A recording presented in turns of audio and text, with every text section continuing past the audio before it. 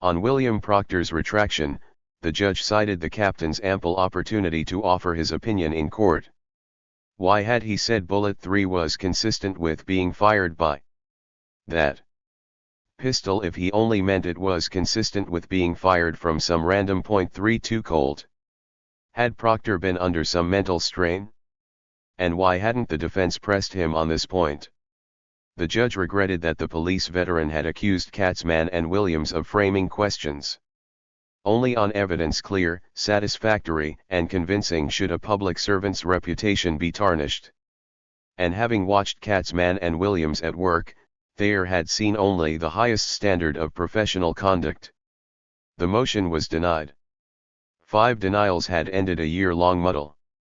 When word reached Charlestown, Vanzetti reflected his fleeting hopes through his many facets. To his sister, he saw no reason to be discouraged. He predicted taking his case all the way to the U.S. Supreme Court. But writing to his American mothers, Vanzetti simmered, boiled, burned. During his laboring life, he had cut down trees. Now he relished the thought of using an axe on the necks of those who seemed to have the evil in their head. To the hanger judge, Vanzetti had only one message: long live anarchy. Sacco's response was more childlike. We are always keep in our soul the hope and faithful in our innocent, he wrote Vanzetti, and I am sure that we will keep this hope and faithful till the bright day of our triumph. As Thayer's denials burrowed into the convicted, the judge blurted out words that would forever haunt all claims of his fairness. Shortly after his decision, Webb Thayer ran into a professor, a former Massachusetts lawyer, at a Dartmouth football game. Instantly bringing up Sacco and Vanzetti, Thayer snapped, "Did you see what I did with those anarchistic bastards the other day? I guess that will hold them for a while. Let them go to the Supreme Court now and see what they can get out of them." The outburst remained a secret until 1927, when the phrase "anarchistic bastards" would echo around the world. Thayer's denials marked the end of Moore's efforts. As a farewell act, Moore sent his bill of exceptions 200 pages to the Massachusetts Supreme Judicial Court. With the arduous task finished, with Sacco calling him a carogna, and the case more hopeless than ever, Moore submitted his resignation to the court on November 8. He would hang around Boston for another 2 months, firing off angry letters dunning the defense committee for back pay. He would get only $500 before driving a beat-up car home to California. "At least I kept them alive," he said. After destroying his declining career, losing during the struggle another wife, his father, his dream of ending the frame-up system, and the last shreds of his reputation, Moore never tried another major case. He was not a bad man, Vanzetti concluded, but he lacked character and moral courage.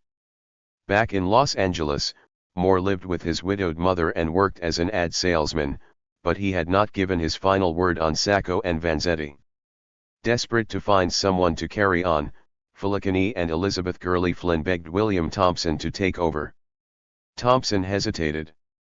A defense of Italian anarchists was not a task readily shouldered by a man whose New England ancestry dated to the 1600s.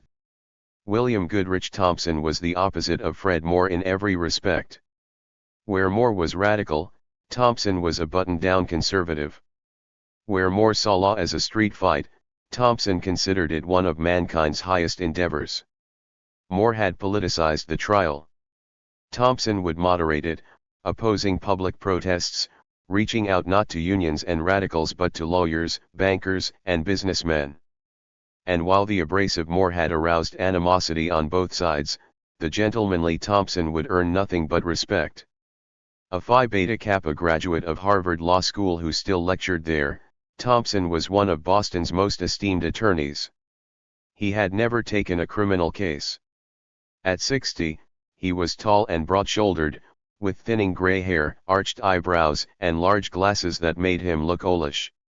Thompson commanded courtrooms with his wit, self-assurance, and the eloquence Vanzetti called a tongue wonderful. Such a man might easily have ignored pleas to entangle the firm of Matthews, Thompson, and Spring its senior partner, a former Boston mayor, with the fate of 2 Italian anarchists. Thompson knew taking their case would drive away other clients. He did not share Moore's suspicion of a frame-up. "I do not think that the jury's mistake was an unnatural one," he had written Moore, "or that the government was actuated by any ulterior purpose in bringing the charge against them. They ought to realize that the circumstantial evidence against them was certainly enough to excite grave suspicion." Thompson scoffed at the men's politics. Sacco and Vanzetti, he wrote one banker, were half-educated dreamers and fanatics, easily swayed by Tolstoy, Prince Kropotkin, Bakunin, Proudhon, and others. They seem not to have felt the influence of American ideas in the slightest degree. Yet Thompson did not care for Judge Thayer either. As a Worcester native, he had known Thayer all his life. Thompson considered the judge full of prejudice, carried away with the sphere of Reds. His categories of thought are few and simple: Reds and Conservatives, and soldier boys. No margin between them. Convinced Sacco and Vanzetti were innocent, Thompson felt his own call to duty. "I have been fortunate in accumulating some of this world's goods," he later observed. "But what I have accumulated will be not good to myself or to anybody else if the precedent is established in the state that the humblest and least popular of the persons within its borders can be deprived of life by the methods followed in this case." When the ultra-radical Flynn and the anarchist Filicani entered his office in Boston's elegant Tremont building, Thompson asked for $25,000 up front. He expected the fee would end all discussion. "Well, here we were with not one penny," Filicani recalled. "So we left the office and said, what now? Where are we going to get the money? We need him." An emergency meeting in the North End scrounged up $5,000. Meanwhile, Flynn contacted the American Fund for Public Service in Manhattan. The fund, bankrolled by the heir of a Wall Street tycoon, specialized in social causes. Within days, Flynn brokered a no-interest $20,000 loan, and by Thanksgiving Thompson was preparing his appeal to the Supreme Judicial Court. At last, Sacco and Vanzetti had a lawyer they could trust. As 1925 promised either execution or another gray year inside the same gray walls, Vanzetti turned to a scheme he had contemplated for months. Always a hellhole, Charlestown State Prison was getting worse. With the Commonwealth cracking down on crime, the inmate population had risen 55% since Vanzetti's arrival. Packed into the barbaric and antiquated old prison, inmates were lashing out like caged animals. To the hum of the generator and flickering of lights, Vanzetti had witnessed another execution. He had to get out somehow. Having learned from Sacco's stint at Bridgewater that insanity could give a condemned man a bigger cage, Vanzetti decided to fake his own paranoia. He had warned his sister, "I can assure you that I am completely well. If you hear that I am ill, do not believe it, understand? Only be sure that I want to win." Shortly after Thayer's ruling, Vanzetti began ranting that Mussolini had come to America to kill him. Just before Christmas, he smashed a chair in his cell and propped his table against the bars. Again, psychiatrists diagnosed prison psychosis, but this time there would be no hearings, no periods of observation. On January 2, 1925, Vanzetti was sent to Bridgewater. Sacco had recovered at the State Farm, but Vanzetti had no delirium to cure. The country air was better for his scarred lungs and he reveled in the songs of birds. During a total solar eclipse that January, he stood at his window reading Marcus Aurelius, noting how the sun's spectrum colored its page. But he spent 5 weeks in solitary confinement before being moved to an open room where inmates were forbidden to speak. He had to eat with his hands. Knives and forks were potential weapons and was rarely allowed in the spacious yard. Guards taunted him, calling his supporters fools and cheaters and asking whether he believed in God. Only Vanzetti's will kept his spirit afloat until a doctor concluded he had never been insane. In late April, he was returned to his cell in Charlestown. Throughout 1925, confusion gave way to inertia and business as usual. President Calvin Coolidge proclaimed, "The business of America is business," and the stock market soared. Sacco and Vanzetti were still in jail. A book by a Madison Avenue mogul praised Jesus as the founder of modern business. The book topped bestseller lists. The Great Gatsby got mixed reviews and sold poorly. Sacco and Vanzetti were still in jail. William Thompson spent much of his time winning a $1 million patent suit. On May Day, Eugene Debs came to Boston to fire up a rally for Sacco and Vanzetti. The heroes of the Lawrence strike, Ettor and Giovannitti, reunited for similar rallies. Throughout the happy-go-lucky nation, craze followed craze: crossword puzzles, flagpole sitting, dance marathons. Ads for Old Gold cigarettes boasted, "Not a cough in a carload." On Broadway, the Marx Brothers starred in The Coconuts, while Al Jolson crooned "If you knew Susie like I knew Susie." Sacco and Vanzetti were still in jail. Back in his cell, Vanzetti became a living hurricane of thoughts, feelings, and sentiments. Reading Emerson and Thoreau, translating an anarchist tract by Proudhon, he saw the world going to hell by radio. Fascist Italy was weeping tears of blood while his own case had become a tragic laughing stock. Transferred from the tailor shop to the paint shop, where fumes tortured his lungs, he found himself lusting for death.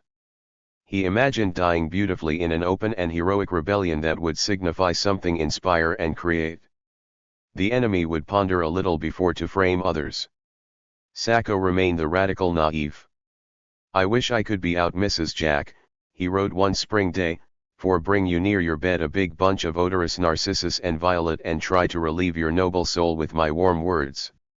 Yet on that same day, he sent a letter to an anarchist newspaper praising Luigi Gallini and thanking his followers for their audacious revolt. Martyrdom was still his dream, yet unlike Vanzetti, Sacco had another legacy: he had children. When they came to visit, he found Dante as tall as Rosina. 4-year-old Ines, with pudgy cheeks and bobbed brown hair, was getting to know her father. During one visit, guards allowed the family into the cell block. Before Sacco could step from his cell, his little girl ran past the bars to hug his legs. "Why don't you come home, Papa?" Ines said, "and play with me out in the yard?" 1925 continued to crawl by. John Scopes was found guilty of teaching evolution in Tennessee and fined $100. Charlie Chaplin's The Gold Rush flickered on movie screens. Still in jail, Sacco and Vanzetti had vanished from public view, but behind the scenes, another bombshell was in the making. In July, both Thompson and the prosecution learned of Judge Thayer's rants at the University Club toward the end of the trial. Attorney George Crocker quoted Thayer, "These two men are anarchists, they are guilty. They are not getting a fair trial, but I am working it so that their counsel will think they are." If Thompson went public with the revelation, Norfolk County's assistant warned his boss, it would cause the biggest scandal that has occurred in our judiciary for many years. Thompson kept the charge hidden, like an ace up his sleeve. That August, white-hooded Ku Klux Klansmen capped their surge to nationwide power with a march of 40,000 strong past the Capitol in Washington, D.C. On the edge of Boston, white sailboats schemed along the Charles River. Come autumn, the boats turned to sculls rowed by the Harvard crew. And Sacco and Vanzetti were still in jail. Watching the seasons pass, Vanzetti wrote, "Since an execution has become a little too shameful and dangerous, my enemies have just resolved to keep us in prison, all our lives." Exactly that. Then suddenly the inertia ended. A week before Thanksgiving, a prisoner sent Sacco a note slipped inside a magazine. Reading it, Sacco leaned against one wall, trembling, his eyes filling with tears. The note began, "I hereby confess." Chapter 12. A vulgar contest. "The earth is given into the hand of the wicked, he covereth the face of the judges thereof. If it be not he, who then is it?" Job 9:24. Beneath the towering rotunda of the Norfolk County Jail, 3 men huddled around a table fleshing out a confession. In his striped prison uniform, Sacco sat beside the nattily-dressed William Thompson. Slouching in the opposite seat was another prisoner, lanky and curly-haired, his face dulled by the banality of the seasoned killer. It was November 20th, 2 days after a slip of paper had left Sacco in tears, and through the jail's double-arched windows he could see bare branches and a bleak sky. Sacco occasionally urged this third man to tell the truth for Jesus' sake, but mostly he just listened to words he had surrendered hope of hearing. The prisoner was saying he had been there. In South Braintree. On April 15, 1920. He had ridden in the back of the Buick. He had been 18 years old, drunk, and scared half to death when I heard the shooting begin. As the man continued, Thompson scribbled notes. 4 Italians picked him up April 15, 1920 on N Main St. Prov. Left Hudson car in Woods and took it again after job, leaving Buick in Woods in charge of one man who drove it off. They talked like professionals. SD had done lots of jobs, freight cars. 2 young, 20 to 25, one about 40, other 35. I sat on back seat of auto. Had cold auto. 38, but did not use it to hold crowd back. Curtains flapping, don't remem. Shotgun. Money in black bag, think. Toward the end of the confession came the words Sacco needed to hear. Sacco and Vanzetti had nothing to do with this job. The confession lit candles among friends, family, and the defense committee. Finally, after 5.5 years, there would be vindication, a new trial, perhaps even clemency. Supporters wanted to shout the news from the rooftops, as Fred Moore would have, but Moore was only a bad memory now. His successor was more cautious. When word leaked to the Boston Post and Boston Globe, Thompson convinced reporters not to publish anything until he had filed a motion based on the confession. First he had to check out some troublesome details. The trouble began with timing. The prisoner claimed his gang had driven that morning to Boston, then back to Providence, then back toward Boston again, arriving in Braintree at about noon. Then what 2 funny-looking strangers had been seen near the Buick at mid-morning? And what about the black bag? Could 2 strong boxes be mistaken for one bag? The man knew few details of Pearl Street. He remembered the Buick's flapping curtains but said nothing about a water tower, railroad tracks, or men digging a foundation. He claimed his accomplices were Italians but refused to name names other than Mike and Bill. The names of these men don't amount to anything, he told Thompson. They change them whenever they want to. Finally, there was the man himself. Celestino Medeiros was a good killer, all right. Driven out of school by epilepsy and bad eyesight, he had taken to crime at 14. Psychiatrists found him a psychopathic personality fascinated by firearms. Medeiros once shot flies off a friend's ceiling and gunned down his landlady's kittens. The only job he ever held had been a sham wearing a fake army uniform while soliciting funds for a bogus American Rescue League, funds he spent on liquor and women. By 1924, Medeiros had a dozen convictions ranging from larceny to breaking and entering. When he blew away a bank cashier with a .45, he added murder to his record and was sentenced to the electric chair. Such was the man on whom hope now hinged. Shortly before sending his note to Sacco, Medeiros had been granted a new trial because the judge had neglected to tell his jury he was innocent until proven guilty. A second trial granted on such a technicality enraged Vanzetti, but it also meant that publicity of the confession might prejudice Medeiros' second jury. So the press remained silent, the defense committee wrote no bulletins. Vanzetti could not even share the confession with his sister, hinting only of secrets that are important proofs. Thompson alerted the prosecution to the confession, then continued preparing his argument before the Supreme Judicial Court. As Christmas gave way to New Year's, optimism strained at its leash. The day before Thompson's appeal, a friend visited Vanzetti. He was convinced of victory, Vanzetti wrote, so convinced that he cried with joy. Well, we'll see. On January 11, 1926, Commonwealth v. Sacco and Vanzetti ascended to a higher court. The Massachusetts Supreme Judicial Court, established in 1692, was the oldest appellate tribunal in the Western Hemisphere. Its former Chief Justices included John Adams and Oliver Wendell Holmes. Its landmark decisions ranged from abolishing slavery in the Commonwealth to acquitting British soldiers of the Boston Massacre. Now with a huge map of Pearl Street near the bench, with Rosina, her children, and Mrs. Evans in the standing room-only gallery, the court took up the thorniest case in its history. Stepping before 5 aged judges, Thompson faced a daunting task. In contrast to several other states, Massachusetts' highest court could not rule on evidence or the overall fairness of a case. Thompson had to base his appeal on judicial errors. He cited 34, presenting what the Boston Globe called one of the most powerful arguments made before the Supreme Court for years. Thompson began by attacking the late-night roundup of potential jurors, claiming deputies had chosen men prone to convict. Ignoring the Andrews and Goodrich motions with their stench of blackmail, he revived the Gould motion, accusing Katzman of concealing this key witness.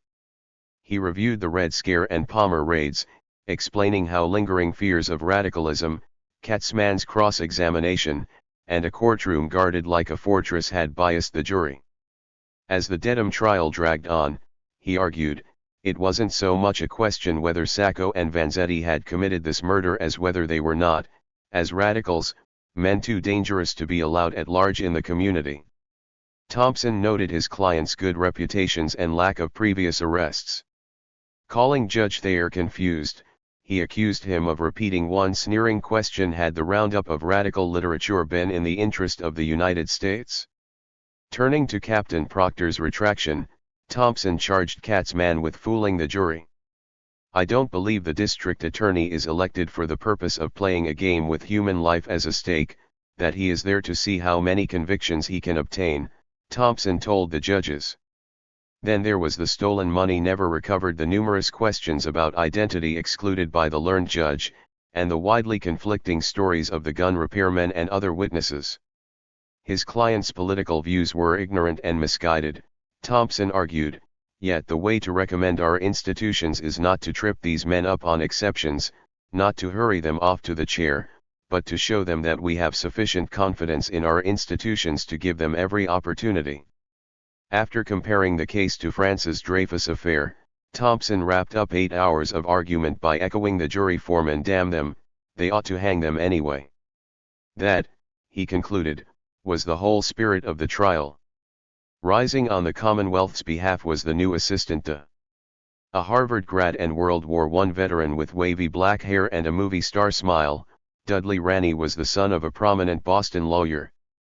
Ranney would later admit he considered the Commonwealth's case not proven, yet doubt would not interfere with what he called my duty.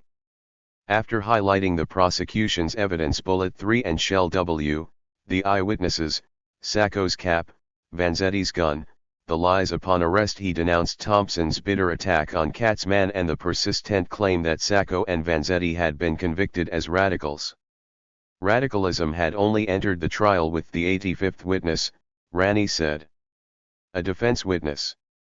Finally, he suggested that Katzman's cross-examination had helped the defendants, letting them explain their consciousness of guilt.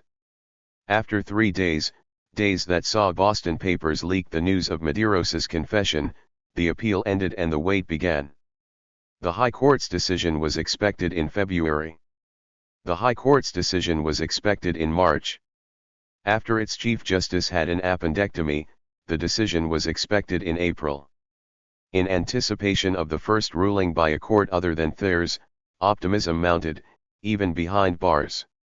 Vanzetti, now whiling away the hours carving pen holders he sent as gifts, at last began to believe.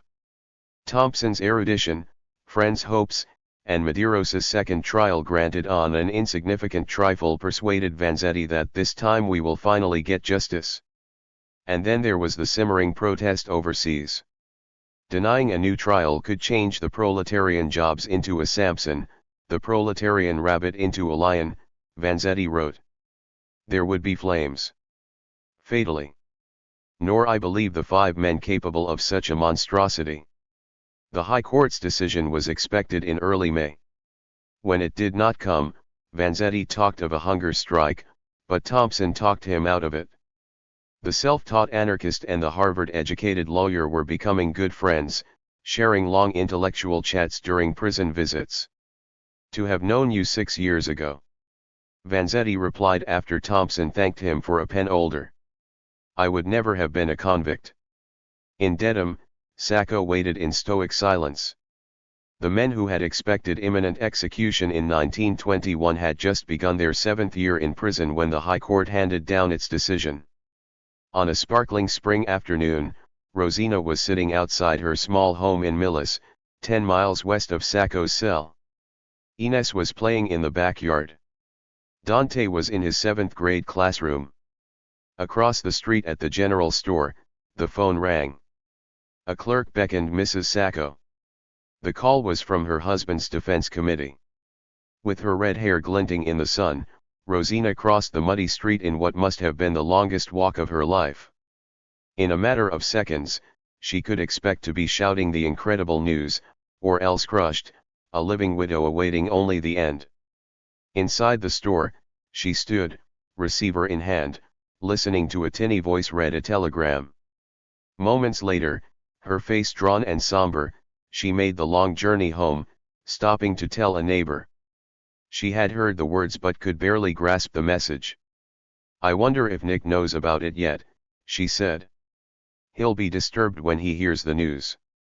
He's been so optimistic lately." While the news flashed through Boston, police guarded the homes of Chief Justice Arthur Rugg and Judge Thayer. The defense committee scheduled an evening meeting with Thompson, who, stunned and confused, was off to see his clients. Each of the 34 points unanimously overruled by the court deepened Thompson's bewilderment. A biased jury foreman. A politically charged courtroom. A vindictive trial judge. How could the High Court ignore such palpable injustice? Did judges fear, as Vanzetti often said, that a second trial would undermine the courts by revealing the evils of the first? Was he right when he said, "They must kill us to save the dignity and honor of their commonwealth"? Nothing Thompson had learned at Harvard, nothing in his lifetime at the bar helped him understand. Talking to his grim-faced clients, he did his best to explain that the Commonwealth's highest court considered the late-night jury roundup justified in avoiding delay. That the 5 judges bowed to Thayer's discretion on Captain Proctor's testimony. That despite the jury foreman's "damn them" comment, his answers during jury selection showed him to be unprejudiced. That Katzmann's grilling of Sacco did not excite and intensify prejudice against him. In short, all aspects of the trial and appeals were held as within Judge Thayer's discretion. The words discretion and sound discretion, laced throughout the ruling, buttressed the decision that no legal errors had been committed, no rights denied, and there would be no new trial. For Vanzetti, this was the beginning of the end; for Sacco, it was the end. Let them do to him what they had always planned, he told Thompson. He would have nothing to do with any further appeal. Vanzetti's moods were more nuanced. "Yesterday, we got the last stroke," he wrote Alice Stone Blackwell. "It ends all. We are doomed beyond any kind of doubts." At his writing table, he again heard the crackling hum of the prison generator preparing for an execution, "maybe for my execution, and that noise cuts my being all over." The following day, however, he vowed to go on. "Be of brave heart," he wrote to Mrs. Evans. "Our comrades, the good people, are still with us, and they will never quit us. And history is galloping. Who can know the incognitas of the future near and remote?" Vanzetti's lone unwavering mood, shared by Sacco, was a mounting hunger for revenge. Their joint letter to a new Defense Committee bulletin concluded with a veiled reference to Luigi Gallini's bomb manual, "Remember, la salute e in voi." But Vanzetti also targeted his fury. "I will try to see Thayer death, before his pronunciation of our sentence," he seethed. "I will put fire into the human breaths." Handed down on May 12, the denial shoved the case onto a fast track. The day after the ruling, Norfolk County de Winfield Wilbar, a stout, balding man with wire-rimmed glasses, set the sentencing for May 15 at 11 a.m. Thompson filed a hasty appeal breaking the momentum, but he could not douse the rising determination across the Commonwealth to close this malingering case, to be rid of Sacco and Vanzetti. The following week, as a bomb blamed on Sacco-Vanzetti supporters damaged the American embassy in Buenos Aires, Celestino Medeiros was retried. In 5 days, with Medeiros slouching in the cage glaring at judge and jury, he was again found guilty. After a 6-month wait, Thompson could finally detail the confession. With it, the defense committee awoke from quiet despair. Volunteers had come and gone, but 6 years after emerging from Gruppo Autonomo, the committee remained dominated by anarchists. With time running out, these diehards finally realized they needed help. Aldino Filicani was still the committee's soul, his tall, gentlemanly figure always in the office, his deep baritone swaying most decisions. Mrs. Evans, when not helping Rosina, was still the group's heart. But now the committee tapped minds who knew America and knew how to make Americans listen. Leading the newcomers was Mary Donovan. Raised an Irish Catholic, the 40-year-old Donovan had been an Irish rebel since college when she was excommunicated for becoming a socialist. Pompously independent, unafraid of authority, she had worked as a factory inspector, labor leader, and organizer for Sinn Féin in Boston. Joining the defense committee, she was instantly seen everywhere in courtrooms, at the State House, planted at her office table firing off letters to editors, contributors, to Sacco and Vanzetti. She was plain as an old shoe, with no figure worth a damn, straight, stringy hair in a bob, a creased kind of face, wrote another newcomer, Gardner Jackson. Yet Donovan's dynamism and intellect charmed the committee. Every guy that came near that place just went beside himself, Filicani among them, Jackson recalled. Before the fight was over, Donovan would be arrested and harassed, would meet her future husband among the protesters, and would be fired from her job with the Commonwealth. But she would not surrender her dream of justice until it was reduced to ashes. While Donovan supplied the energy, Jackson supplied the words that now poured from the committee's office. Known to all as Pat, Gardner Jackson was raised far from Boston, farther still from social causes. The son of a Colorado banker, he had grown up in privilege, attending prep schools and Amherst College. After serving in World War I, Jackson sold bonds and worked for his father's firm. In the summer of 1921, he was writing for the Boston Globe when his wife urged him to look into the Dedham trial. "Pat, I don't think that they're getting a fair break," she said. "Will you try to find out?" Jackson approached Globe reporter Frank Sibley, who congratulated Mrs. Jackson on her assessment. "It's an outrage that's being perpetrated here," Sibley said.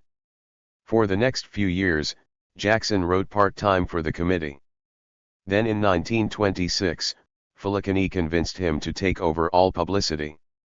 "We were now able to reach people we never could have dreamed reaching before," Filicani recalled.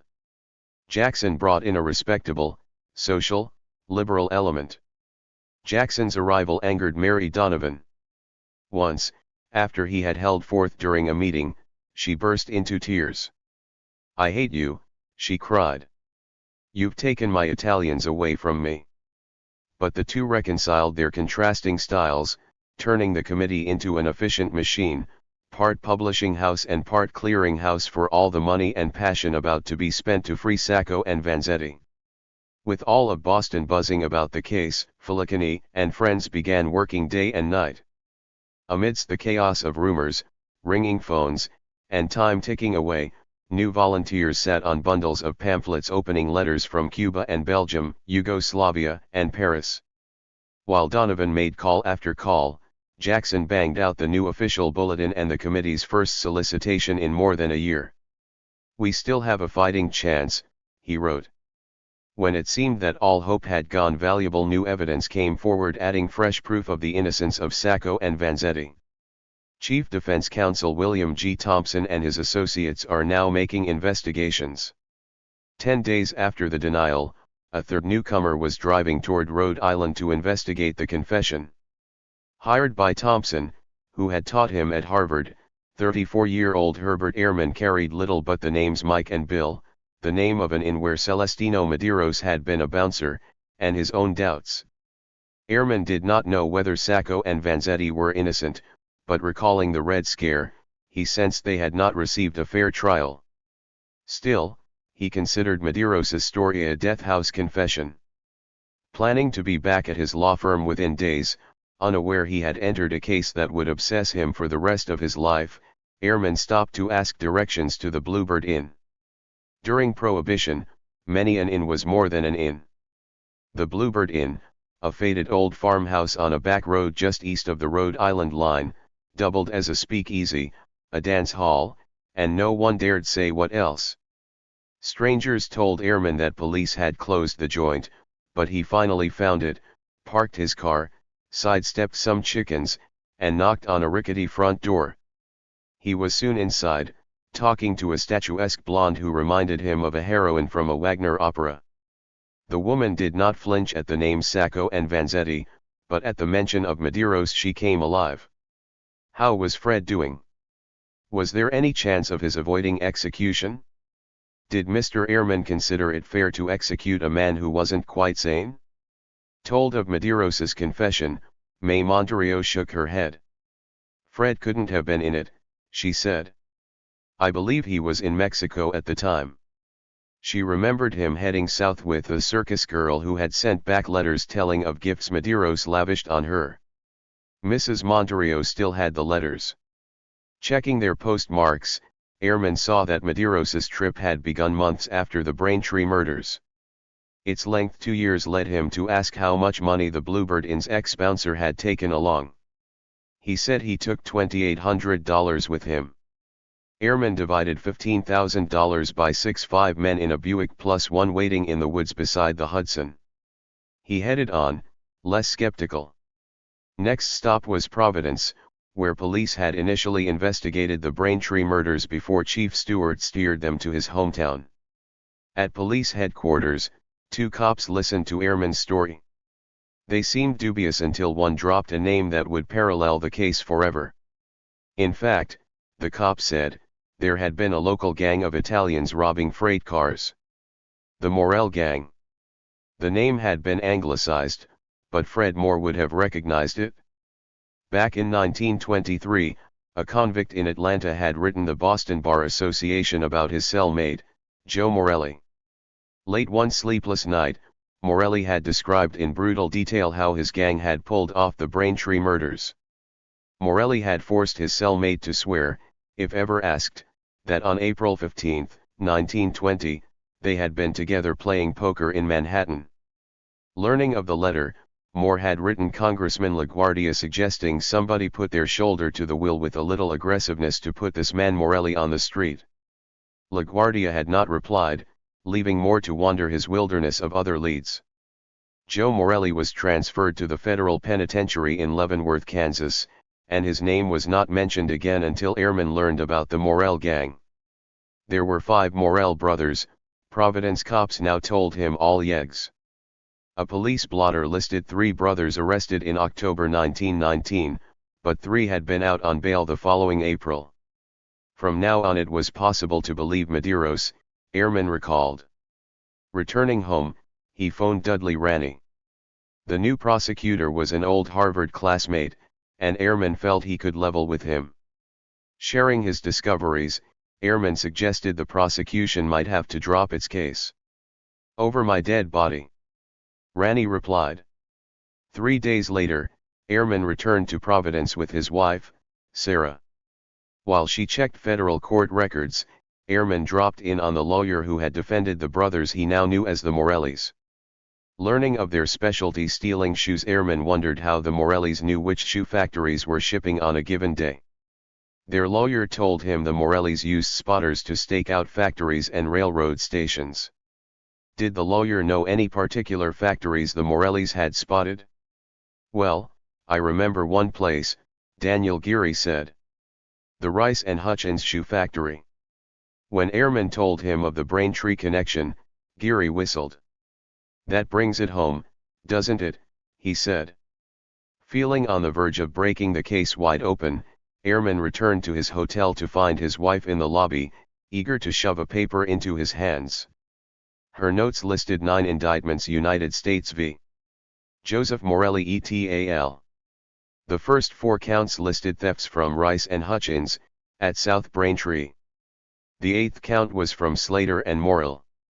And the trial, Airman noted, had been in May 1920, suggesting a desperate need for ready cash to pay a lawyer. Airman's investigation kept steering him straight toward the Morellis. In New Bedford, Massachusetts, a cop dug out his notebook from April 1920. Ellsworth Jake Jacobs had spotted Mike Morell driving a new Buick touring car a few days before the Braintree murders and again on April 15 at about 5:30 p.m. The cop never saw the car again. Jacobs told Airman he had initially suspected the brothers of the murders. Then he offered another clue. 9 days after the crime, Jacobs had noticed the Buick's plates on another car outside a restaurant. Entering, he approached 4 Italians at a table. One reached for his hip pocket. Then Frank Butsy Morelli spoke. "What's the matter, Jake?" he asked. "What do you want with me? Why are you picking on me all the time?" When Jacobs mentioned the car with the Buick plates, Butsy shrugged it off. It was a dealer's plate. He was in the automobile business. We just transfer plates from one car to another. As clues spiraled into more clues, Airman assembled a possible cast of characters in the Buick, thugs known to drift in and out of the gang.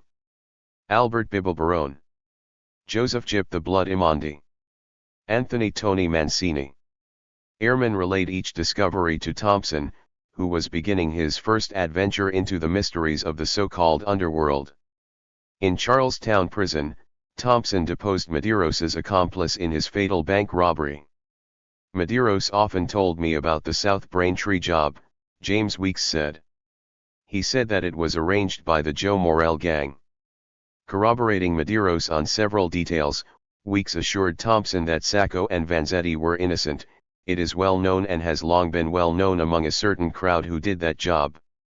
The day after interviewing Weeks, Thompson moved for a new trial, then wrote the State Attorney General and de Wilbar suggesting a joint inquiry. With the prosecution already sniffing around, Thompson worried that parallel investigations would become a vulgar contest of affidavits. The Attorney General approved of Thompson's suggestion, the DA refused. The vulgar contest was underway. State detectives were soon following the trail blazed by Airman and Thompson. At Charlestown, detectives deposed James Weeks, offering him Camel cigarettes and hinting his sentence might be commuted if he refused to sign an affidavit for Thompson. Weeks signed anyway. In Providence, detectives met with lawyer Daniel Geary and various cops, then spoke with 3 Morelli brothers, who denied everything. In New Bedford, they met Medeiros' sister, who remembered her brother saying, "You think I am tough because I am in this case? Well, there is a fellow in here over 5 years who killed 2 men in a job." With a race underway to get the truth or a usable version of it, Airman and a U.S. Marshal boarded a train for Kansas. As the Santa Fe chugged across the Midwest, the Marshal told Airman about the gangster they were about to meet. Joe Morelli considered himself a high-class man, too sophisticated to steal shoes. Joe often claimed he was in the piano business, but along with robbery, his gang dabbled in drugs, counterfeiting, and prostitution. Shortly before his arrest, this high-class man had swindled his invalid mother out of her home, leaving her to live in a state almshouse. Explosively violent, he had shot a deputy sheriff and threatened the marshal's life. Joe was also wily enough to turn evidence and enemies in his favor. Airman and the marshal agreed that Joe Morelli seemed a more likely murderer than either Sacco or Vanzetti. At Leavenworth, Airman told the warden why he had come all the way from Massachusetts. Worried an accusation of murder might get Morelli, a prison trustee, all worked up, the warden sat in on the interview. For the next hour, scowling and grunting, Joe Morelli was a portrait of denial. He did not know the hotel where Medeiros claimed he had met Mike and Bill on the morning of the murders. He did not know any Portuguese men. He did not know any Tony Mancini. He had never heard of South Braintree, Rice and Hutchins, Slater and Morrill. Reminded of his convictions for robbing those factories, Morelli scoffed. That was 6 years ago. A guy couldn't remember all his indictments. This was just another frame-up. When the marshal mentioned Joe's other activities in Providence, Morelli said, "You are trying to spoil my record with my warden, my good warden." The good warden agreed. "How would you like to have such things said to you?" he asked. Before leaving, Airman mentioned Sacco and Vanzetti. Morelli seemed to recognize the names. "Sacco? Sacco," he said. "See Mancini about that." Still puzzling over the comment, Airman and the marshal headed back to Boston with little more than denials, yet they had noticed something startling. Though his face was slightly thicker, the expression more severe, Joe Morelli looked remarkably like Sacco. While Airman was in Kansas, the story that had begun with dynamite 7 years earlier exploded again. Shortly after midnight on June 1, a blast heard 10 miles away demolished a farmhouse in Bridgewater. When dawn came, a farmer in overalls stood beside his bedraggled wife and children, puffing his pipe and surveying the wreckage of his home. "I didn't know I had an enemy in the world," Samuel Johnson said. Police, however, understood. Samuel's brother was Simon Johnson, the mechanic who had repaired Mario Buda's car. At the trial, Simon's wife, Ruth, had placed Sacco and Vanzetti at her home an hour before their arrest. Police and press speculated that the bombing mistakenly aimed at the wrong Johnson was payback. Thompson objected. Such speculation raised serious prejudice against his clients, he told the press, but the accusation lingered. 3 days later, another bomb splintered the American embassy in Uruguay. In Paris, the same American ambassador targeted by a mail bomb in 1921 received more death threats. The new wave of threats and explosions dredged up new fears. On the evening after the Bridgewater bombing, key prosecution witness Mary Splain was startled to find a stranger at her door. The stranger was Airman's assistant, holding a stack of photos. Shown a mugshot of Joe Morelli, Splain said, "This is a picture of the man who did the shooting." "It's a picture of Sacco, isn't it?" When told the photo was of another man, Splain said she never saw such lookalikes. After the stranger left, she called the police, who came to guard her home. Splain was the last prosecution witness to be so welcoming. Lewis Wade singled out Morelli's mug, calling him strikingly like the man whom I saw shooting Burrard Ely, yet when Airman went to get a sworn statement, Mrs. Wade opened the door just a crack. Her husband refused to say any more. Hadn't he been fired for his trial testimony? Wasn't that enough? Airman then called on a Mrs. Hewins, at whose house he believed the fleeing gang had stopped for directions. Through a locked screen door, Mr. Hewins said neither he nor his wife wanted to get involved.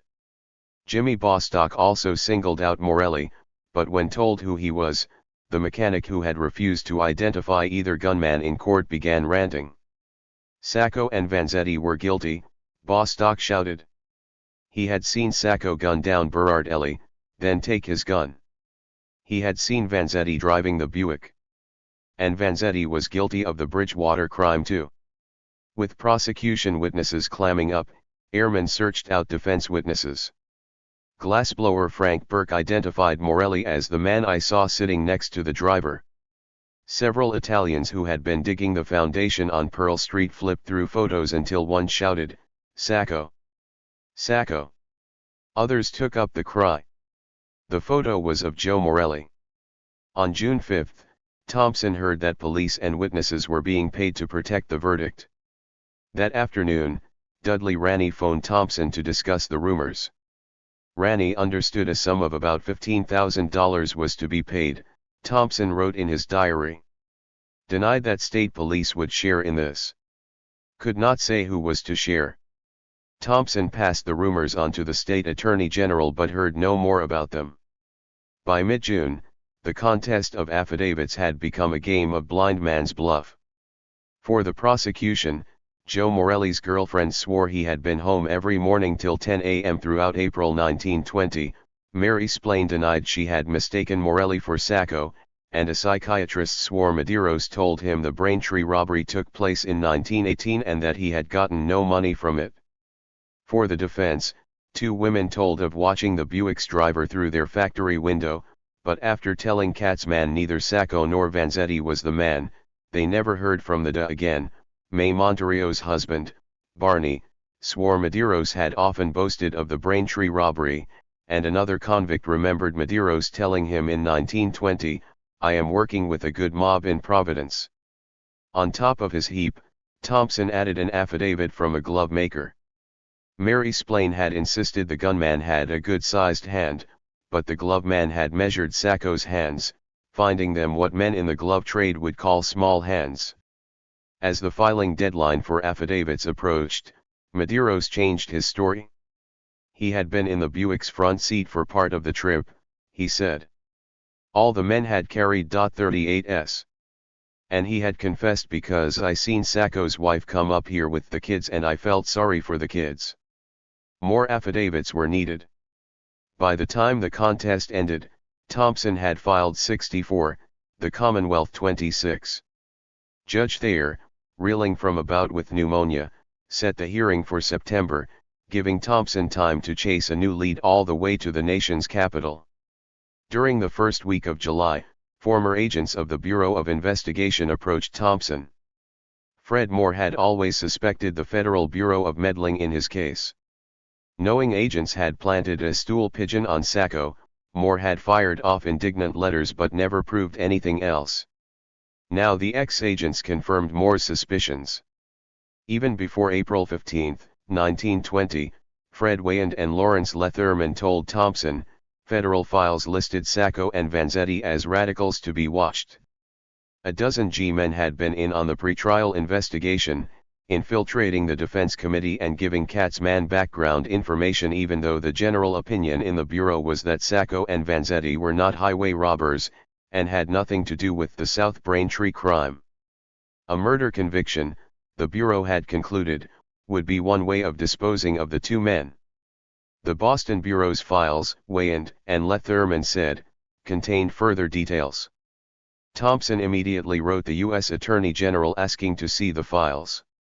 Within days, J. Edgar Hoover was on the phone to Harold Williams, now a federal attorney. Williams advised against letting Thompson see any files.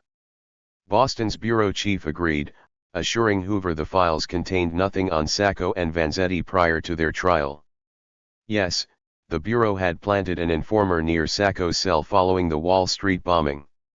And the bureau had investigated anarchists on the defense committee. But until their mugshots hit the front pages, the Bureau had known nothing of Sacco and Vanzetti.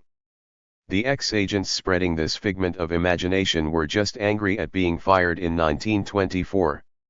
Lethurman, a Bureau report noted, suffered from senile dementia, while his drinking buddy Wayand had falsified reports.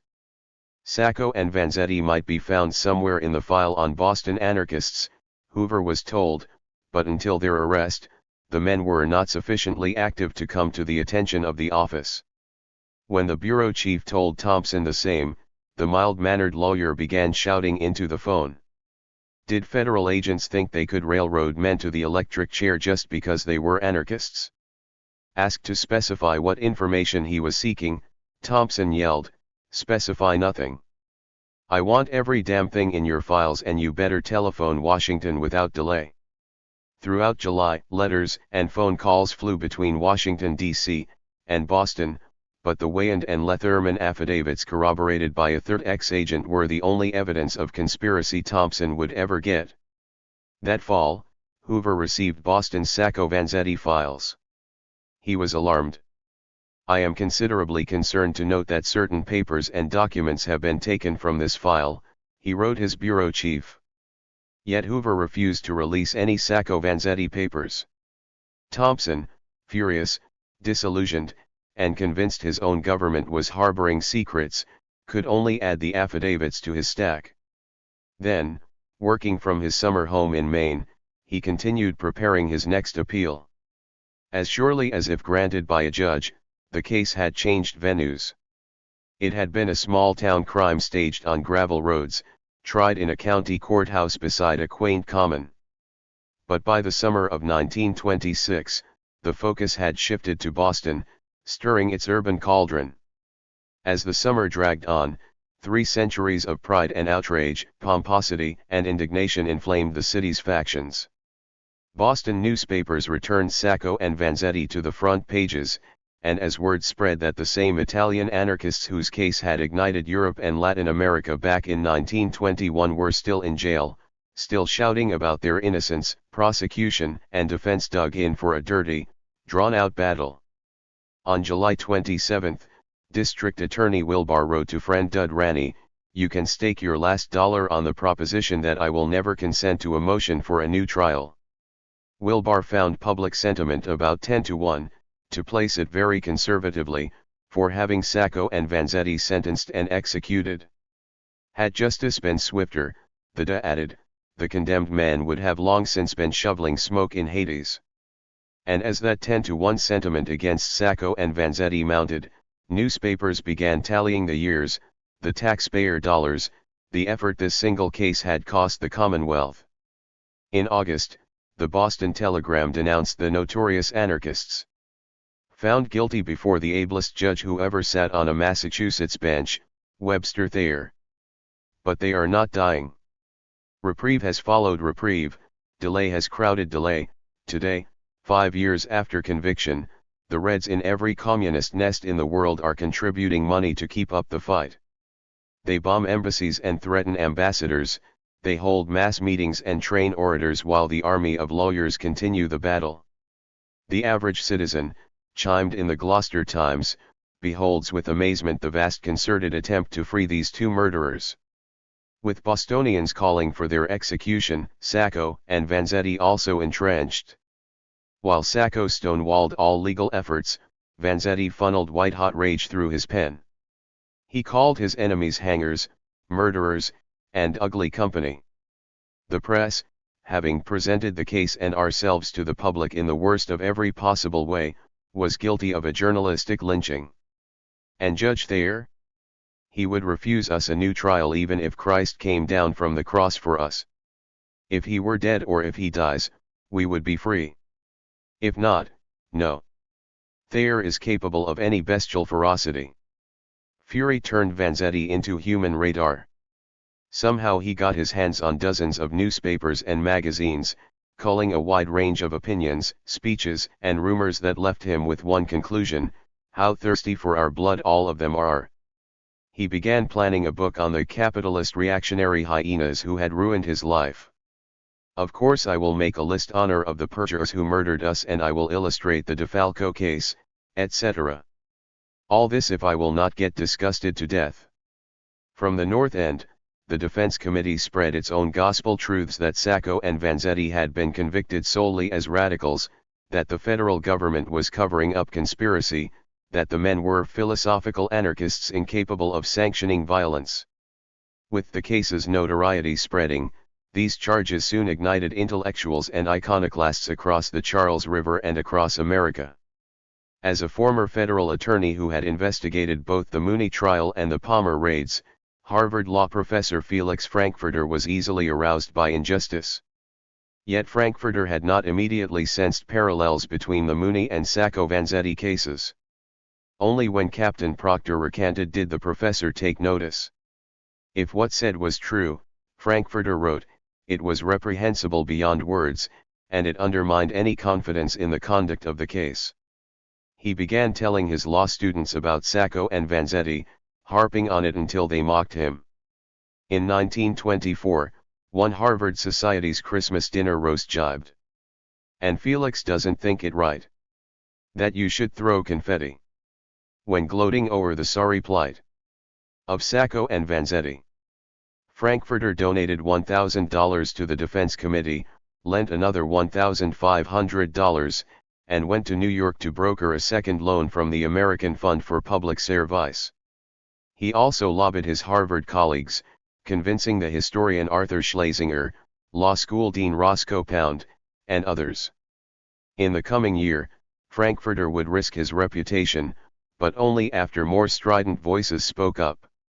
Come August, John Dos Passos, fresh from the triumph of his experimental novel Manhattan Transfer, came from New York to cover the case for the new masses.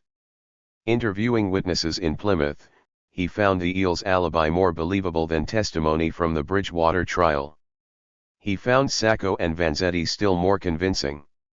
Seeing in Sacco the good citizen which his character witnesses described, Dos Passos considered it barely possible he might have considered homicidal robbery a justifiable act in the class war. In Charlestown, the novelist was struck by Vanzetti's aloofness from egotistical preoccupations. The fish peddler seemed too gentle to take part in a deadly hold-up, Dos Passos remembered, and nobody in his right mind who was planning such a crime would take a man like that along. While Dos Passos stayed in Boston to write a pamphlet on the case, others turned up the volume. All that summer, meetings were held in labor halls across America. Union locals, carpenters, bakers, bricklayers, plasterers demanded justice for Sacco and Vanzetti. Communists demanded much more.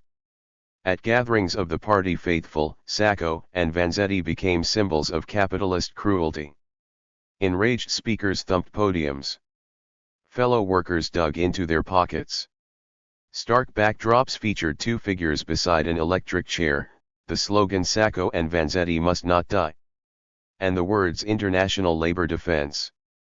The ILD, based in Chicago with ties to Moscow and Berlin, distributed 250,000 Sacco-Vanzetti pamphlets and raked in contributions, sending some $6,000 to the Defense Committee and small sums $5 or $50 to the prisoners. Yet Sacco and Vanzetti were far more useful to communists than communists would be to them. Though red baiters linked the two anarchists with the communists who rallied for their release, they were poles apart.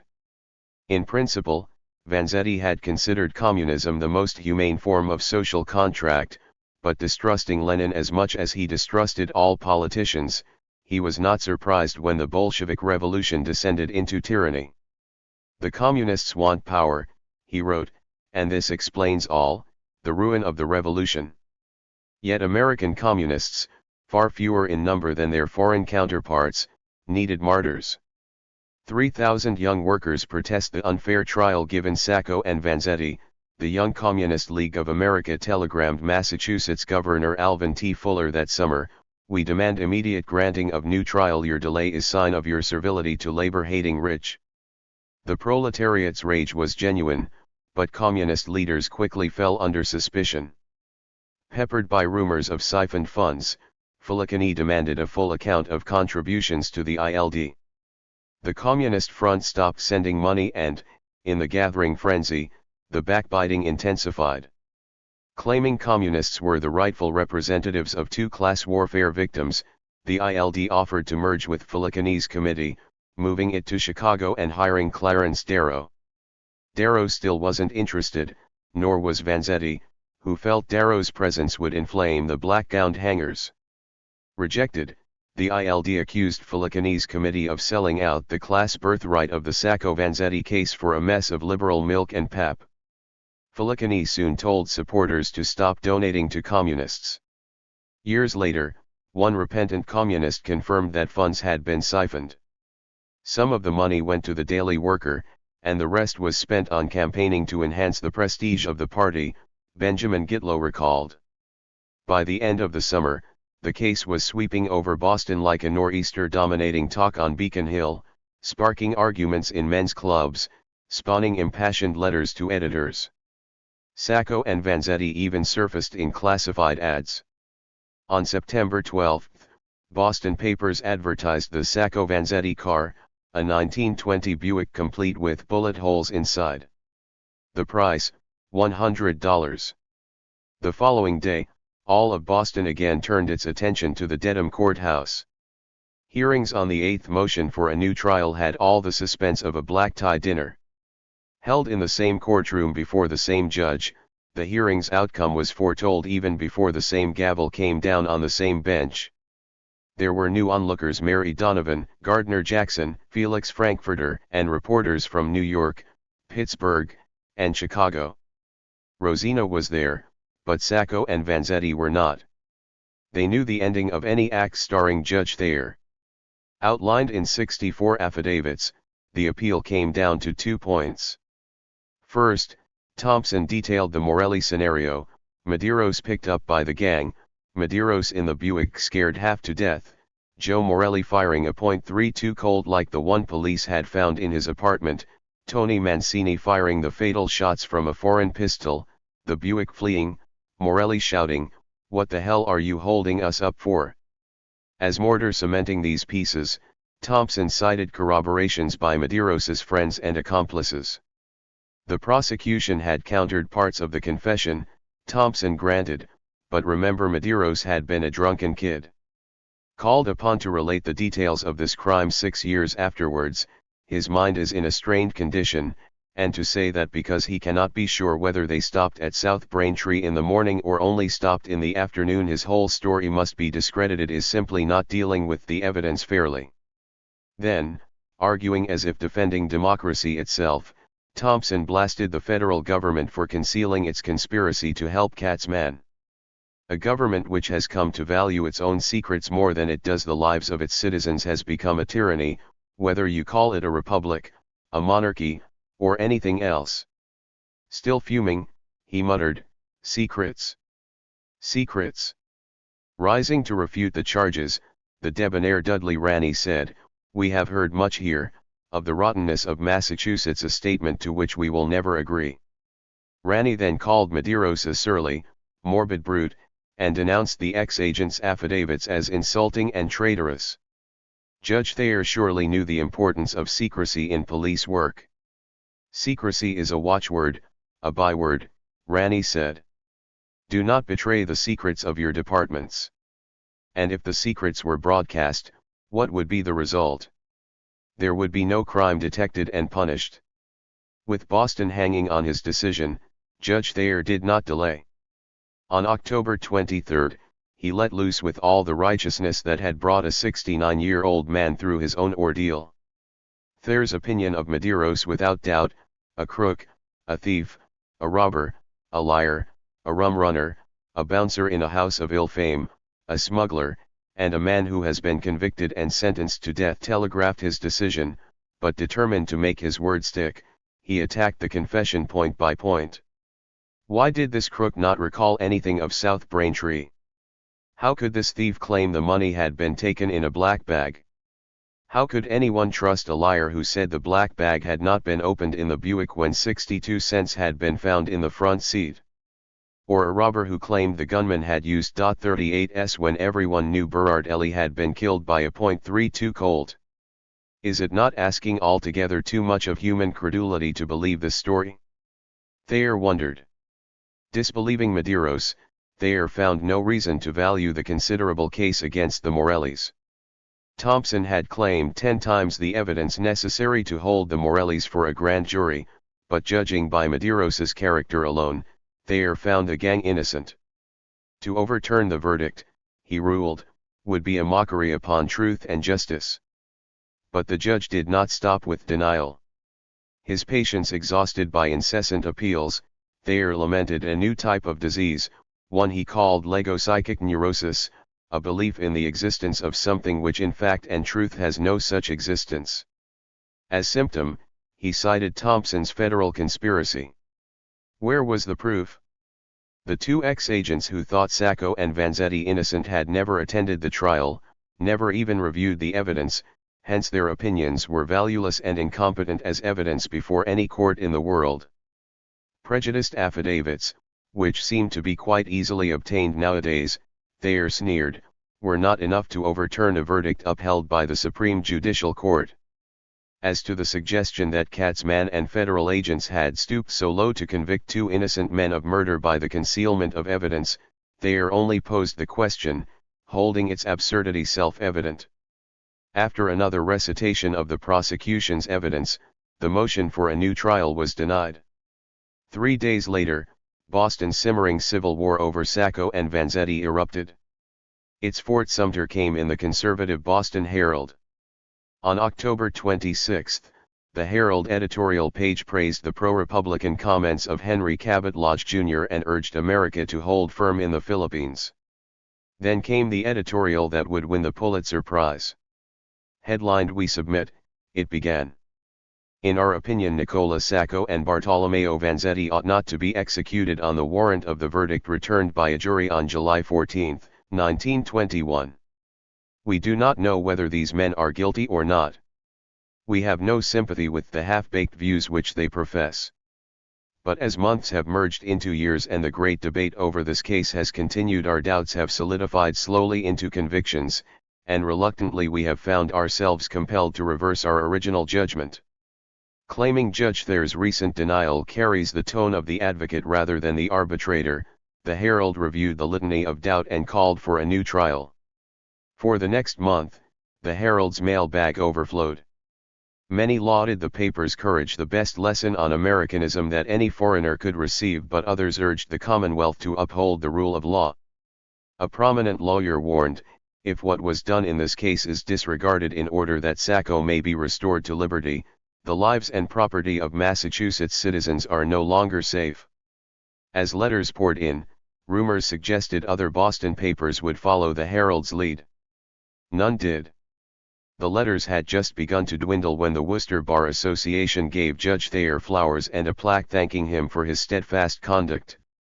Heading into 1927, with Sacco Vanzetti crowds marching in Paris and Berlin, with the Communist International in Moscow warning against execution, and American newspapers starting to question the case, Bostonians watched in dismay as outsiders circled the Athens of America. One more appeal was filed, but no one, not even Thompson, expected much to come of it. Only public outcry or a governor's mercy seemed likely to save Sacco and Vanzetti. Auntie B put her faith in the former. "The time of your crucifixion is drawing to a close," Mrs. Evans wrote Sacco. Showing the Herald to Dante, she assured him the day would soon come when he would understand that his father was a great man who has suffered and suffered for his ideals. A tear rolled down the boy's cheek. Vanzetti found solace in endurance. "We are still alive," he wrote Luigi. "Life is a victory, thus we are victorious." But those hoping for clemency saw only ill omens. In December, Governor Fuller published an article entitled "Why I Believe in Capital Punishment." Then early in the new year, Boston watched another notorious murder case end with the throwing of a switch. 3 young men had gunned down a night watchman in a car barn. All 3 were veterans, all repentant Irish Catholics.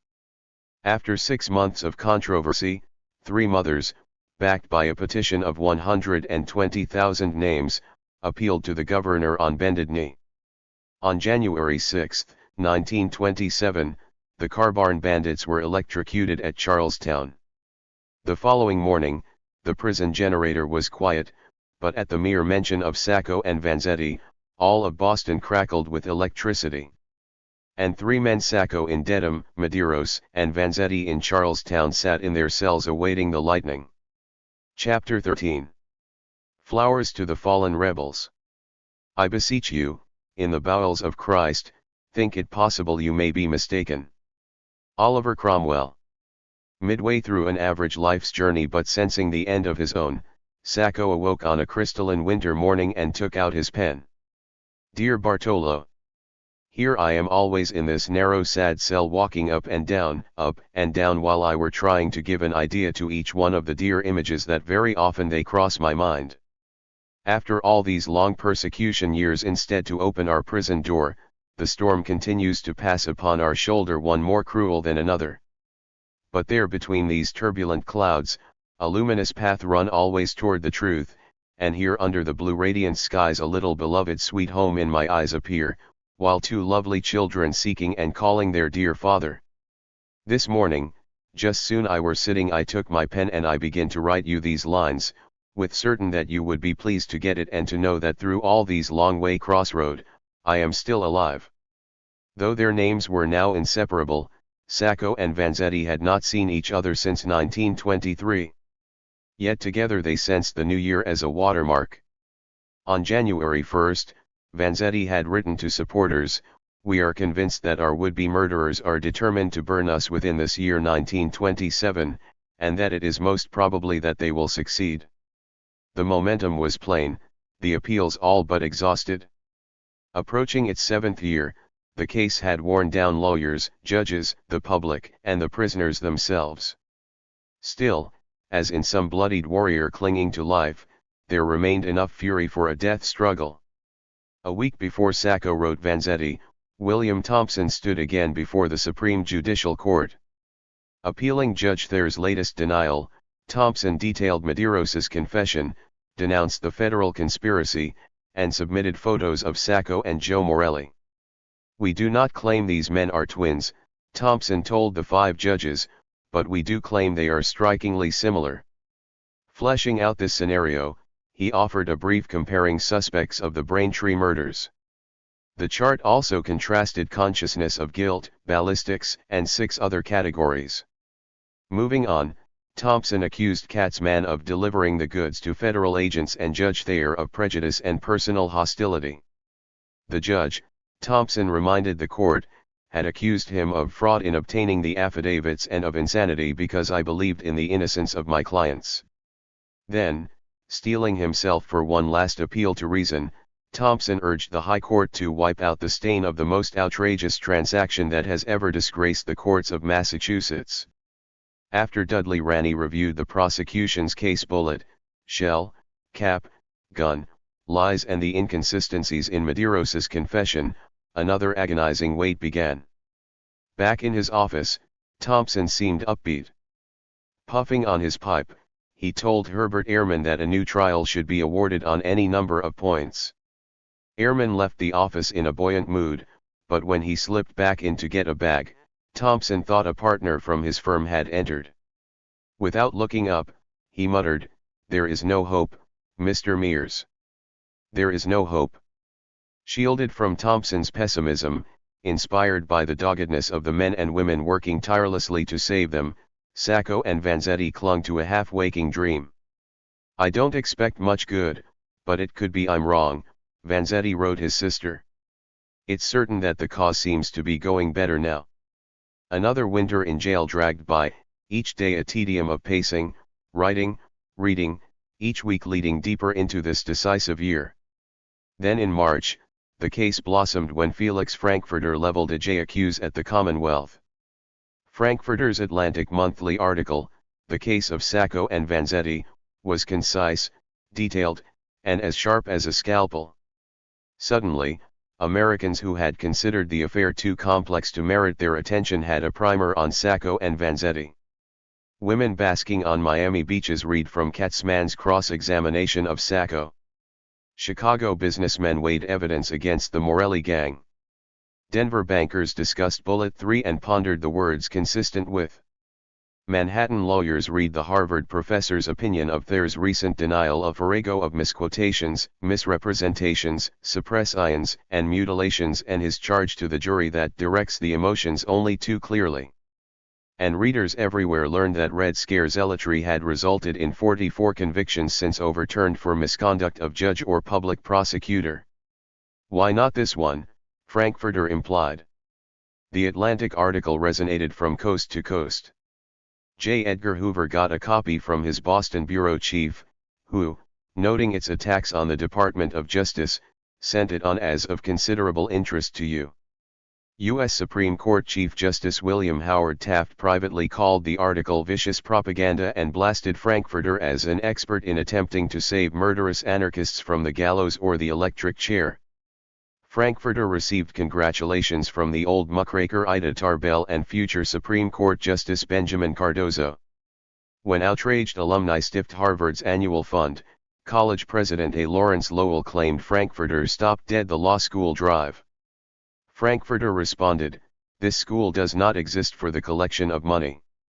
This school exists for the perpetuation of certain professional and ethical ideals." Reading The Atlantic, Sacco and Vanzetti celebrated. Sacco enjoyed to see an incompetent lecture man to demolish all the frame-up, while Vanzetti told his sister Frankfurter had broken down much indifference and hostility.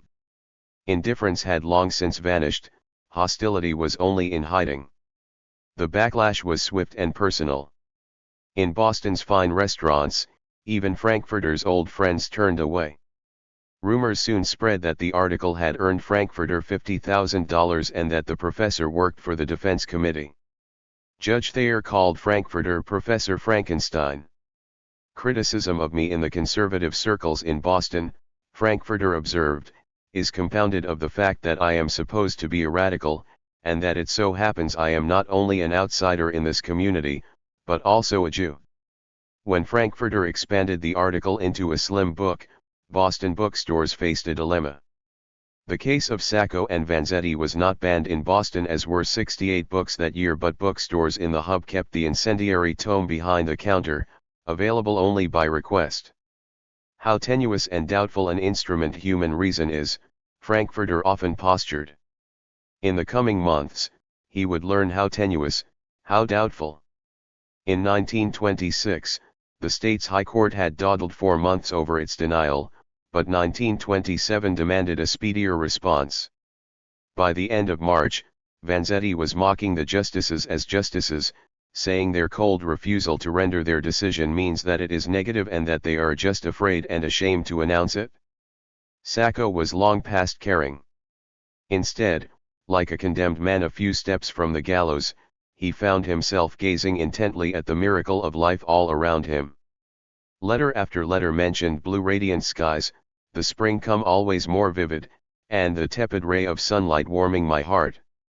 And it was on a vivid spring day, with blue sky and tepid sunshine, that armed guards surrounded courthouses and judges' homes, triggering news that spread, according to the Boston Globe, like wildfire.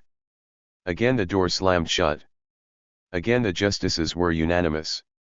Again, lacing their decision with the word discretion, they found not a single legal error. Medeiros' confession, they ruled, would not be admissible upon a trial of the defendants. All affidavits citing Medeiros' boasts of the Braintree crime were dismissed as pure hearsay. Evidence against the Morellis fell short of furnishing adequate proof of their guilt. The justices did not rule on other evidence, because it is not for us to determine what is to be believed. The only question was, could the judge conscientiously, intelligently, and honestly have reached the result he has reached? The answer was implicit. As an exclamation point, the oldest appellate court in the Western Hemisphere added a statement that read like the trial scene in Alice in Wonderland: it is not imperative that a new trial be granted even though the evidence is newly discovered, and, if presented to a jury, would justify a different verdict. As precedent for this startling opinion, the court cited a civil case, applying it freely to the capital murder trial. In March, Dudley Ranney had promised Thompson he would wait a week between a denial and sentencing. Now Ranney broke his promise. The denial came on April 5. 4 days later, Vanzetti was awakened before dawn. He enjoyed his favorite breakfast, hot dogs and potatoes, then donned a black overcoat and gray cap and walked with a guard to the prison rotunda, where he waited, smoking his pipe while sunrise gilded the brick smokestacks of Charlestown. An hour later, he arrived at the jail in Dedham. He and Sacco kissed each other on both cheeks. Police were surprised to see them calm, smiling, utterly at peace. While the men waited, an unusual number of cars passed through downtown Dedham. Slowing alongside the courthouse, drivers gazed at the throng gathering on the steps. Once spectators were admitted by ticket, only several hundred mingled outside. This time there would be no march of handcuffed prisoners through tranquil streets.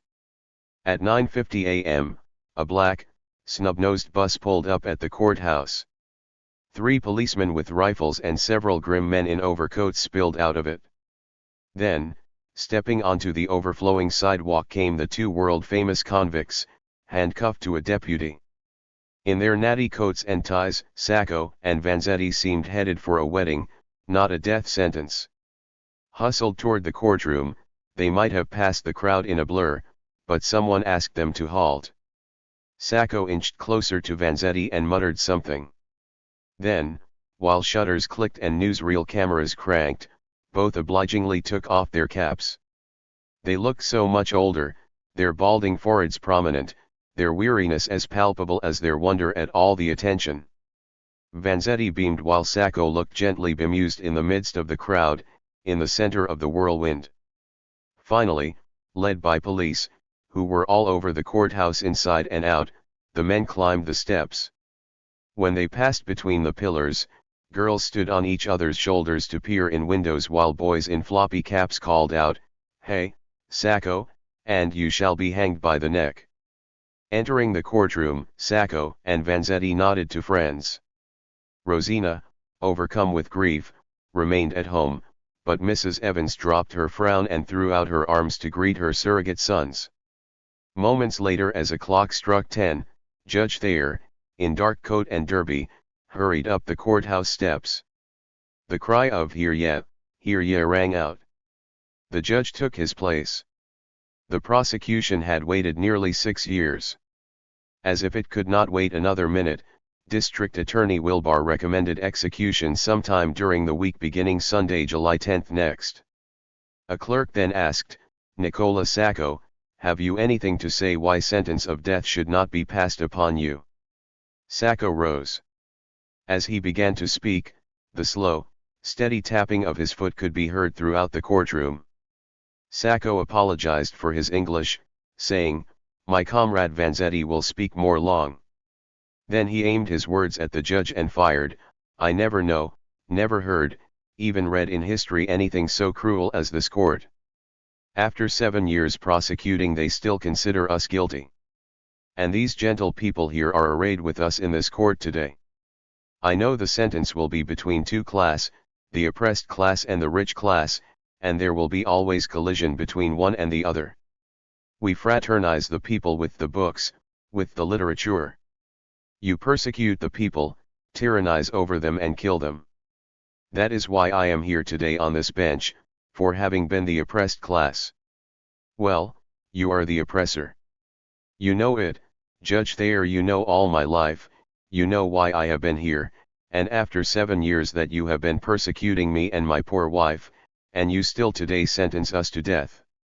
Calming himself, his foot still tapping, Sacco sighed. "I would like to tell all my life," he said, "but what is the use?" He spoke for another minute, praising Vanzetti the kind man to all the children and thanking his supporters. "Judge Thayer know all my life," he concluded, "and he know that I am never been guilty, never, not yesterday nor today nor forever. Bartolomeo Vanzetti. Have you anything to say?" Vanzetti got to his feet. How many long nights had he tossed and turned, imagining this scene. Arrested after writing a speech that might have drawn 50 people, he now stood before a gallery of hundreds with reporters ready to send his words around the world. Yet he had not written a speech, merely some notes scribbled in pencil on the back of an old letter. "Innocente del due accuse. Mi rubato o sparso sangue. Astenuto del furto e l'omicidio legalizzati e santificati." Gripping his notes, Vanzetti began. "I am not only innocent of these 2 crimes, but in all my life I have never stole and I have never killed and I have never spilled blood. Everybody that knows these 2 arms knows very well that I did not need to go in between the street and kill a man to take the money. I can live with my 2 arms and live well." While onlookers fought back tears, Vanzetti reined in his rage and stared straight at Judge Thayer. He noted how the case had aroused the flower of mankind of Europe, the greatest scientists, the greatest statesmen of Europe have pleaded in our favor. Was it possible, he asked, that the jury could be right against what the whole world has say it is wrong? You see, it is 7 years that we are in jail. What we have suffered during these 7 years no human tongue can say, and yet you see me before you, not trembling. You see me looking you in your eyes straight, not blushing, not changing color, not ashamed or in fear. Vanzetti recounted the Bridgewater trial, how his lawyer sold me for 30 golden money like Judas sold Jesus Christ. He recalled the Red Scare, the hatred of people of our principles, then accused Katzman and Thayer of doing everything in their power to agitate still more the passion of the juror, the prejudice of the juror against us. Turning to the trial, He picked apart Katzmann's role, his telling the jury that Coxey had taken the stolen money to Italy and brokering the agreement to strike all record of Vanzetti's good reputation in Plymouth. Barely controlling his fury, Vanzetti called such tactics plain murder and a frame-up with which he has split my life and doomed me. Glancing at his notes, sometimes slapping them against the railing, Vanzetti spoke for 42 minutes. He lamented hiring a lawyer from California, ostracized by you and by every authority. He blasted Judge Thayer. We have proved that there could not have been another judge on the face of the earth more prejudiced and more cruel. As the stocky, mustachioed man spoke from the cage, the judge stared into space or studied his bench, but the gallery remained riveted. This is what I say, Vanzetti concluded. I would not wish to a dog or to a snake, what I have had to suffer for things that I am not guilty of. But my conviction is that I have suffered for things that I am guilty of. I am suffering because I am a radical, and indeed I am a radical. I have suffered because I was an Italian, and indeed I am an Italian. I have suffered more for my family and my beloved than for myself, but I am so convinced to be right that if you could execute me 2 times, and if I could be reborn 2 other times, I would live again to do what I have done already. I have finished. Thank you. In the silence, Vanzetti turned to see women with brimming eyes and men fighting back every feeling. The hushed anticipation lasted only seconds before Judge Thayer spoke. As if to the ticking of the clock above him, he read the sentence: verdicts of the jury should stand, not a matter of discretion, a matter of statutory requirement. First, the court pronounces sentence upon Nicola Sacco, ordered by the court that you, Nicola Sacco, suffer the punishment of death by the passage of a current of electricity through your body. When the judge turned to Vanzetti, the condemned man stood and asked to speak with his lawyer. I do not know what he wants to say, Thompson announced. I think I should pronounce the sentence, Thayer continued. Bartolomeo Vanzetti, suffer the punishment of death. Sacco could stand no more. Pointing at the judge, he shouted, you know that I am innocent. That is the same words I pronounced 7 years ago. You condemn 2 innocent men. By the passage of a current of electricity through your body within the week beginning on Sunday, the 10th day of July. By 11 a.m., it was all over. With the final gavel, friends gathered around the men. Lawyers congratulated Vanzetti on the speech he felt was a failure because he had forgotten his eulogy to Sacco. Mrs. Evans called out, there's lots to hope for yet. As he was led away, Vanzetti spotted Mary Donovan, her face streaked with tears. Do not cry, Mary, he said. Keep a brave front. Then the men were rushed down the steps to the waiting bus, driven along the common, past the graveyard, back to the jail. Judge Thayer sat in his chambers asking reporters to be fair to him, saying he had done my duty as God gave me the power to see it. Outside, the streets were quiet. Cars passed without slowing, and the tepid spring sun did its best to warm the peaceful little town of Dedham. The death sentence reverberated around the world like the shot fired at Concord Bridge. All that spring, the world's scorn mounted. From Germany, sheer madness, an act of sadism. From Sweden, a deep offense of the general sense of justice. From the Netherlands, in the gracious name of Jesus Christ we beseech you. From 20 members of the British Parliament, we view with horror the violation of justice. Judge Thayer and Massachusetts were also vilified in France, Italy, Argentina, Uruguay, Paraguay, Ireland, Canada, Switzerland, and New Zealand. Albert Einstein signed a protest sent to President Coolidge. George Bernard Shaw said the case certainly looked like a frame-up.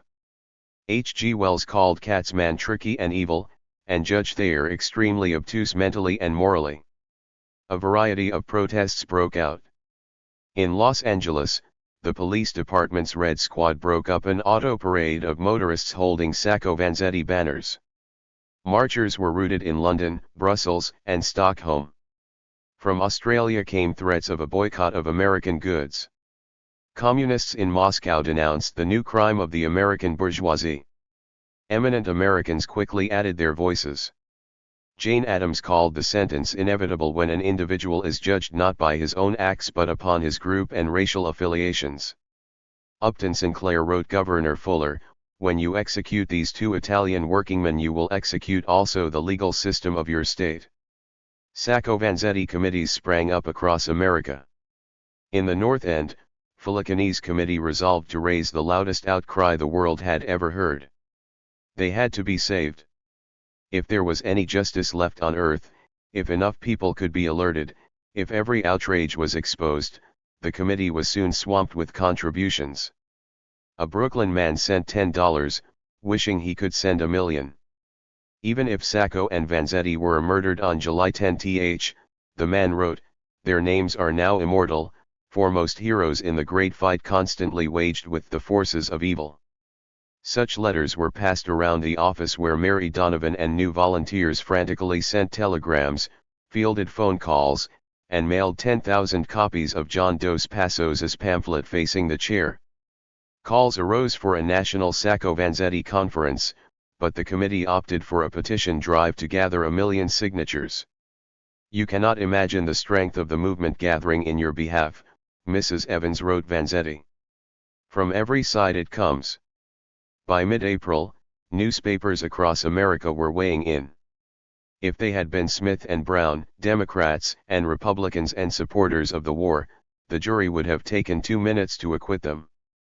Duluth Herald.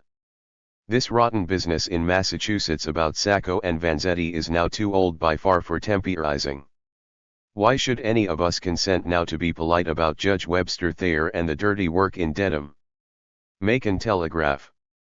Further reproof came from the New York World, the Brooklyn Eagle, the St. Louis Post-Dispatch, and the Baltimore Sun. Only the most conservative papers sided with the Commonwealth. In Massachusetts, however, newspapers bristled with umbrage. Sacco and Vanzetti have been denied nothing that anyone could have in such a cause, and the case against them has withstood every attack of any kind. Springfield Union. The degree of deliberation in the treatment of this case has been almost unexampled. The defendants have had every possible chance. The end of the road has been reached. Boston Transcript. A week after the sentencing, 8,000 people packed Manhattan's Union Square. Above a swarm of hats and heads, speakers stood at podiums draped with stars and stripes. Cheering Sacco and Vanzetti, booing Calvin Coolidge, workers roared in agreement to walk off their jobs on June 5. Overseas, the tide of outrage surged again. General strikes shut down Buenos Aires and Asunción. In Berlin, in Rome, in Paris, American tourists overheard Sacco and Vanzetti among foreign chatter. Across open plazas, along columns of marchers, the familiar names bobbed on placards in a babel of languages: Sacco y Vanzetti? Heros mit Sacco und Vanzetti, sauver du innocents Sacco and Vanzetti. When the initial shock subsided, all attention turned to Governor Fuller. Debate swirled about what he might do, but Alvin T. Fuller was a hard man to read.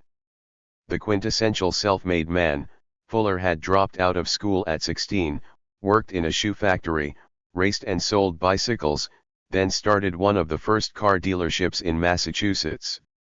After amassing a fortune selling packets, Fuller followed his idol, Teddy Roosevelt, into politics.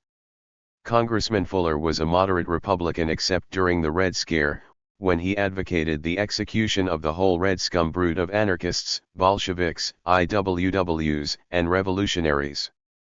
Relentlessly upbeat and impishly independent, he enjoyed standing up to party bosses.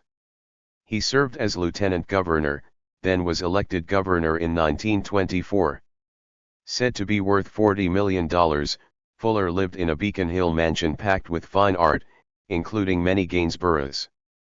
The ex-car dealer with the broad forehead and quick smile saw himself as a businessman in the State House. From his first day in Congress to his last as governor, he returned every paycheck he earned as a politician. Such autonomy brought the 49-year-old Fuller a bipartisan popularity and made many wonder whether he might just free Sacco and Vanzetti. Mrs. Evans and the other surrogate mothers assured the convicted men that Fuller would give their case impartial consideration.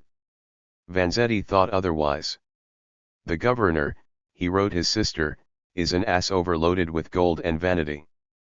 When Vanzetti heard that Fuller hoped to follow Coolidge to the White House, he added, "To be choiced to such candidature, one must prove himself a hanger to the appointing and overruling American plutocracy." Hadn't Fuller electrocuted the Carbarn bandits just so he could do the same to him and Sacco? To expect that Fuller will stand against the judiciary, the middle class, the big money of Massachusetts in behalf of two damned Dagos and anarchists seems absurd to me, he warned Mrs. Evans. Beyond prison walls, few were so cynical. The day after the sentencing, letters began pouring into the State House. 6 secretaries were hired to handle the influx. Letters from Bishop William Lawrence and other respected Bostonians suggested an independent commission study the case. Echoing this call came letters from clergy, social workers, and faculties at Harvard, Yale, Johns Hopkins, Wellesley, Princeton, Columbia, and the University of California. Pleas for clemency came from the American Negro Labor Congress, the Ladies' Auxiliary of the Workmen's Circle in St. Louis, the Christian Social Justice Fund in Baltimore, and dozens more organizations. But with each call for mercy, the governor received another letter urging him to stand firm. "Calvin Coolidge stands for law and order and will be remembered by that expression," one man wrote. "Let your name ring through the land as the savior of justice for all." A woman added, "We taxpayers wonder for what purpose are laws if not to be upheld amid pressure and foolish sentiment or gush." Furious and indignant, earnest and prayerful, the 17,000 letters sent to the governor suggested that the men who straddled two nations had each acquired dual profiles. Beyond lambs and wolves, Sacco and Vanzetti were becoming the symbols Americans needed to make sense of a dizzying decade. The 1920s were the boldest of times, if not the best. Since 1919, the chaotic country frightened of its own shadows had blossomed into a brash, confident nation. The self-assurance peaked in 1927 when suddenly it seemed Americans could do anything. During this annus mirabilis, a handsome Minnesotan would throw 5 sandwiches and a jug of water into his tiny plane and fly from Long Island to Paris. A New Yorker in blackface would croon Mammy in the first talking motion picture. A big, beefy man from Baltimore would hit 60 home runs, more than any other team in the American League. And ordinary Americans would drink and carouse, invest and spend as if the good times would never end. "We were the most powerful nation," F. Scott Fitzgerald recalled. "Who could tell us any longer what was fashionable and what was fun?" But what about justice? Would people who spoke of liberty and justice for all ignore every doubt, squelch every suspicion of a frame-up in Massachusetts? Would America really kill Sacco and Vanzetti? To millions around the world, such sheer madness did not seem possible. From beyond its borders, America looked like a single country, but in 1927, as John Dos Passos would write, it was two nations. Coolidge prosperity had filled homes with radios and refrigerators, a toilet inside the house and a car out front. Prosperity, however, had bypassed Main Street and much of Massachusetts.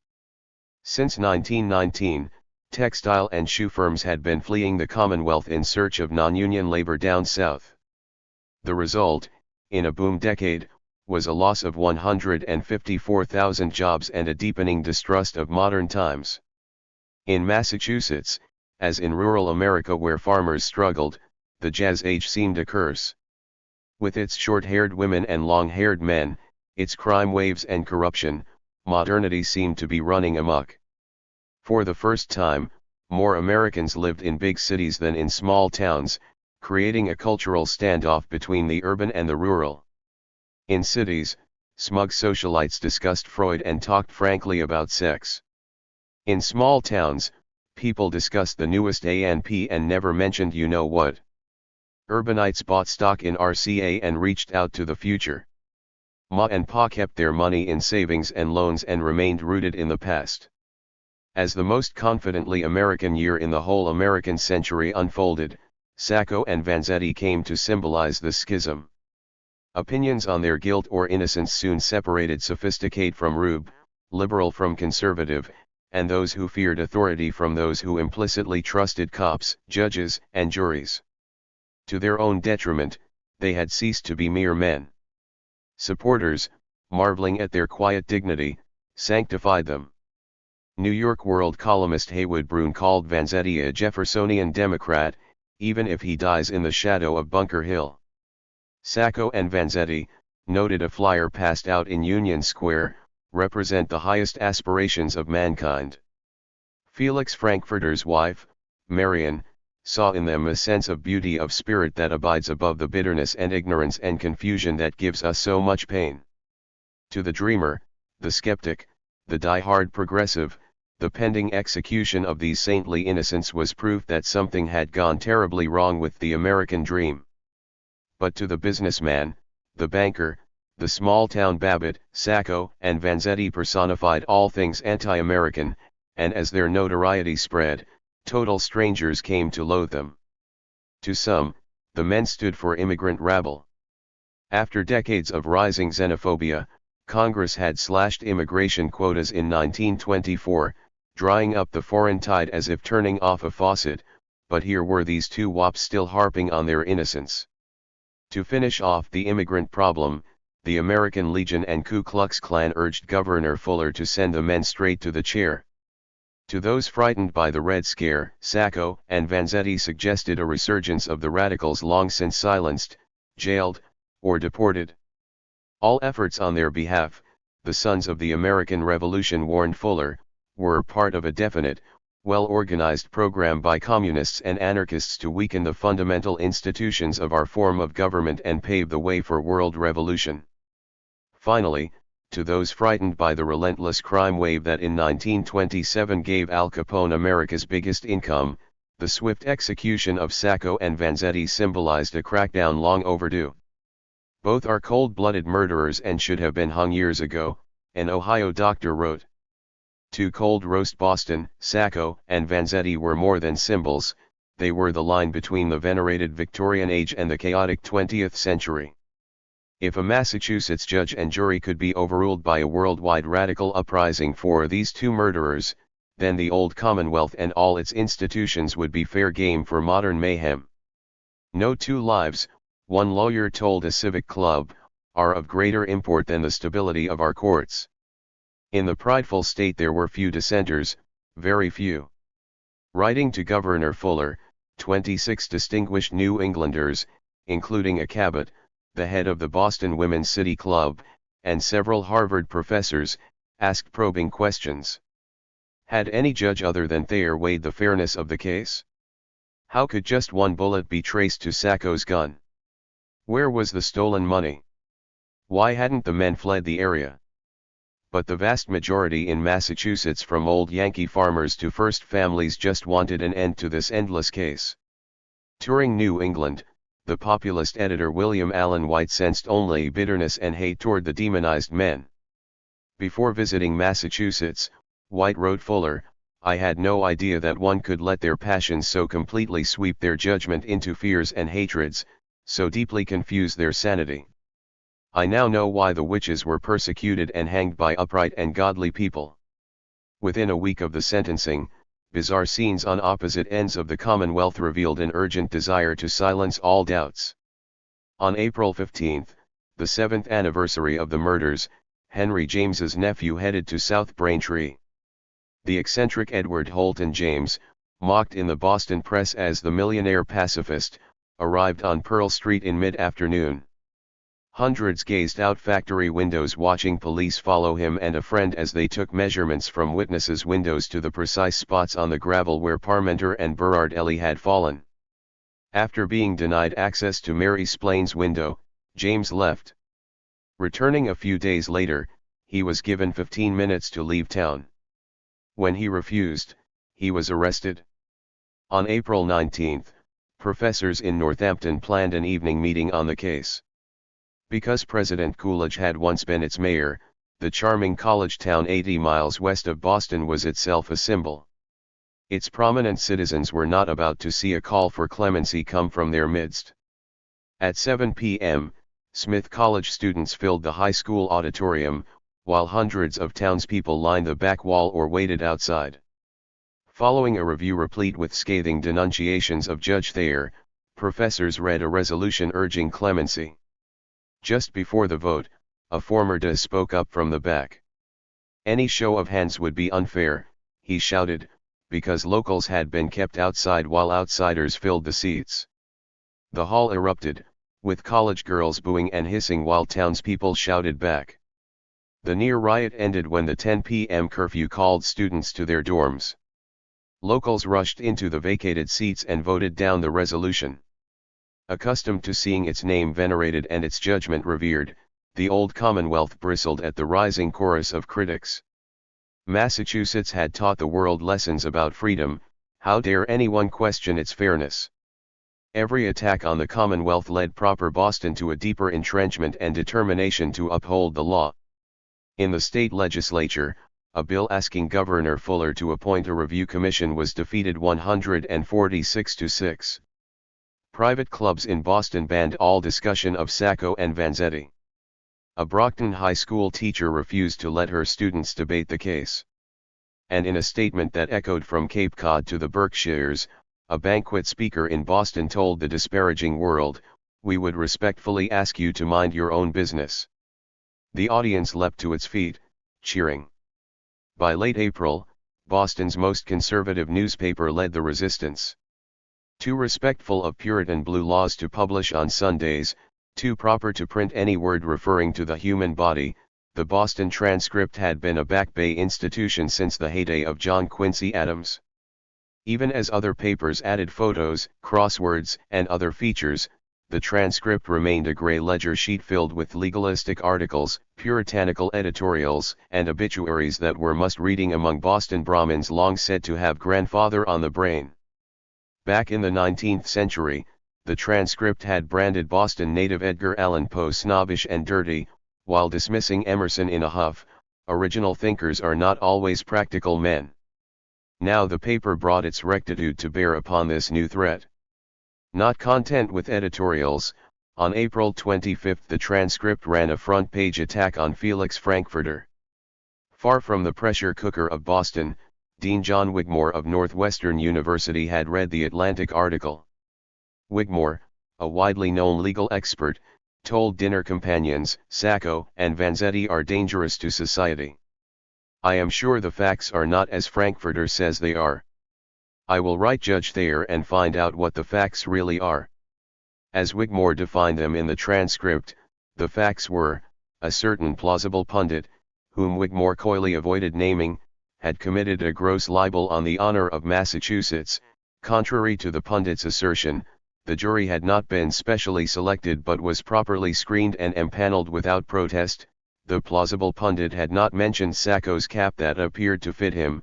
At the close of the unfair trial, J.J. McInerney had stated that Sacco and Vanzetti have had every opportunity here, they have had every patience and every consideration, and all the palaver about radicalism was a cruel and libelous falsity, while the idea of a government conspiracy was ridiculous.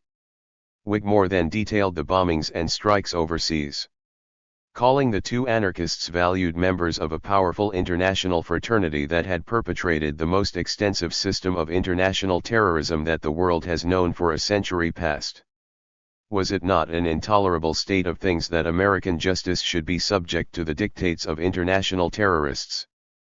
The plausible pundit, Wigmore concluded, could be disbarred for filing a brief as inaccurate as his article, while the heroic judge deserved praise.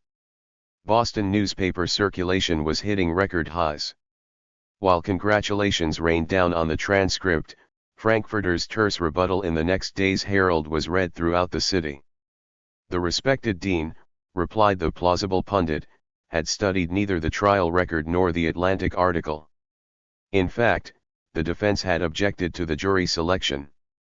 In fact, Frankfurter's book had discussed the ill-fitting cap in detail. And when J.J. McInerney called the trial fair a customary legal nicety he had not known of concealed witnesses, Captain Proctor's opinion hidden by a calculated ambiguity, and other irregularities. In arguments breaking out all over Boston, Frankfurters' points were championed by one side, Wigmore's by the other, ratcheting the bitterness to yet a higher level. Early in May, Governor Fuller began his own investigation. The Commonwealth followed his every move. Would Fuller side with the Sob sisters, pacifists, and Reds? Would he appoint a commission? Or would he stand for law and order? On May 12, the humorist Will Rogers visited the governor, finding him in his high-ceilinged office beneath portraits of Samuel Adams and John Hancock, studying the trial transcript. "I don't know what he is going to decide, of course," Rogers told a crowd at the Boston Opera House that night, "but I do know that he isn't going to be scared into deciding it." Yet in his syndicated column, Rogers wrote, "It should not take a nation or a state 7 years to decide whether anyone committed a crime." The humorist was glad Sacco and Vanzetti had been young when arrested, otherwise they wouldn't live long enough for justice to make up its mind. With his clients under relentless attack, Thompson finally went public with revelations about Judge Thayer. Now Boston learned of Robert Benchley's allegation that Thayer had called Sacco and Vanzetti Bolsheviki and said he would get them good and proper. Benchley's claim was refuted by the judge's old friend, shocked to see private comments at the Worcester Golf Club made public. Yet no one questioned attorney George Crocker's account of Thayer's tirade at the University Club, nor two reporters' charges that Thayer, during the trial, had assured them the men's guilt would become obvious. Such transparent bias, coupled with Thayer's now public anarchistic bastards comment, had Sacco Vanzetti supporters gloating. Imagine the wrinkled old judge presenting a pretty young reporter with his autographed picture. Could anyone still claim the trial had been fair? Glee was cut short by newspaper headlines. Extra! Extra! Bomb attempt on Fuller's life fails. On May 10, a package containing a pound of dynamite was plucked from bags of mail addressed to the State House.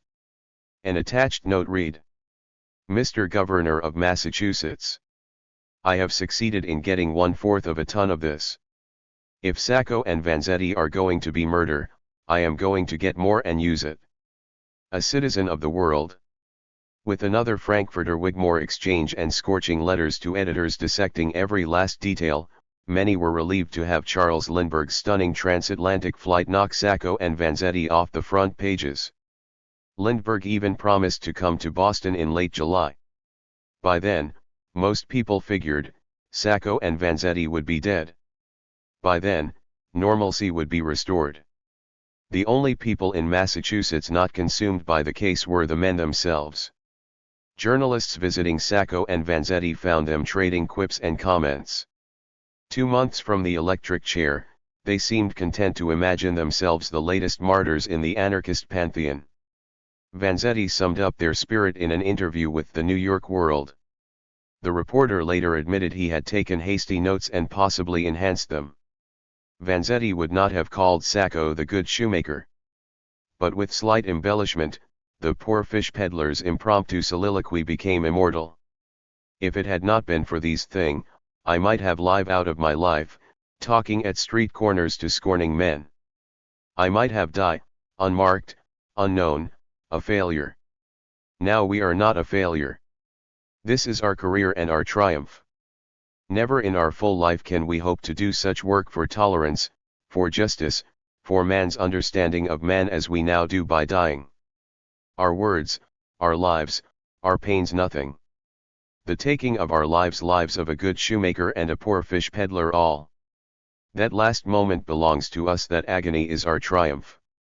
Adding to their ennobled purpose, the men were enjoying each other's company. Following the sentencing, Vanzetti had remained in a cell beside Sacco's.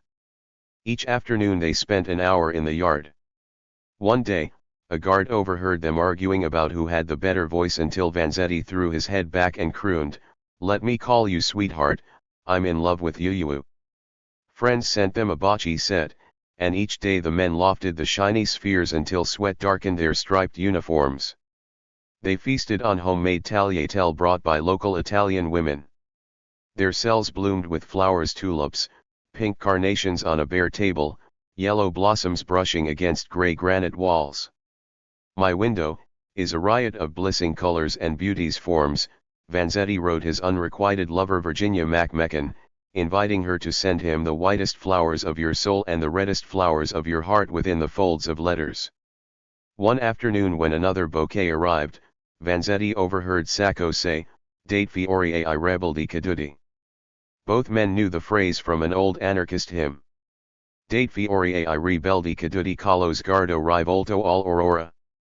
Give flowers to the fallen rebels with a glance turned toward the dawn. But no matter how much they romanticized martyrdom, beneath their calm lurked a mounting terror and the burning lust for revenge. Death for death, Vanzetti wrote. I think that the times require to bring with us some enemies, some blackguards, I should say, the more that is possible. Vanzetti was also furious with Sacco, who still refused to do anything in his own behalf. After Vanzetti labored over a 14-page letter to Governor Fuller, painstakingly reviewing each doubt, explaining anarchism, citing Jefferson, Lincoln, Kropotkin, and finally asking for clemency, Sacco would not sign it. Nor would Sacco heed his surrogate mothers. "Mrs. Ehrman, dear, I am innocent," he told his lawyer's wife. "I cannot, even for the sake of my family, say that I am guilty. I cannot beg for mercy." On a Saturday evening during Memorial Day weekend, Vanzetti was eating an apple when Thompson strode up to his cell. "Vanzetti," the lawyer announced, "I've come to tell you that the governor has finally decided to appoint an investigative commission.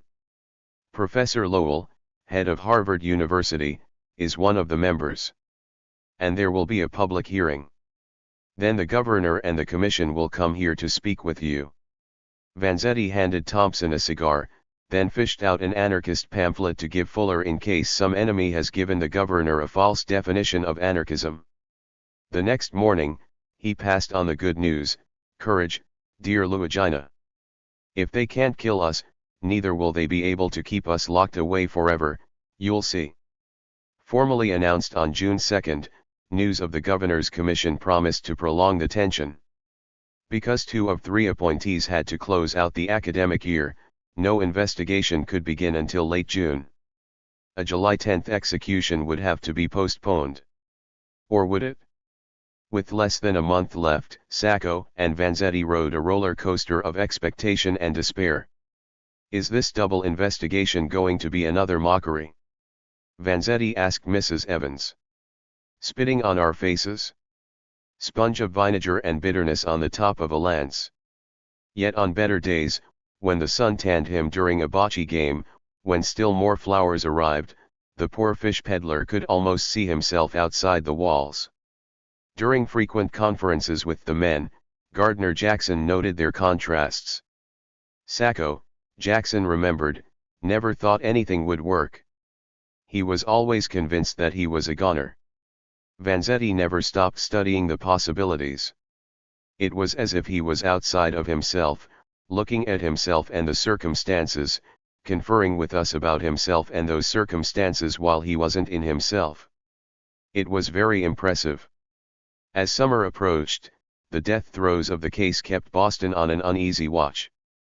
Governor Fuller, laboring 14-hour days, was interviewing the trial's principals J.J. McInerney, Michael Levangie, 5 jurors one day, 2 more the next. Leaving the governor's office, each met a pack of reporters. Each refused comment, spawning gossip about what secrets might have been revealed. The defense committee sent telegrams to Los Angeles calling Fred Moore back to Boston, but Moore had disappeared again. Thompson and Ehrman wrote long letters to Fuller explaining every point of contention. Fuller interviewed Thompson, Judge Thayer, and Lola Andrews' son.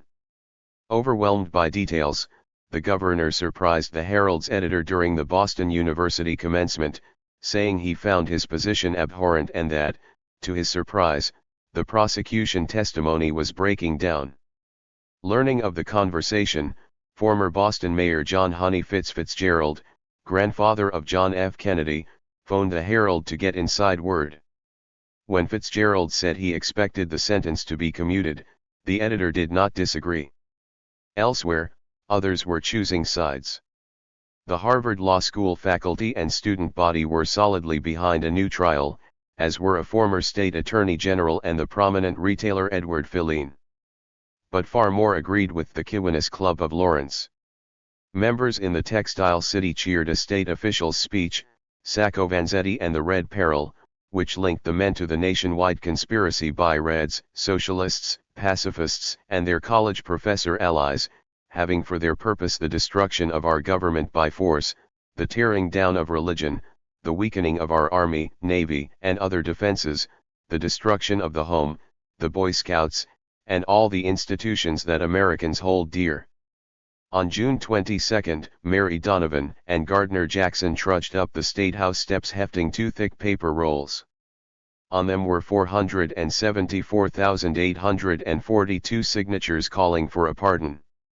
The signatures had come not just from big cities but from Evansville, Indiana, Piney Fork, Ohio, and Urington, Nevada. Some supporters apologized for not being able to do their part. A Sheldon, Iowa, man wrote, "I'm doing the best I can to overcome the prejudices of a community to whom them Italians are a lot of bomb throwers and cutthroats in general. But it is hard, slow work." An elderly Fort Lauderdale woman had walked on crutches to the nearest gas station. Meeting men hanging around the pumps, she read portions of Facing the Chair and asked for contributions. But the men compared Sacco and Vanzetti to Italian mobsters in Chicago and said their huge defense fund proved them guilty. She sent back no signatures.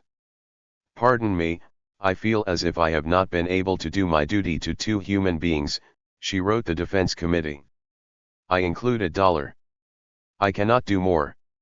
By the final week of June, a stay of execution seemed inevitable. A reprieve promised more than additional time. It would let Sacco and Vanzetti remain in Dedham instead of enduring the dog days of July in Charlestown prison, where even guards were known to faint from the heat.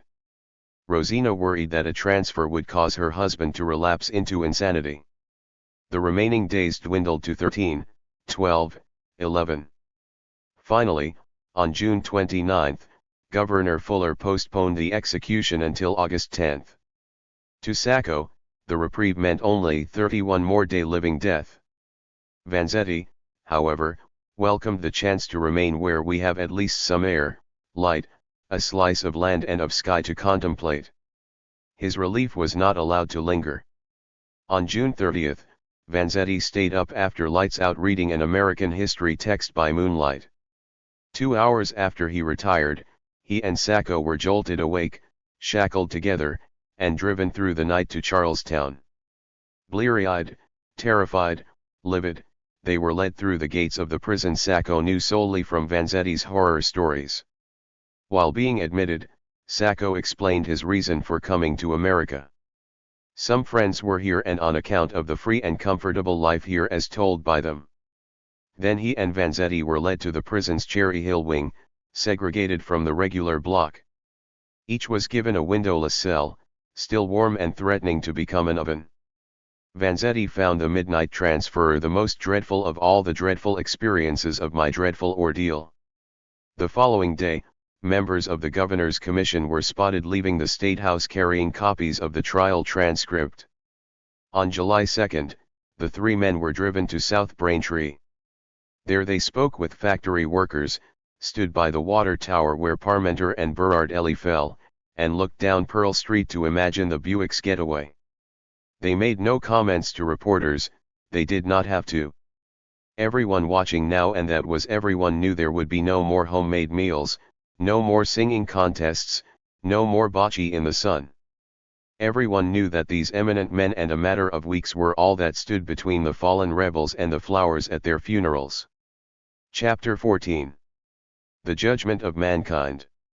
"All right, you have won, you will kill the brave men our friends tonight, all right, we are two nations."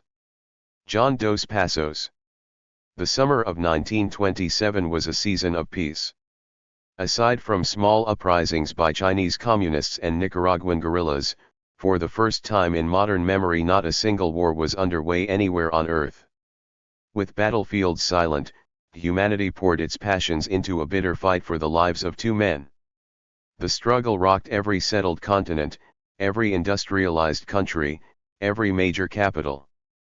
Fought in teeming open squares, fought in newspapers, in parliaments, in the petitions and telegrams by the thousand, the battle for Sacco and Vanzetti gripped humanity like no cause célèbre before or since.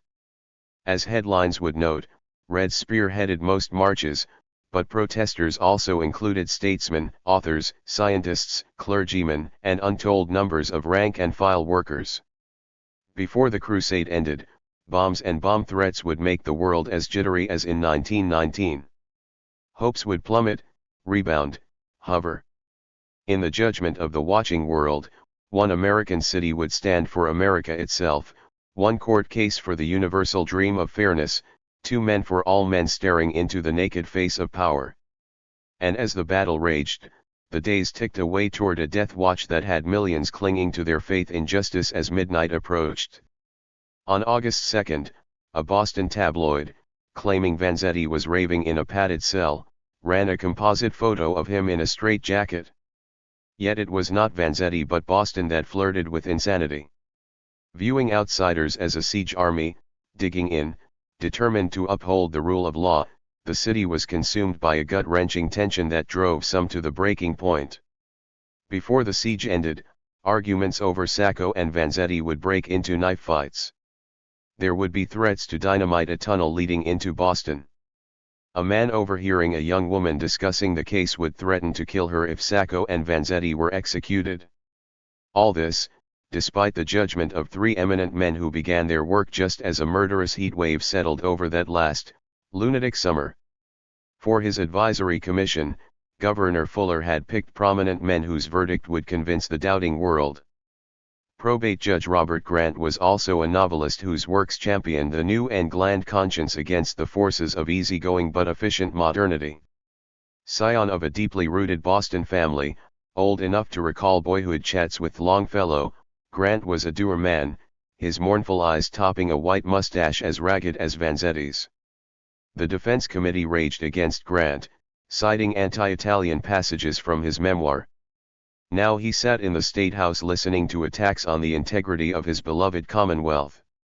Beside him sat Samuel Stratton, physicist and engineer. A native of Illinois, Stratton was a precise thinker best known for creating and heading the National Bureau of Standards. The stout, silver-haired gentleman had been the president of MIT since 1923. Beyond this, little was known about him, and he said almost nothing during the hearings. But everyone knew who was in charge of the commission.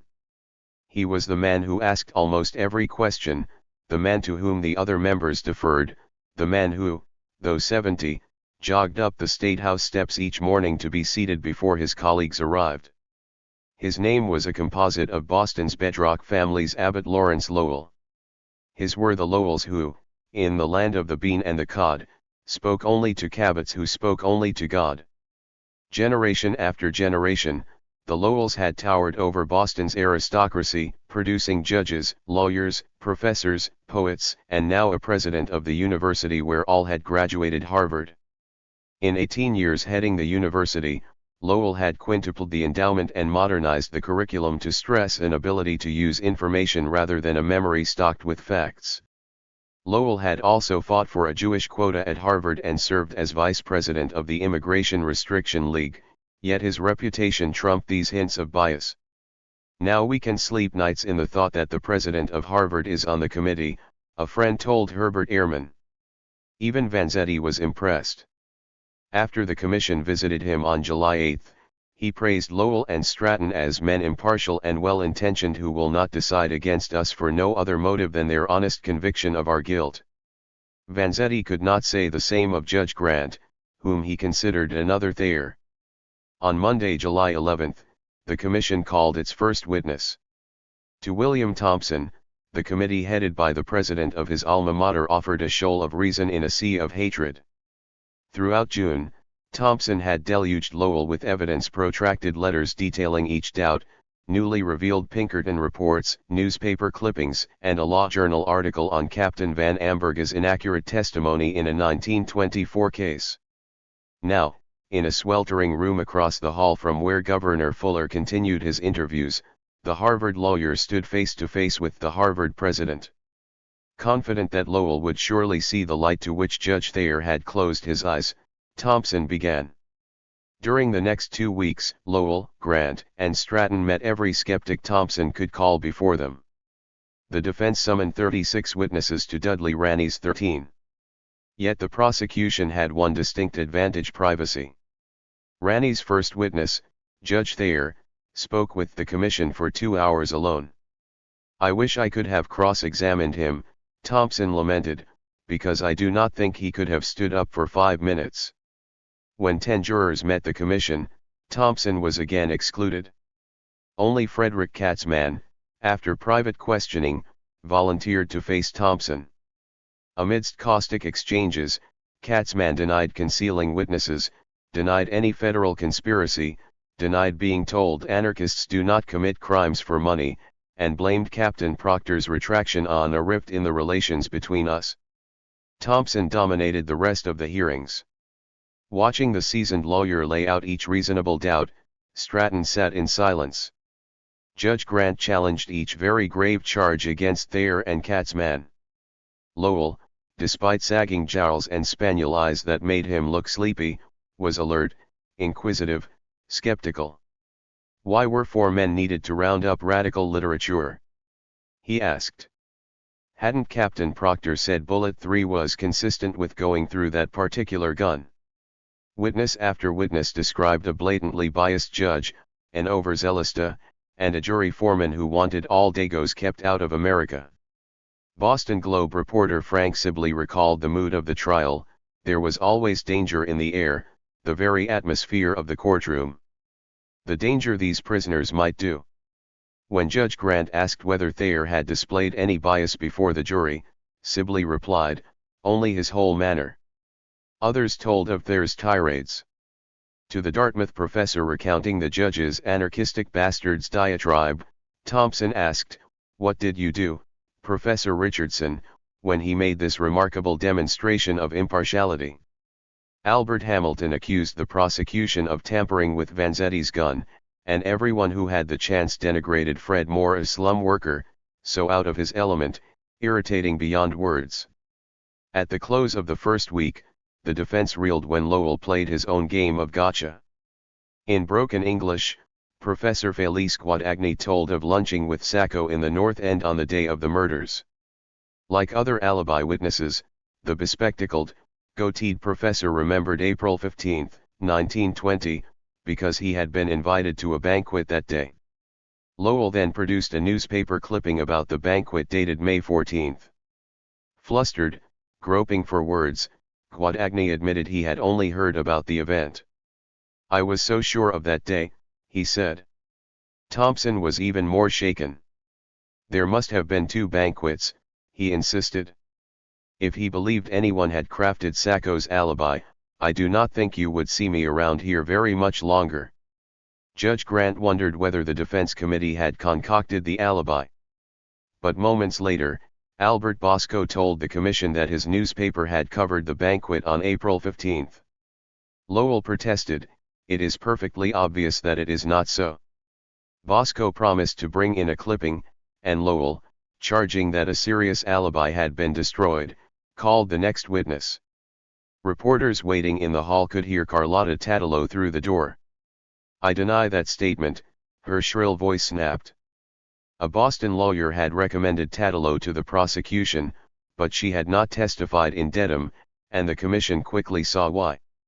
She began by saying she had known Sacco at Rice and Hutchins not in 1917 when he briefly worked there, but in 1908, the year he arrived in America. "I must have a pretty good brain to remember a way back to 1908, she boasted. Her good brain also recalled seeing Sacco on Pearl Street the day of the murder. "Oh goodness," she remembered telling herself. "I think that's the fellow that worked here in 1908. For the next 2 hours, the commission heard the volatile woman's take on the truth. Prompted by Lowell, Tatalo accused Moore of offering her $500 to leave the state. When Thompson read from Moore's notes suggesting it had been the other way around, that she had been seeking hush money, the woman went off like a firecracker. "I will make you prove your statement," she shouted. "It is a dirty, nasty lie." Complaining that her character was being overhauled, Tattelow ranted until Judge Grant shouted, "Keep quiet." She would not. Thompson struggled to calm the witness while revealing her as mendacious, perhaps insane. She insisted Sacco had once thrown a shoe last at her, but when asked what else she remembered about him, she began rambling. "My head is too full of music and things like that to remember. I can't remember everything, and you don't. If you do, you are a pretty smart man, both of you over there." She told of hearing a gunman on Pearl Street shout, "Hurry up, there, I have got to get through at 3:30. I have some clams to dig." Raving, yapping, denying her own words that Thompson read from the inquest, she finally blurted out, "This is the most sickening case I ever heard of." When she left, reporters trailed her down the hall. "I have nothing to say," she shouted. "I have nothing to say." The commission adjourned for a long, hot weekend. Thompson was beginning to believe. The sudden doubt circling Sacco's alibi was disturbing, but how could 6 witnesses detailing Judge THIRD's bias not sway the president of Harvard? Sacco and Vanzetti, however, had inside information.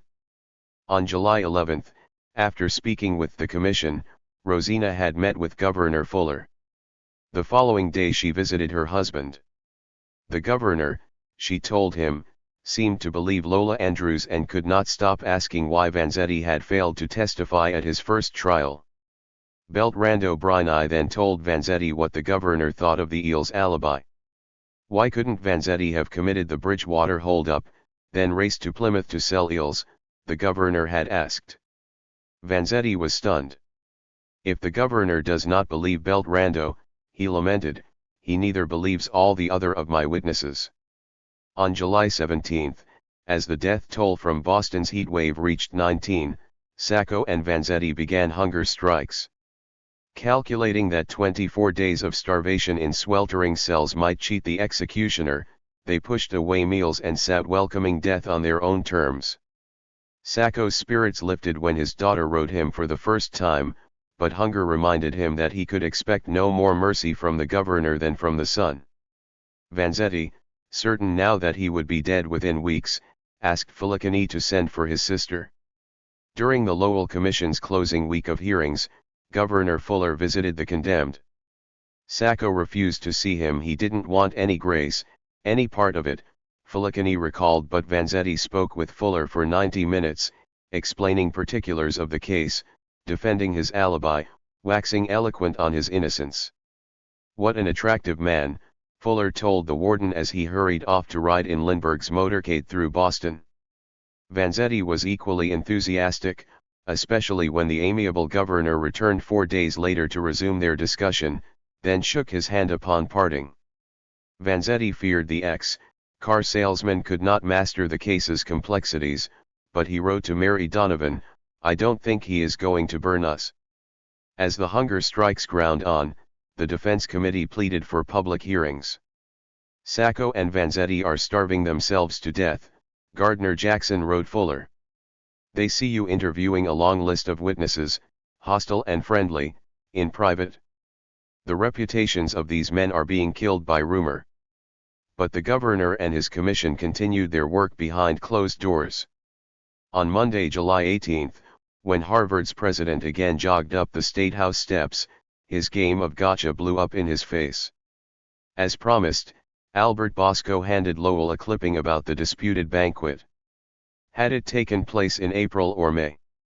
The clipping from La Notizia detailed the banquet in Onore del Direttori dei Boston transcript. It was dated Venerdì 16 April 1920. After reading the article in Italian, Lowell called the transcript. The editor had previously assured Lowell he had attended one banquet in May, but now he suddenly remembered the April affair. Lowell apologized to Bosco and Guadagni.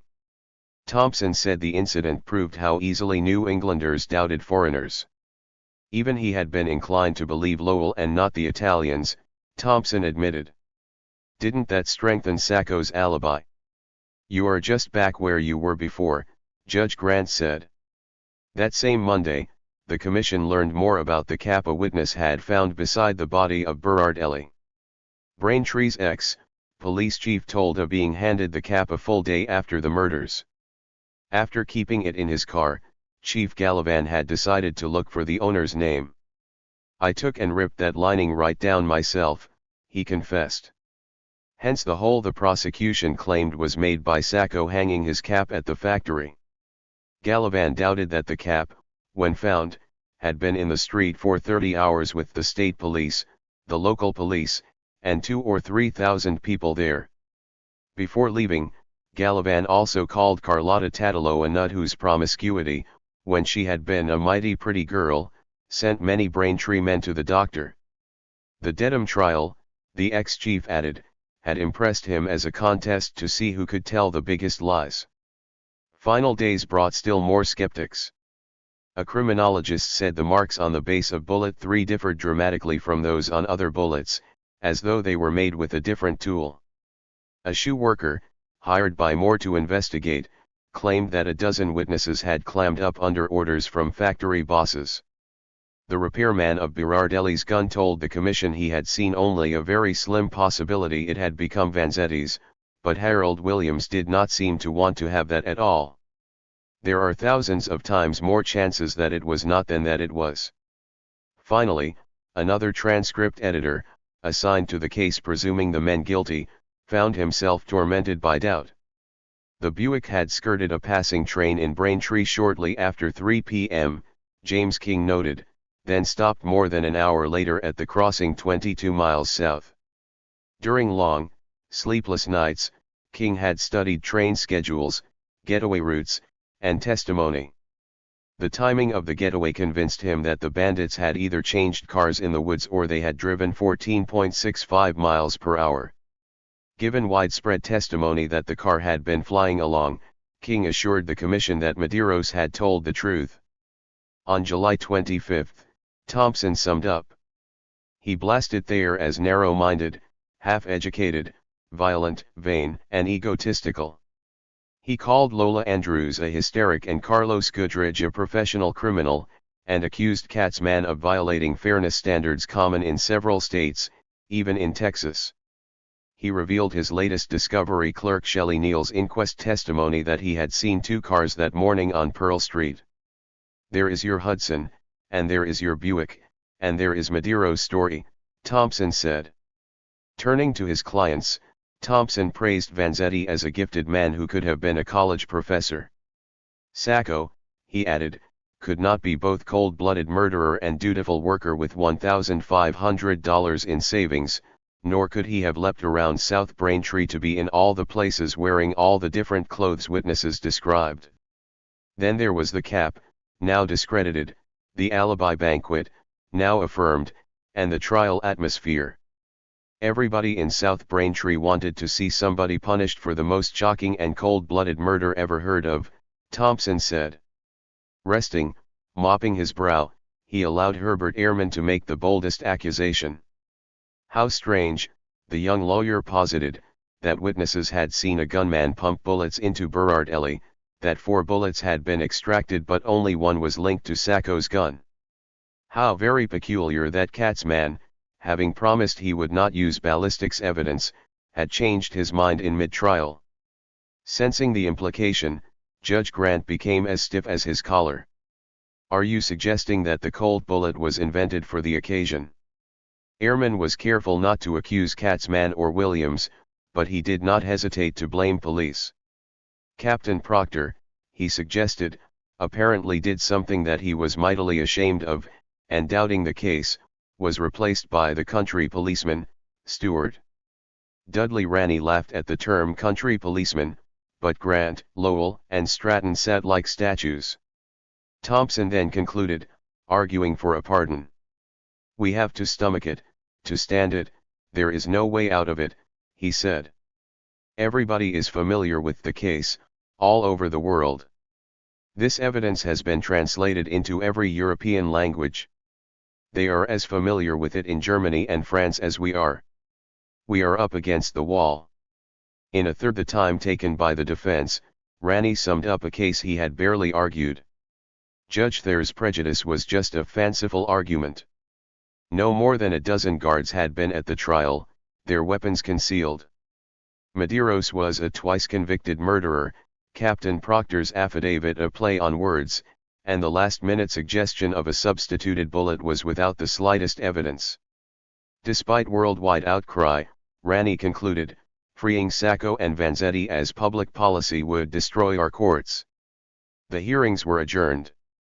3 days later, on July 28, Grant, Lowell, and Stratton were seen carrying brown binders into the State House. Their report. Lowell raced down the steps to dodge the press.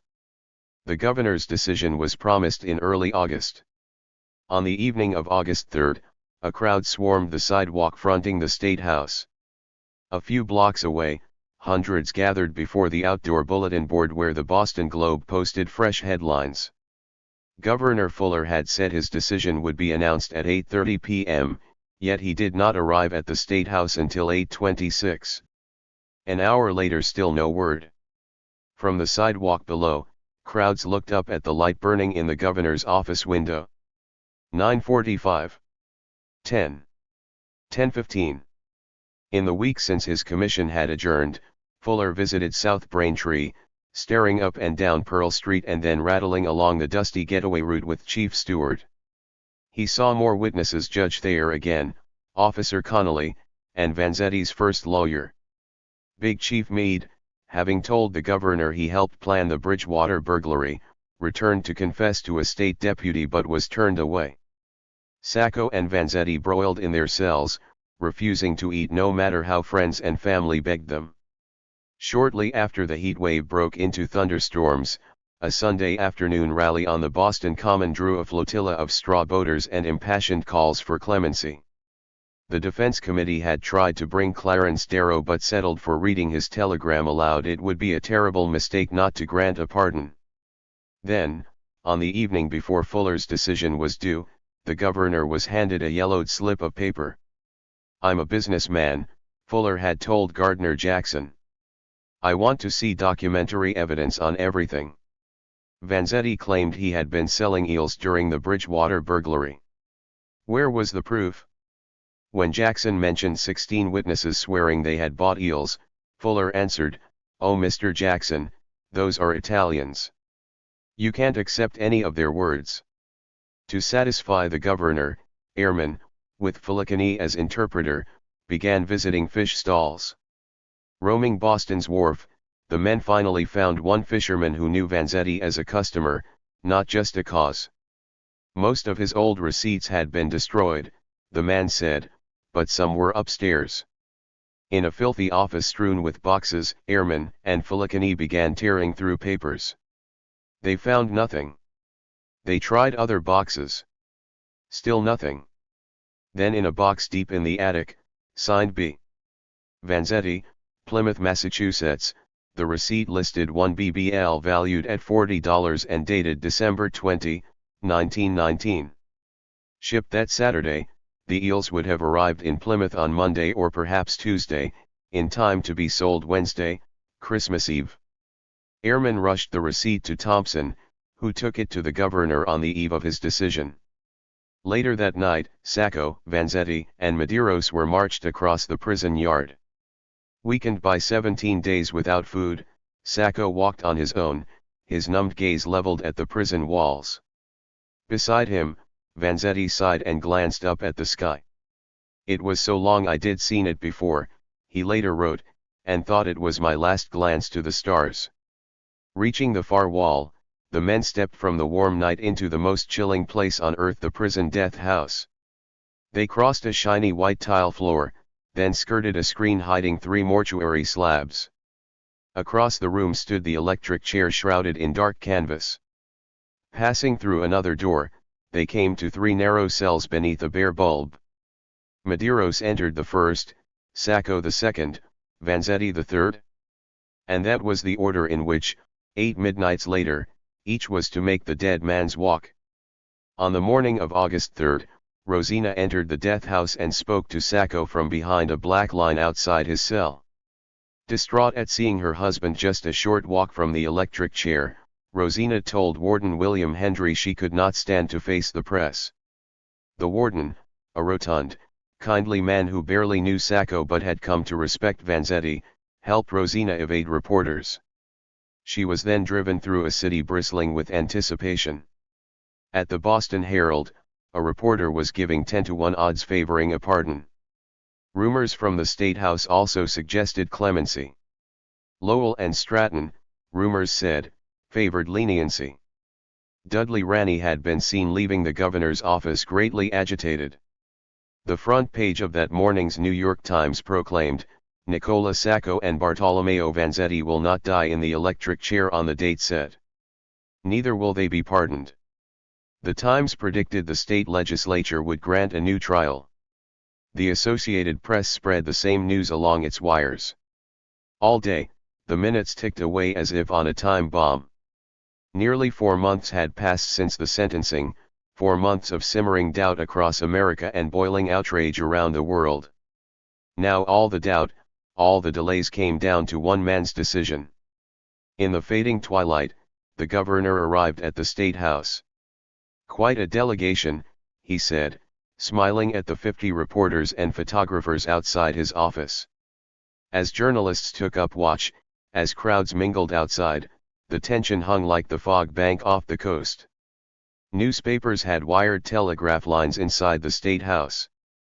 By 9 p.m., telegraphers sat on the third floor, nervously tapping their keys. Across town at the Defense Committee office, Felix Frankfurter crouched in his shirt sleeves, refusing comment, while Rosina sat in a corner, emotionally exhausted. The battery of typewriters was silent. The office was jammed with somber men and women, smoking, worrying, watching a tall, gentlemanly Italian pace the floor. "My heart is in my shoes," Felicini said. A clock on the wall inched past 10:30, then several hours later, 11 o'clock. Mary Donovan fielded calls, saying no news, no news. Italian callers heard ancora niente. On Beacon Hill, guards surrounded the governor's home and the hospital bed where his son was recuperating from an appendectomy. Finally, at 11:26, the governor's secretary emerged from his office with a stack of envelopes. Hands snatched at them and tore them open as reporters ran down the hall to the makeshift press gallery. The Times man won the race. Arriving at the bank of telegraphs, he shouted, "They die." Sacco and Vanzetti were among the last to learn. As the news stunned the waiting world, they slept soundly in the death house. The following morning, leaning against the bars, they got the word from Felicini. Vanzetti really took it very hard, Felicini remembered. He looked at me for minutes with eyes that were just out of this world, like a person who was losing his mind. He wouldn't believe it. In cell 2, Sacco just kept saying, "I told you so." After more than 7 years, a mere 6 days remained.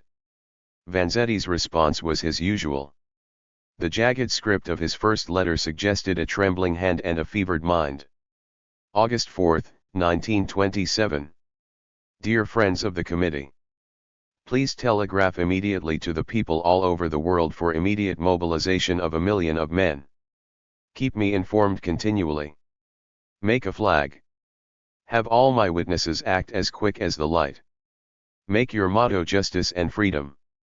Tell all I am ready to take the lead and die or change the human destiny in earth.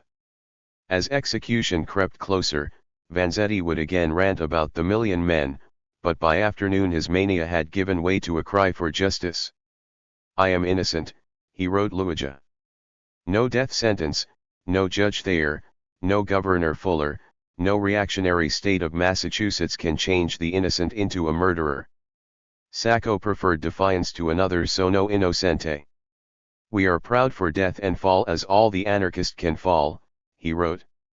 "Only an uprising could save them now, for we have always know that the Gov. Fuller, Thayer, and Katzman are the murder." William Thompson resigned that afternoon. After years of arguing for mercy, the governor's decision convinced him that his own state had none to offer. In his report, Fuller saw no evidence of prejudice in his conduct of the trial. As to the judge's outbursts, Fuller wrote, that he had an opinion as to the guilt or innocence of the accused after hearing the evidence is natural and inevitable. Fuller believed the jurors thoroughly honest men and the clear-eyed witnesses for the prosecution. He did not believe Medeiros, nor any Italians. He outlined evidence against the men, their guns, their tissue of lies, the eyewitnesses, but said nothing about Captain Proctor, the jury foreman, Sacco's cap, or any receipt for eels. Reading the ruling, Thompson lost his will to challenge the Commonwealth, its lockstep courts, its congenial governor. He stepped down in favor of new lawyers less disturbed by a sense of injustice. The case, he told reporters, is remitted to the judgment of mankind.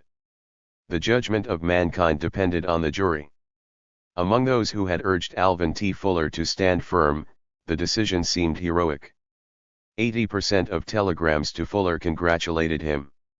With Calvin Coolidge having just announced, "I do not choose to run for re-election," some backed the governor for president, comparing him to Lincoln. Others thanked him for upholding law and civilization. Even former doubters agreed that, with the governor and his commission finding Sacco and Vanzetti guilty, they must be guilty. 10 months after calling for a new trial, the Boston Herald editorialized, "Upon the conclusion now reached, we can afford to stand and tell the rest of the world that we are executing these two men because we believe them guilty of an atrocious murder and not because of their political or other views or of their attitude toward the war." But farther from Boston, judgment was unforgiving. What the world demanded was a new trial in open court before a jury of peers of the indicted men and an impartial judge, wrote the New York Herald Tribune. What it finally got from Governor Fuller and his commission was a trial in Star Chamber and a public statement of a decision based on secret hearing of evidence. Fuller's mail echoed widespread denunciations in the press. "Conviction is a great national calamity," a Long Island woman wrote. "Shame on you." A Denver man added, "Deservedly you will go down in history as another Pilate." Overseas, newspapers denounced the barbarous decision, the tragic jest, and the base, inhuman extermination. Marches and general strikes were planned all over the world. Closer to Boston, judgment burst forth in the familiar, audacious method. Subway stations in Midtown Manhattan were empty as midnight approached on August 5. Suddenly a deafening roar came from beneath Broadway. Smoke and flames belched from sidewalk grates. Inside the 28th Street station, the ticket booth was blown in front of an oncoming train. 10 minutes later, blocks away, another explosion lifted sidewalks as if by a giant hand. Crowds poured onto the scene. Some told of hearing revenge for Sacco and Vanzetti. 18 people were injured, but none were killed. That midnight, a bomb hollowed out a Philadelphia church. The next evening, infernal devices destroyed the home of Baltimore's mayor and a Washington, D.C., printing plant that had published a Klan newspaper. "Prevent the murder of these comrades," the note in D.C. warned, "or you will find about what the mean of anarchy is." By August 7, J. Edgar Hoover was warning of depredations made by alleged anarchists in behalf of Sacco and Vanzetti. Hoover soon learned of threats in Omaha, "We will blow this building if they die," and in Manhattan, where letters threatened to destroy skyscrapers. In Chicago, a bomb set for midnight was defused. Guards soon patrolled every subway station in New York and Boston. Police surrounded federal buildings nationwide. The guard around President Coolidge, on a working vacation in South Dakota, was tripled. The Defense Committee denounced the bombings, but there was little time to debate responsibility. With just days remaining, the North End office became the hub of the global uprising. Messages scribbled in pencil were rushed to Western Union, then telegraphed to any famous person who might speak out to Lindbergh, Jane Addams, Congressman LaGuardia, 14 U.S. Senators, H. L. Mencken, William Allen White, New York Governor Al Smith. Appealing to the conscience of America, the committee called all sympathizers to Boston. Comrades, there are just 4 days before Sacco and Vanzetti will be electrocuted. We call upon you to use every means at your disposal to prevent the legal murder of our 2 friends. We urge you to demonstrate your solidarity behind these 2 workers by organizing strikes immediately, by holding mass meetings of protest, and by coming to Boston as many of you as can for assignment to picket duty at the State House and elsewhere. The time is terribly short. Make yourselves heard and felt. Save Sacco and Vanzetti. Save Sacco and Vanzetti for the honor of your class. Save them for the honor of justice and life. Terribly short, time also rubbed fraying nerves. At a Brooklyn construction site, an argument over Sacco and Vanzetti led to a gunfight in which an Italian was killed. In Bucharest, a disabled veteran showed up at the American embassy offering to be executed in lieu of Sacco. At Boston Psychopathic Hospital, a discussion of the case sent a patient on a knife-wielding rampage, and in Denver, a man police said had worked himself into a frenzy over the case put a bullet through his head. On Sunday, August 7, Boston papers released the Lowell Commission report. Reviewing the case, Lowell, Grant, and Stratton reasoned away each reasonable doubt. Katzmann's cross-examination of Sacco, while unnecessarily harsh, had been justified to determine whether the men were frightened radicals. The jurors, an unusually intelligent and independent body of men, had convinced the commission of Judge Thayer's fairness. Of Thayer's tirades, the commission lamented, "We are forced to conclude that the judge was indiscreet in conversation, but we do not believe that he used some of the expressions attributed to him." The commission scoffed at a substituted bullet. The case of the defendants must be rather desperate on its merits when counsel feel it necessary to resort to a charge of this kind. The ranting Carlotta Tatalo was eccentric, but the committee believed that in this case her testimony is well worth consideration. The man who heard the jury foreman say they ought to hang them anyway must have misunderstood him. But jurors had not misunderstood Captain Proctor's consistent with because it was plain English. Examining ballistics, the commission agreed with Captain Van Amberg, distrusted Albert Hamilton, and noted that the same type of obsolete shells had been found on Pearl Street and in Sacco's pocket. The cap, found on the ground near the body, fitted Sacco. The tier admitted by Chief Gallivan was trifling, by no means a ground for a new trial. James King's train timetable corroborating Medeiros' confession was based on somewhat uncertain data. That left the lies, the witnesses, and men armed for quick action when arrested. Carrying fully loaded firearms, where they can be most quickly drawn, can hardly be common among people whose views are pacifist. Sacco's alibi, the report noted, was not credible. He was guilty beyond reasonable doubt. Evidence against Vanzetti was weaker, but he was in the same group as Sacco. Had the guard's gun, the commission did not mention the repairman's doubts and was identified by witnesses. On the whole, we are of opinion that Vanzetti also was guilty beyond reasonable doubt. As Fuller had hoped, the commission's ruling satisfied many doubters. Lowell received dozens of congratulatory letters. The New York Times thanked the commission for assuring the American people and the world that no intentional or notorious injustice has been done, while the Chicago Tribune predicted the ruling will be accepted by the American conscience.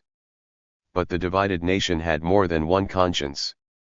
Lowell also received dozens of irate letters, a shame and a blot on the old Bay State, and telegrams: "Sincerely hope you live to learn shame for our part in legal murder of Sacco and Vanzetti." Reading the report, wrote Harvard graduate John Dos Passos, the suspicion grows paragraph by paragraph that its aim was not to review but to make respectable the proceedings of Judge Thayer and the district attorney's office. Haywood Broun called his alma mater Hangman's House and snapped, "It is not every prisoner who has a president of Harvard University throw on the switch for him." Broun continued sanctifying Sacco and Vanzetti's shining spirits: "They are too bright, we shield our eyes and kill them," until the New York World yanked his column, causing him to resign in protest. Others observed that Lowell was perhaps not the fairest judge of Italian anarchists. "They never had a prayer with that committee," one Bostonian told the critic Edmund Wilson. "Grant is non compos mentis, and of all the prejudiced people in Boston, and everybody in Boston is more or less prejudiced, Lowell is probably the most so. It would be hard to find anyone less suitable for conducting an impartial investigation into something like this, where the men accused are attackers of authority and property. Lowell dismissed the rising uproar as mob psychology provoked by energetic propaganda.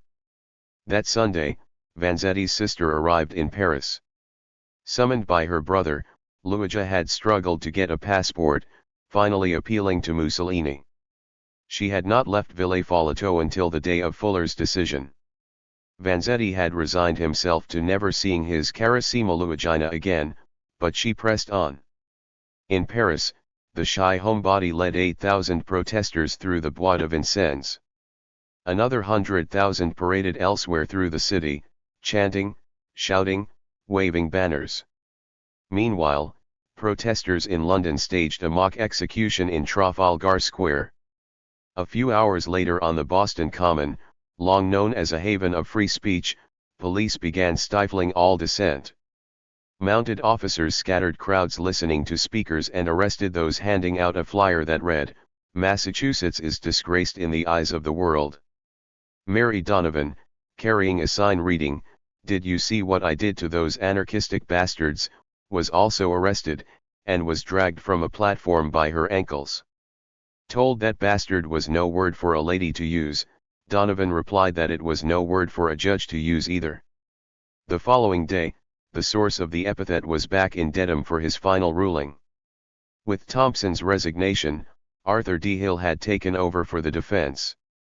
Hill, a Boston blue blood, friend of Frederick Katzmann, and former counsel for the city of Boston, cared more for the honor of Massachusetts than for these draft dodgers. Uncertain of their innocence, yet certain they deserved a new trial, he had worked briefly for Moore in 1923, earning cold shoulders at his Beacon Hill Gentlemen's Club. With the marathon now ending in a sprint, he and 3 other lawyers began papering courtrooms with motions for a stay of execution, a revocation of sentence, a writ of habeas corpus, a writ of error. Predicting appeals to the U.S. Supreme Court, Hill made plans well beyond August 10. His hopes were slim. Highest among them was his request that some judge other than Thayer be assigned the case. The Supreme Judicial Court quickly dismissed the writs. Hill just as quickly filed appeals. Then, to rule on Judge Thayer's alleged bias, the High Court appointed Judge Thayer. On Monday, August 8, Thayer sat in the Dedham courtroom to judge whether he had shown any prejudice toward Sacco and Vanzetti. Hill argued for common sense.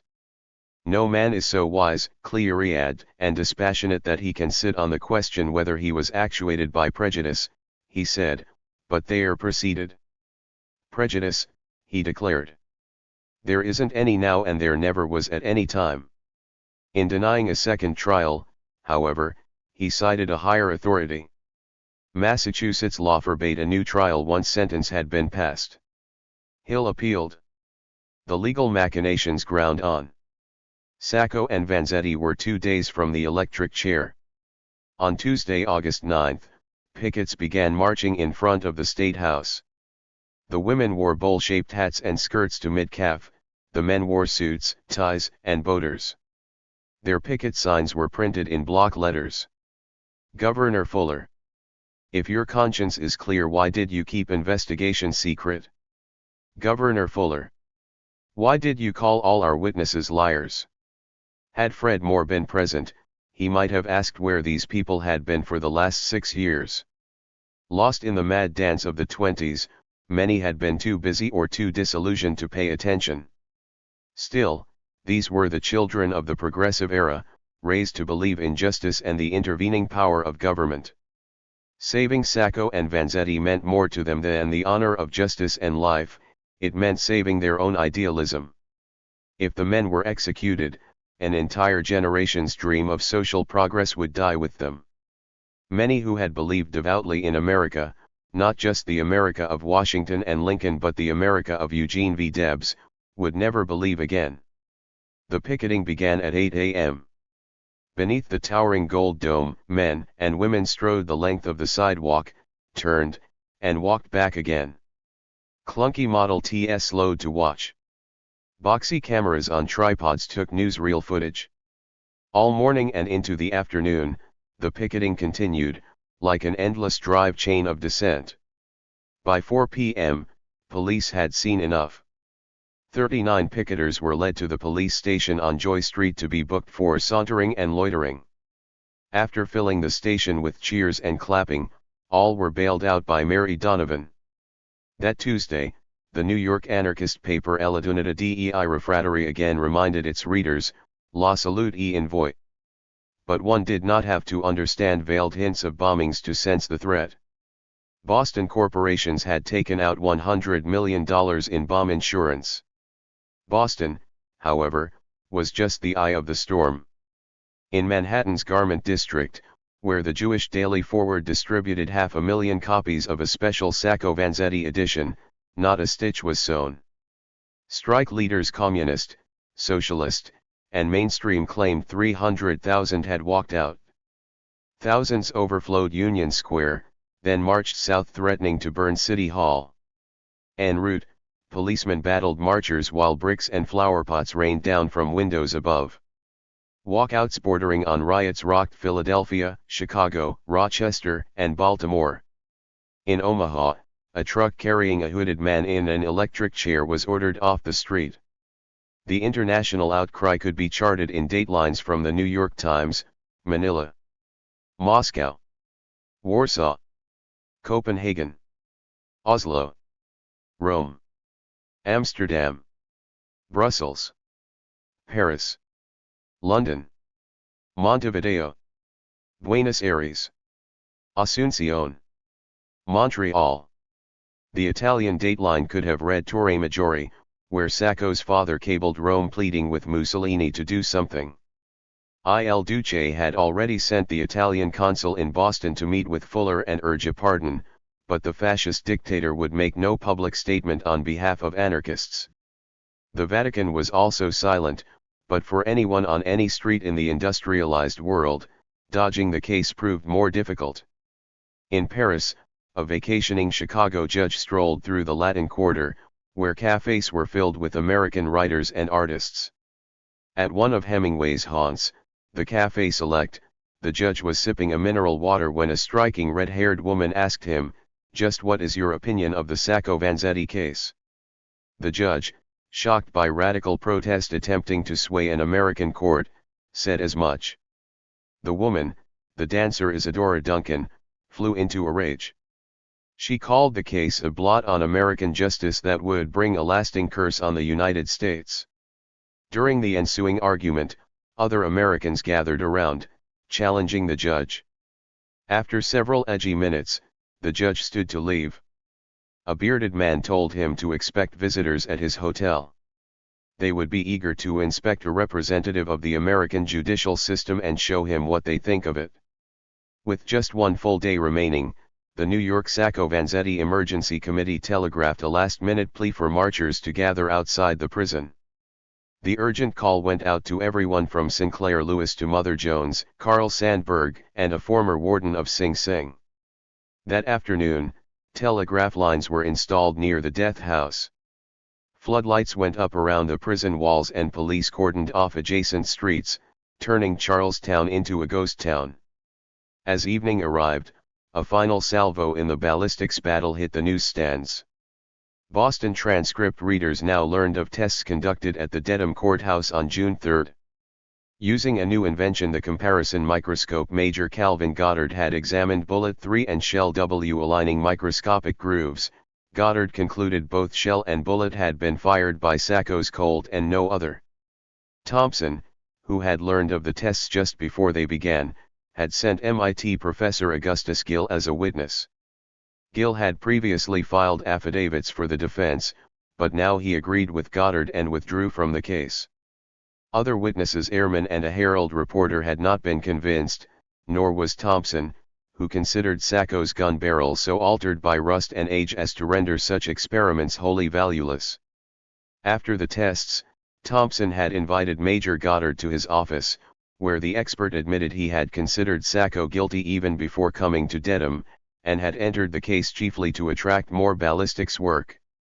Goddard offered no opinion on whether bullet 3 had been substituted but agreed with Thompson that its markings were different from those on other bullets. Thompson would detail his doubts in the following evening's transcript, but by then Sacco and Vanzetti would have just a few hours left. August 10, the date that had driven Boston to the brink, began in quiet desperation. At 8 a.m., picketers assembled outside the State House. By noon, 39 more, including John Dos Passos and Dorothy Parker, had been arrested. When she had decided to protest, Parker had endured taunts from fellow cynics at the Algonquin Round Table. Now, led away by police, she heard counter-protesters across the street shout, "Bolsheviki! Guinea lover!" and "New York nut!" More picketers were on their way from Manhattan on a death watch bus. At lunchtime, Governor Fuller summoned his executive council, needed to approve any last-minute stay of execution. All afternoon the men waited while around-the-world workers shut down cities, closed factories, and encircled American embassies. In Rome, Giuseppe Andrower assured reporters he had seen Sacco in the Italian consulate on April 15. A bomb exploded at the Palace of Justice in Buenos Aires. Another bomb injured 15 on a streetcar in Switzerland. Back in the death house, Sacco and Vanzetti spent the day writing sad farewells to their surrogate mothers. Vanzetti signed a petition for a writ of habeas corpus. Sacco refused. "They have been driving nails into us for 7 years, he said. "Let's have it over." Toward 2 p.m., Arthur D. Hill and William Thompson rushed a writ of habeas corpus to America's most venerated judge. Supreme Court Justice Oliver Wendell Holmes, vacationing on Boston's North Shore, had followed the case since reading Frankfurter's article.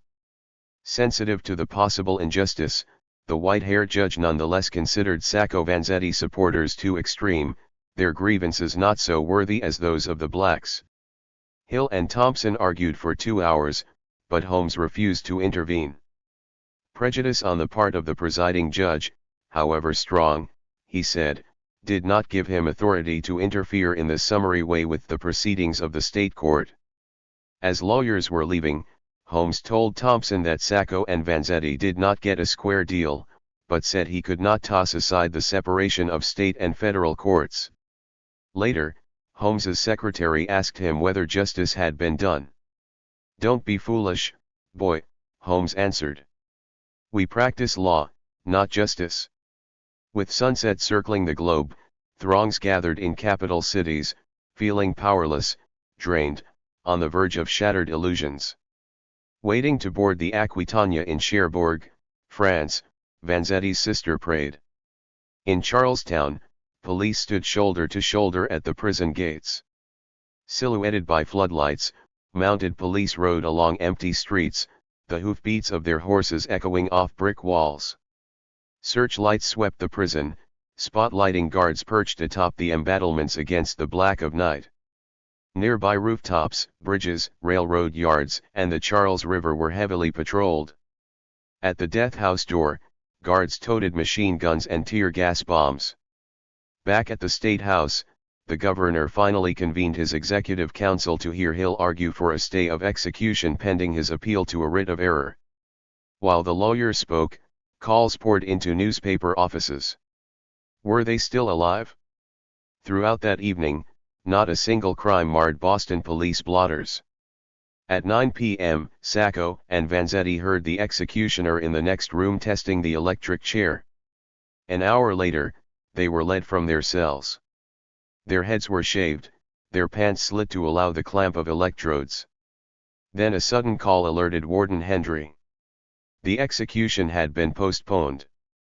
Before the news leaked, however, the warden learned the call was a hoax.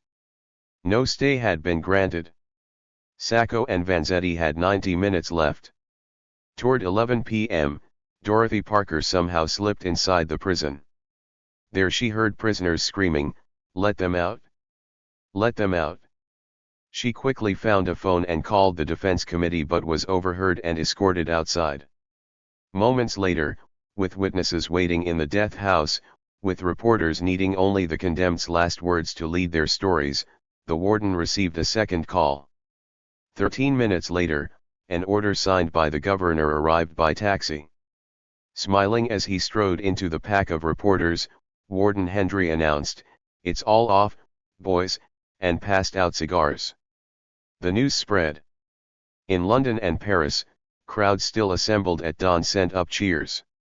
Vanzetti announced he was damn glad for the chance to see his sister, who would surely arrive before August 22. Sacco said nothing. No one knows how the men slept that night, and their thoughts upon waking can only be imagined. The following morning, Sacco, Vanzetti, and Medeiros walked back across the prison yard.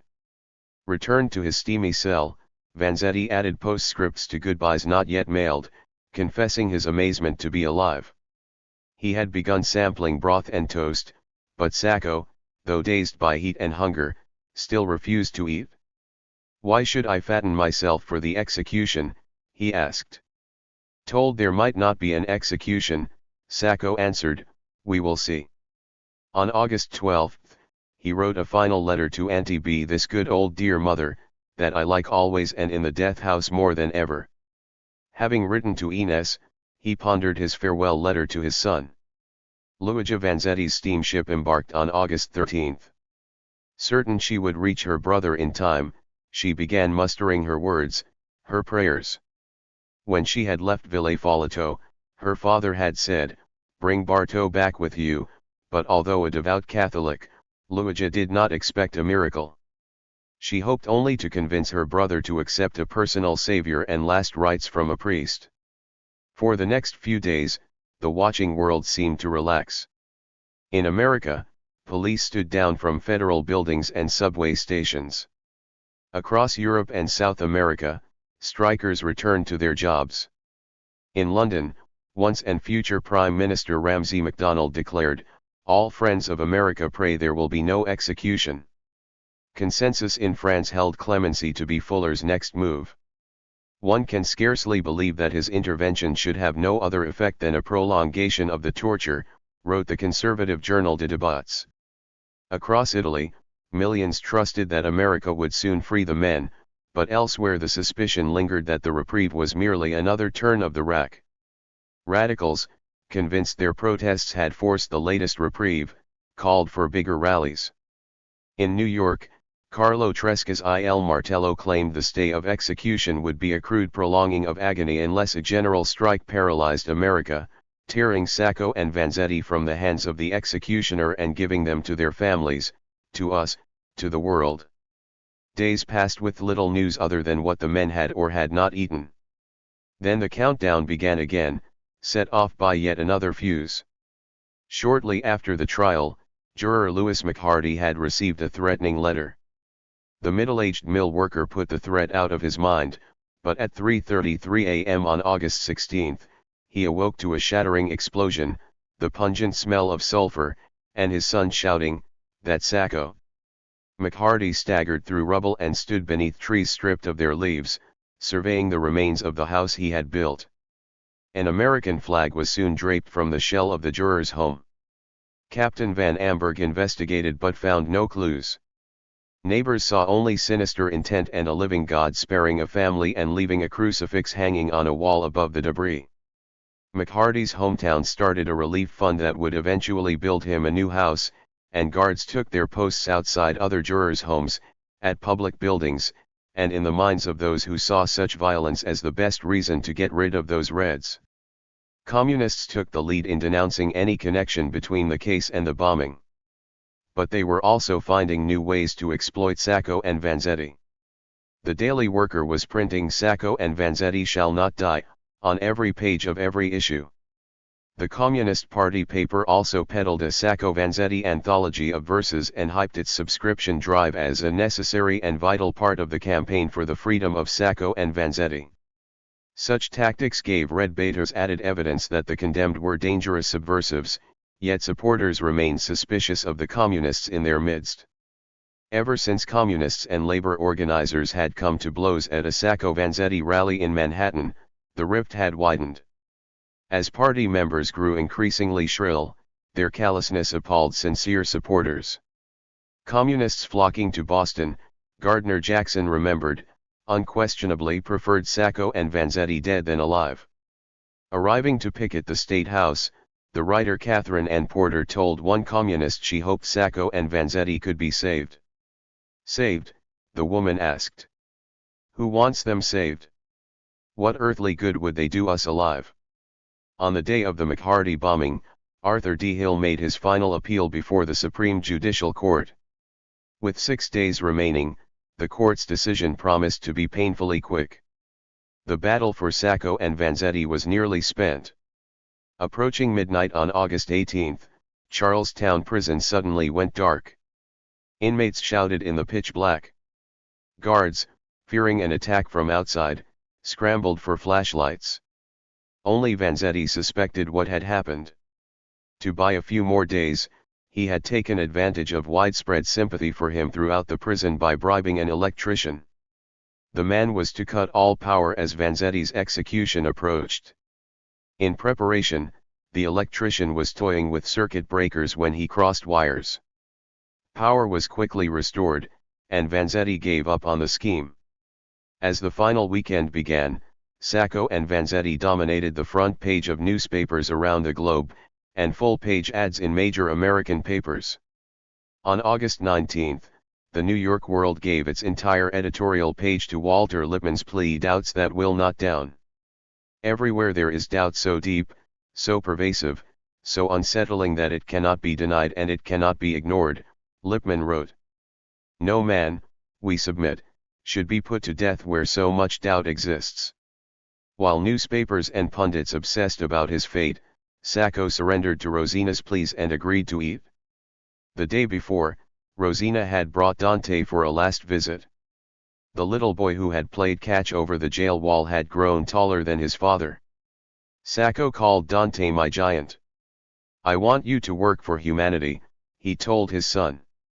For an hour, he held his emotions in check, but when his children walked out of his life, Sacco lay on his cot and sobbed. Now he began a farewell letter to my dear son and companion.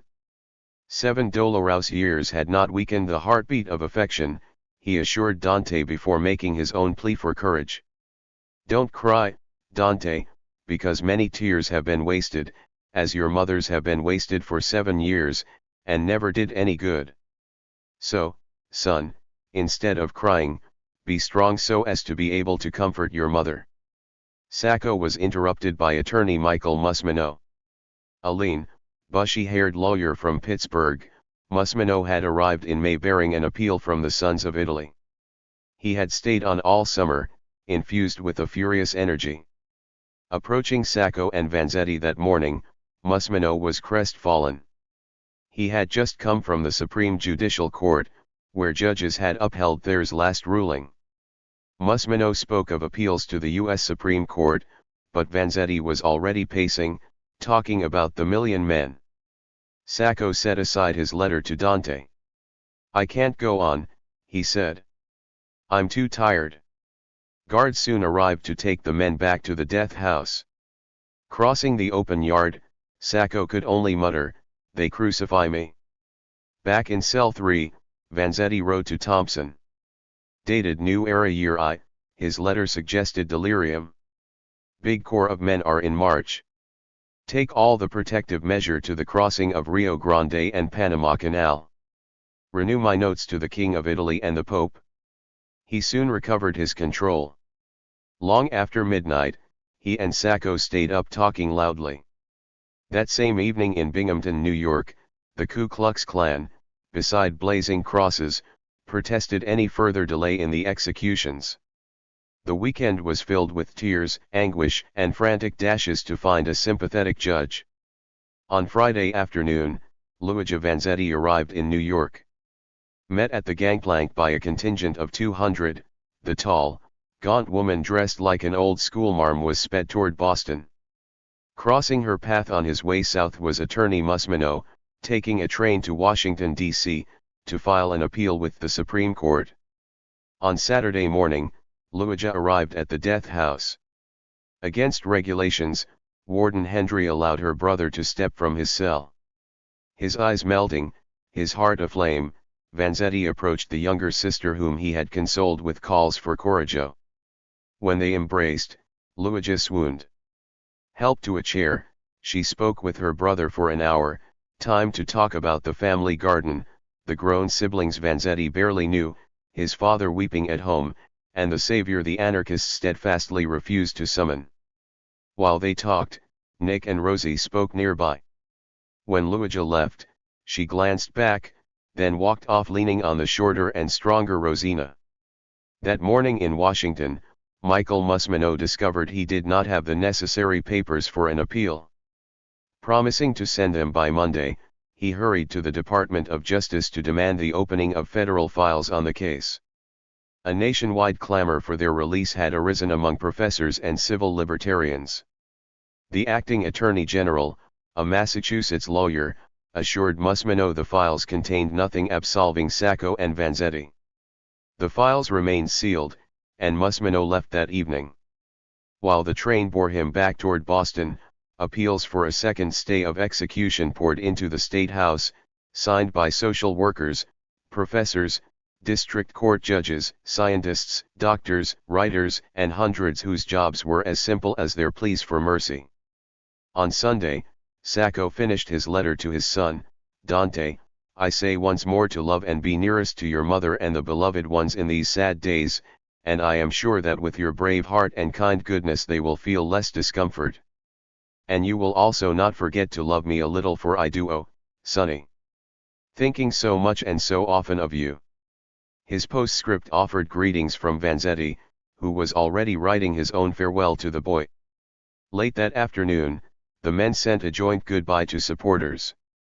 Friends and comrades, now that the tragedy of this trial is at an end, be all as of one heart. Only two of us will die. Our ideal, you our comrades, will live by millions. We have won. We are not vanquished.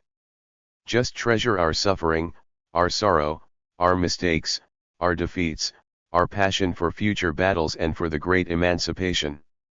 Be all as of one heart in this blackest hour of our tragedy. We embrace you all and bid you our extreme goodbye with our hearts filled with love and affection.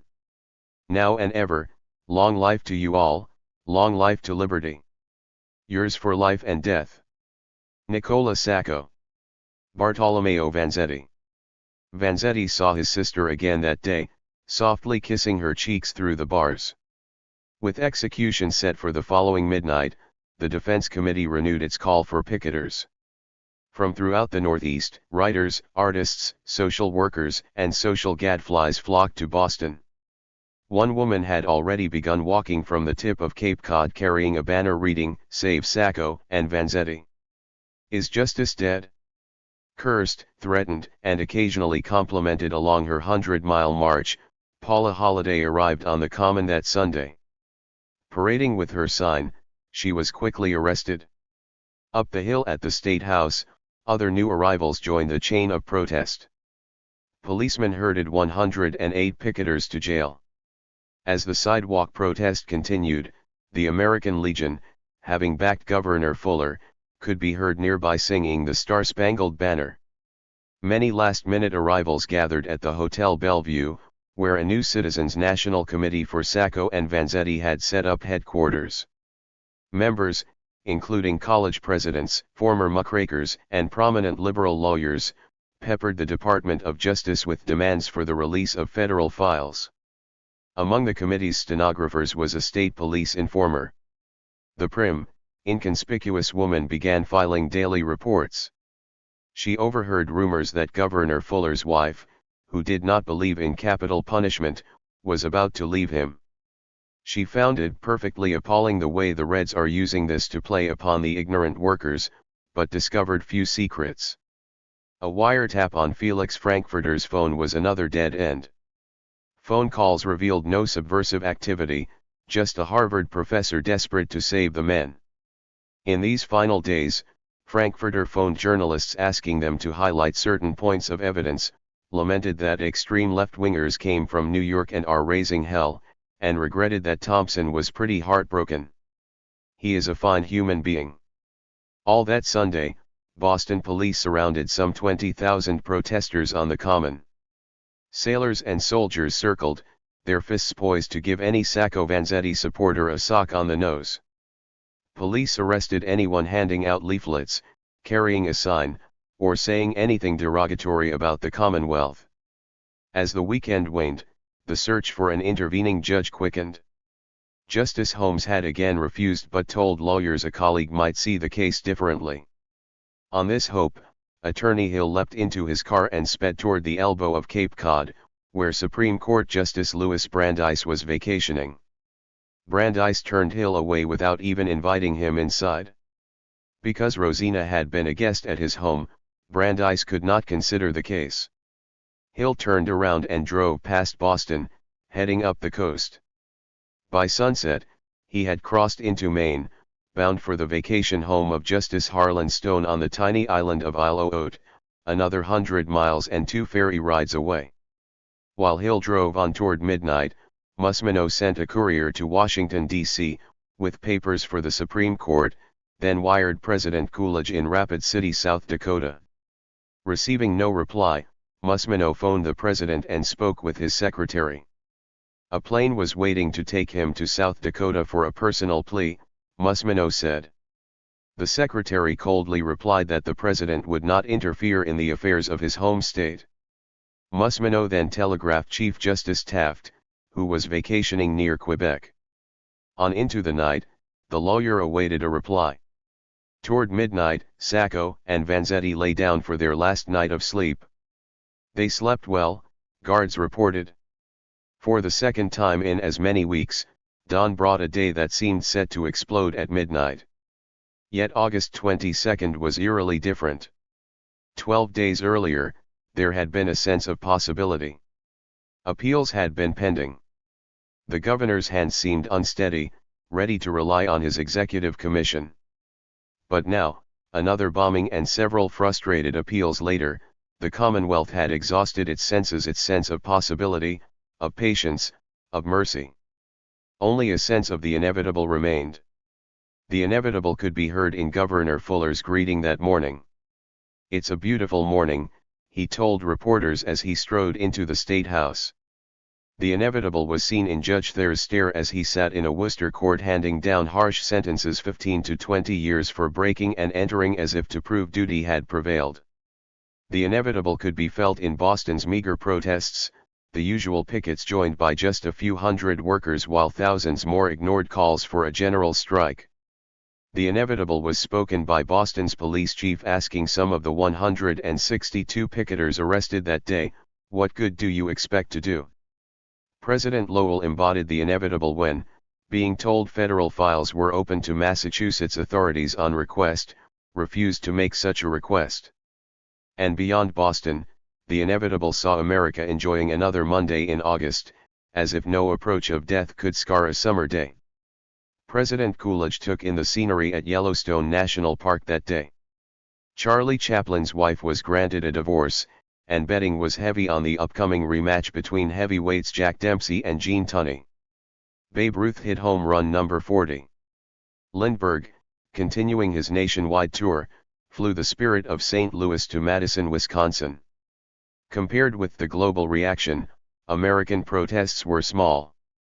Crowds from a few thousand to 25,000 in Manhattan, Chicago, Detroit, San Francisco were dispersed in chaos. Along the Allegheny River near Pittsburgh, striking miners planned a picnic and Sacco Vanzetti rally. As soon as a speaker mentioned the names, state troopers began circulating, saying, "No meeting today." A scuffle over a flag led to fights, clubs, tear gas. Women and children screamed, troopers swarmed, some shouting "Dirty wop sons of bitches." One miner, clubbed on the knees, pulled his gun. Elsewhere across America, guards searched packages outside federal buildings. On Wall Street, where stocks soared to record highs, a car backfired and pedestrians took cover. Marshals with riot guns protected the Capitol building in Washington, D.C., but the Pennsylvania trooper shot by a miner was the day's lone fatality.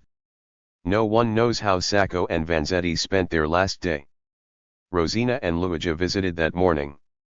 Unwilling to say goodbye, they promised to return and departed arm in arm with Mrs. Evans.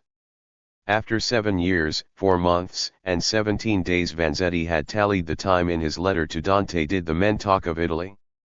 Anarchism? Martyrdom? Did Vanzetti speak of the million men, Sacco, of being proud for death?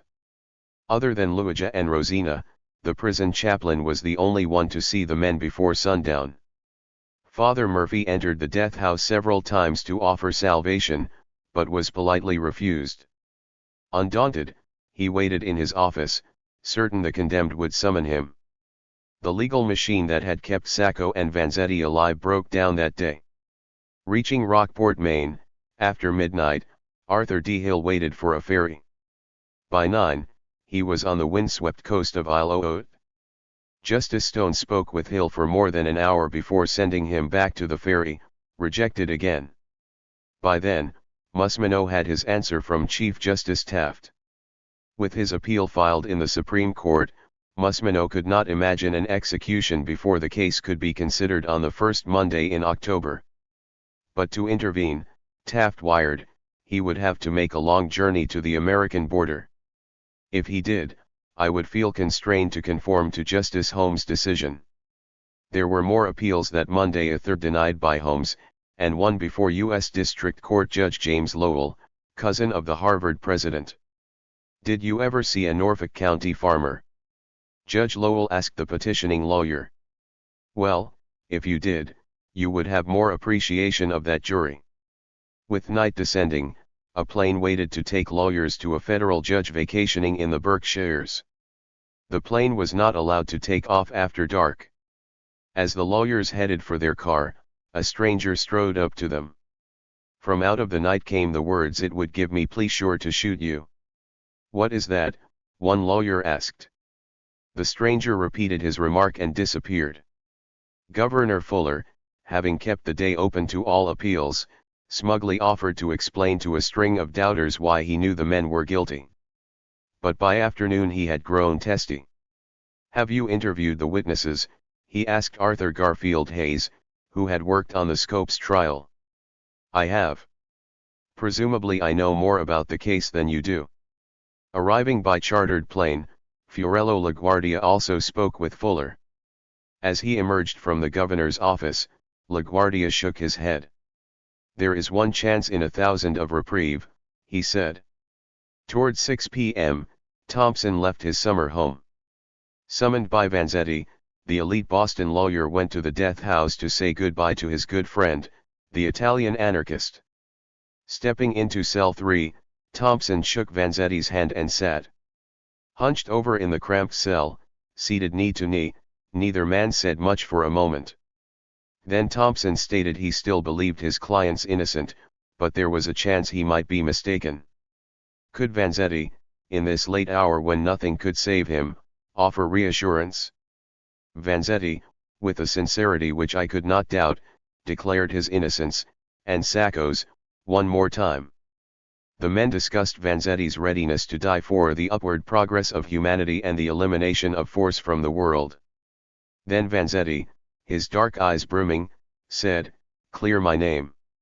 "No one knows what," Thompson replied, but he advised the anarchist to make a public statement against violent retaliation. Vanzetti hesitated. History had shown him that every great cause for the benefit of humanity had had to fight for its existence. Should 7 years of unrelenting cruelty go unpunished? Talk then turned to Christ's crucifixion. When Vanzetti asked if he, like Christ, should forgive his enemies, Thompson replied, "In the long run the force to which the world would respond the force of love and not of hate." Vanzetti said he would consider Thompson's advice. Concluding an hour punctuated by grave silences, the men shook hands and parted. Thompson said a few words to Sacco, who thanked him for his efforts. Neither man, Thompson marveled, seemed at all afraid of death.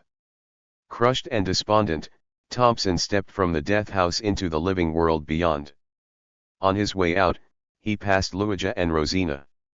Moments later, grasping hands through the bars, their tears glistening in the glare of the bare bulb, Luigi said goodbye to her brother, Rosie to her Nick, her husband, her man.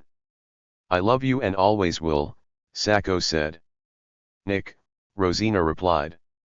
I am dying with you. Somehow the women found the strength to leave. Hurrying into the night, they headed for the State House. At 7:55 p.m., the deadline went up around the prison.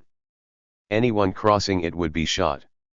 Floodlights made the surrounding area as bright as day. Mounted police and the battalion of guards resumed their patrol. At 8:40, Warden Hendry entered the death house.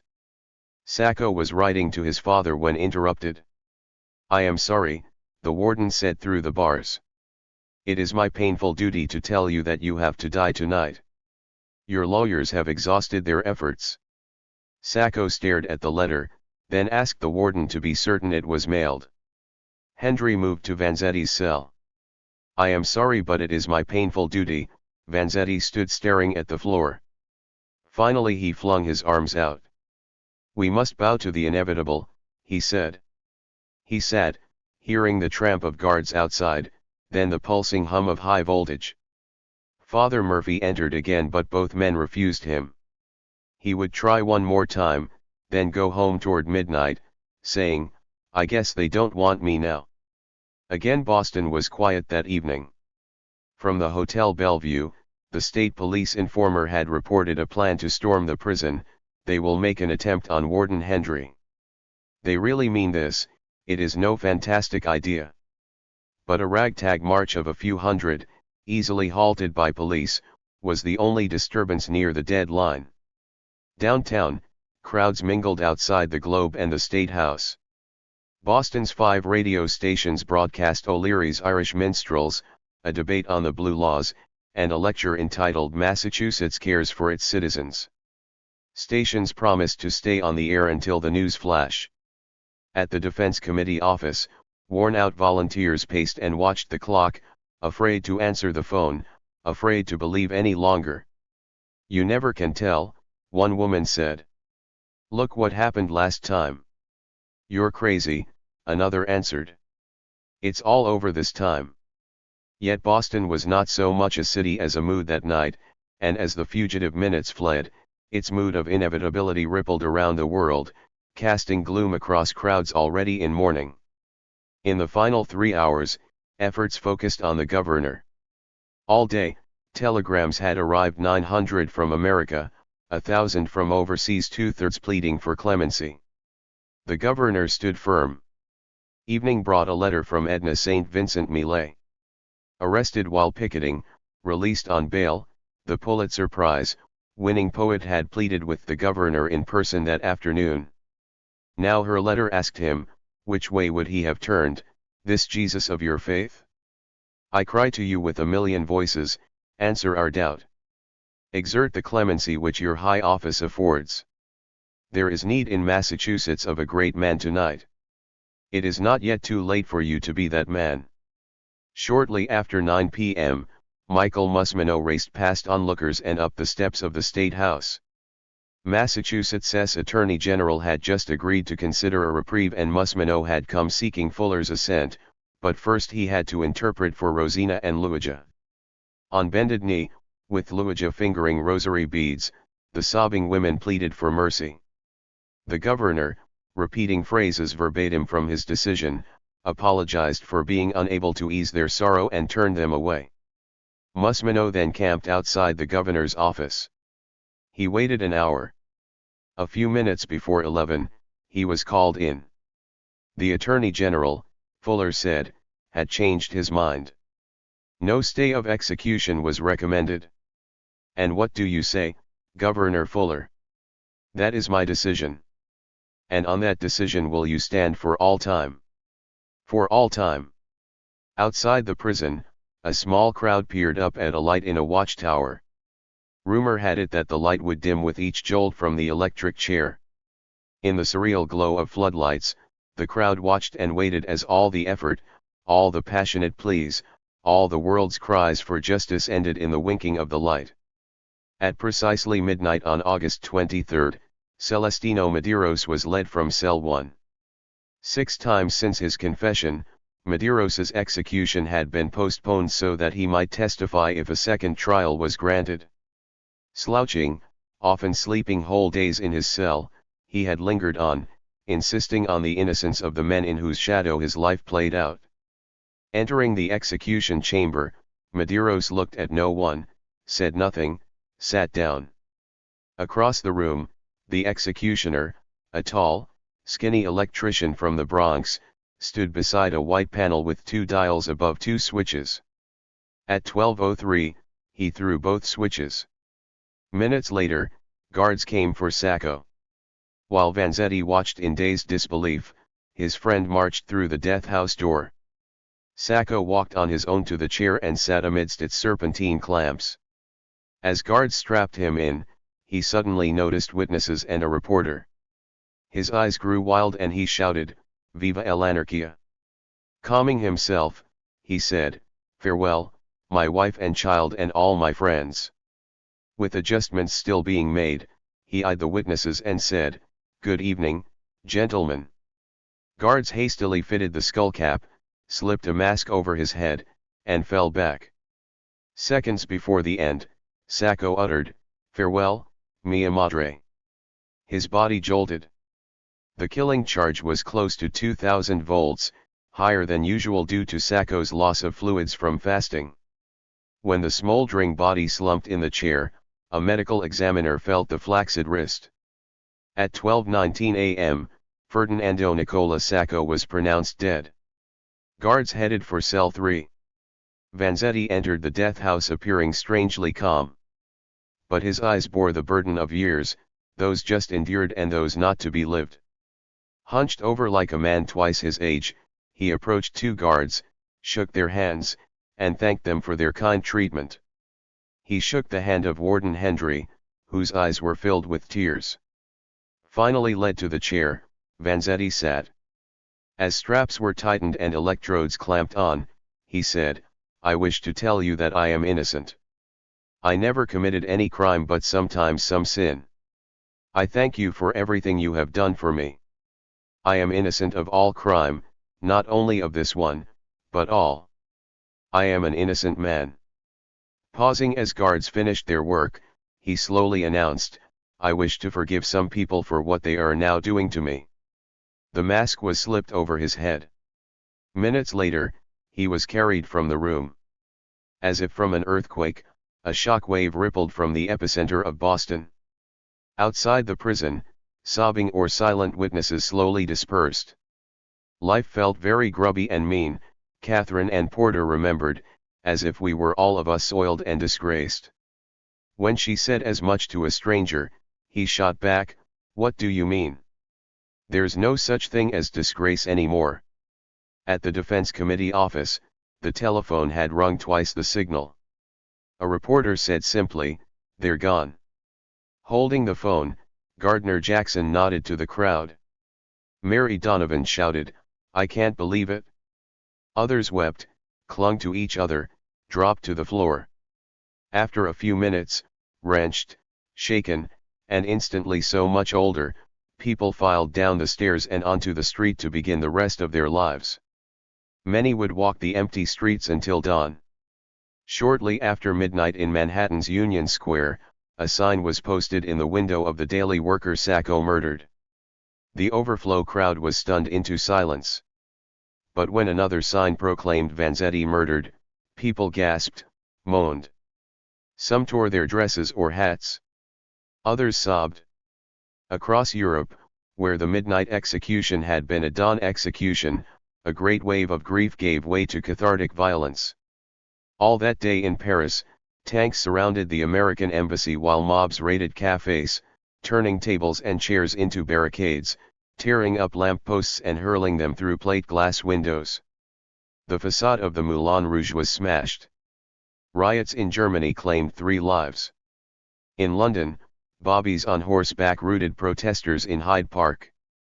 Mobs in Geneva ransacked American Target's Model Ts, shops selling Lucky Strikes, and theaters showing Mary Pickford and Douglas Fairbanks films.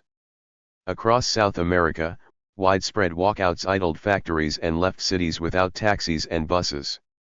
American businesses in Buenos Aires were stoned. Around the world, protesters swarmed through capitals from Amsterdam to Tokyo. In South Africa, the American flag was set ablaze outside Johannesburg City Hall. The riots continued for 2 days before the truth set in and protests seemed pointless. Sacco and Vanzetti were dead. In Torre Maggiore and Ville Folletto, families wept. "They have killed my innocent son," Michele Sacco cried when Sabino ran to him with the news. While neighbors gathered around, the old man fell to cursing and sobbing. For the next few days, visitors on the Boston Common noticed men working on adjacent streets, blocking some with trucks, digging up others. Boston was preparing for a funeral. While the city braced itself, the bodies of Sacco and Vanzetti lay in a North End mortuary. For 2 full days, a stream of mourners filed through a dimly lit room past the men they had seen only in photos. There was the walrus mustache, the broad forehead, the fiery, flashing eyes closed, the hungry mind stilled, the famous fish peddler now at rest. Beside him, also in a dark suit and tie, was the shoemaker, his features calm, his hands folded. Death masks were made, but even white plaster was not as serene as the faces themselves. Before the funeral home was finally closed to the public, 100,000 people had paid their respects, their feet wearing a notch in a marble step outside. Mary Donovan was arrested for carrying her anarchistic bastards sign through the line. But otherwise all was peaceful, somber, final. A few days later, the mad, fearful, scorching summer ended beneath a gray drizzle. On Sunday morning, August 28, Boston police arrested 6 newsboys selling magazines critical of Massachusetts. A few hours later, twin mahogany caskets were loaded into hearses in the North End. Dozens of huge horseshoes billowing with red carnations were placed beside adjacent cars. Crowds jammed the narrow sidewalks. Upper windows filled with heads gazing down at the flowers, the cars, the throngs. For the next 2 hours, the funeral of Sacco and Vanzetti, a mournful remembrance in anarchist red and black, took over Boston. Surrounded by marchers, the hearses inched over glistening brick cobblestones. Behind them, Rosina and Luigi rode in one car, defense committee heads in another. Then came the flowers and more flowers for the fallen rebels. A few floral pieces bore ribbons. One read, "The Committee," another "Martyrs of Massachusetts," a third simply "Rosa." The procession was absolutely silent, tens of thousands marching with arms locked, each coat sporting a red carnation, each arm bearing a red band reading, "Remember Justice Crucified August 22, 1927. Flanked by police on horseback, the parade wound out of the North End, through the openness of Scala Square, into the labyrinth of downtown and toward the Common. Lining the route, 200,000 people lowered their heads, doffed their hats, or wept. Plans had been made to pass the State House, but all streets leading toward its gold dome were blocked. As the procession advanced, streets were littered with pedals, laying a red carpet in its wake. On they marched in what the Boston Globe called one of the most tremendous funerals of modern times. No one knew who started the trouble. Police later claimed they were just controlling the crowd. Marchers insisted police opened up on them. Farther back in the procession, people heard cries up ahead. Coming up Washington Street, they entered the melee. Women screaming. Men running. Police grabbing armbands with one hand, flailing clubs with the other. Some marchers buried bruised faces in their hands. Others were on the ground, recoiling from nightsticks, defenseless against boots. The funereal red was now a bloody scarlet streaming from split chins, smearing the hands of men running. The trouble lasted 15 minutes. When it was over, just a few hundred remained to accompany the hearses through the gates of Forest Hills Cemetery. There, in a deepening drizzle, Mary Donovan, her careworn face longer than ever, stood before a small gathering pierced by open umbrellas, with Rosina and Luigi off to the side, and read the eulogy. "Nicola Sacco and Bartolomeo Vanzetti, you came to America seeking freedom. In the strong idealism of youth you came as workers searching for that liberty and equality of opportunity heralded as the particular gift of this country to all newcomers. You centered your labors in Massachusetts, the very birthplace of American ideals. And now Massachusetts and America have killed you, murdered you because you were Italian anarchists. Comparing the executions to the Salem witch trials, Donovan called Sacco and Vanzetti victims of the crassest plutocracy the world has known since ancient Rome, and their execution one of the blackest crimes in the history of mankind. She quoted Vanzetti's eulogy of their agony and triumph. Rising to find some meaning in the bleakness of the moment, Donovan concluded, "In your martyrdom we will fight on and conquer." While the crowd drifted away in a driving rain, the bodies were taken to the crematorium. Within the hour, ash and a thin plume of smoke were all that remained. All week, there had been talk and a few arguments about what to do with the ashes. Plans were made to send them on tour, to London, Paris, and on across Europe. The day after the funeral, hundreds in Manhattan waited in vain for the ashes to arrive. They had to settle for seeing the death masks and for a quick appearance by Rosina, cheered by 10,000 in Union Square.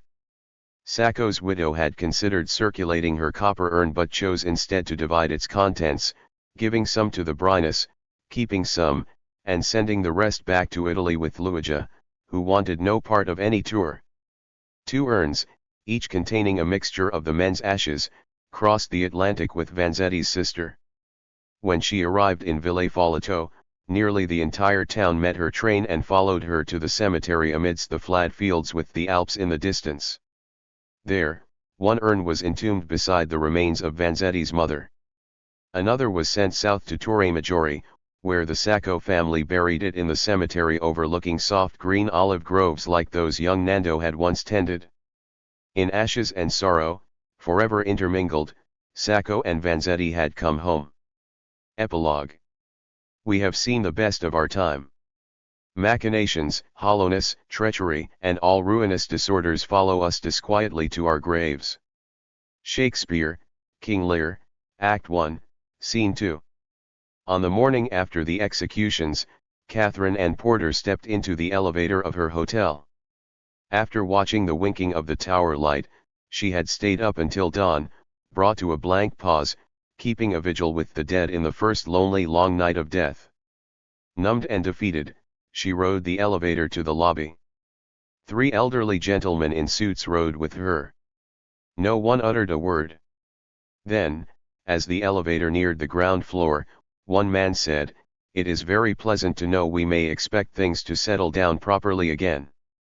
The other gentleman nodded. The elevator door opened. Neither in Boston nor in world opinion would things ever settle down properly.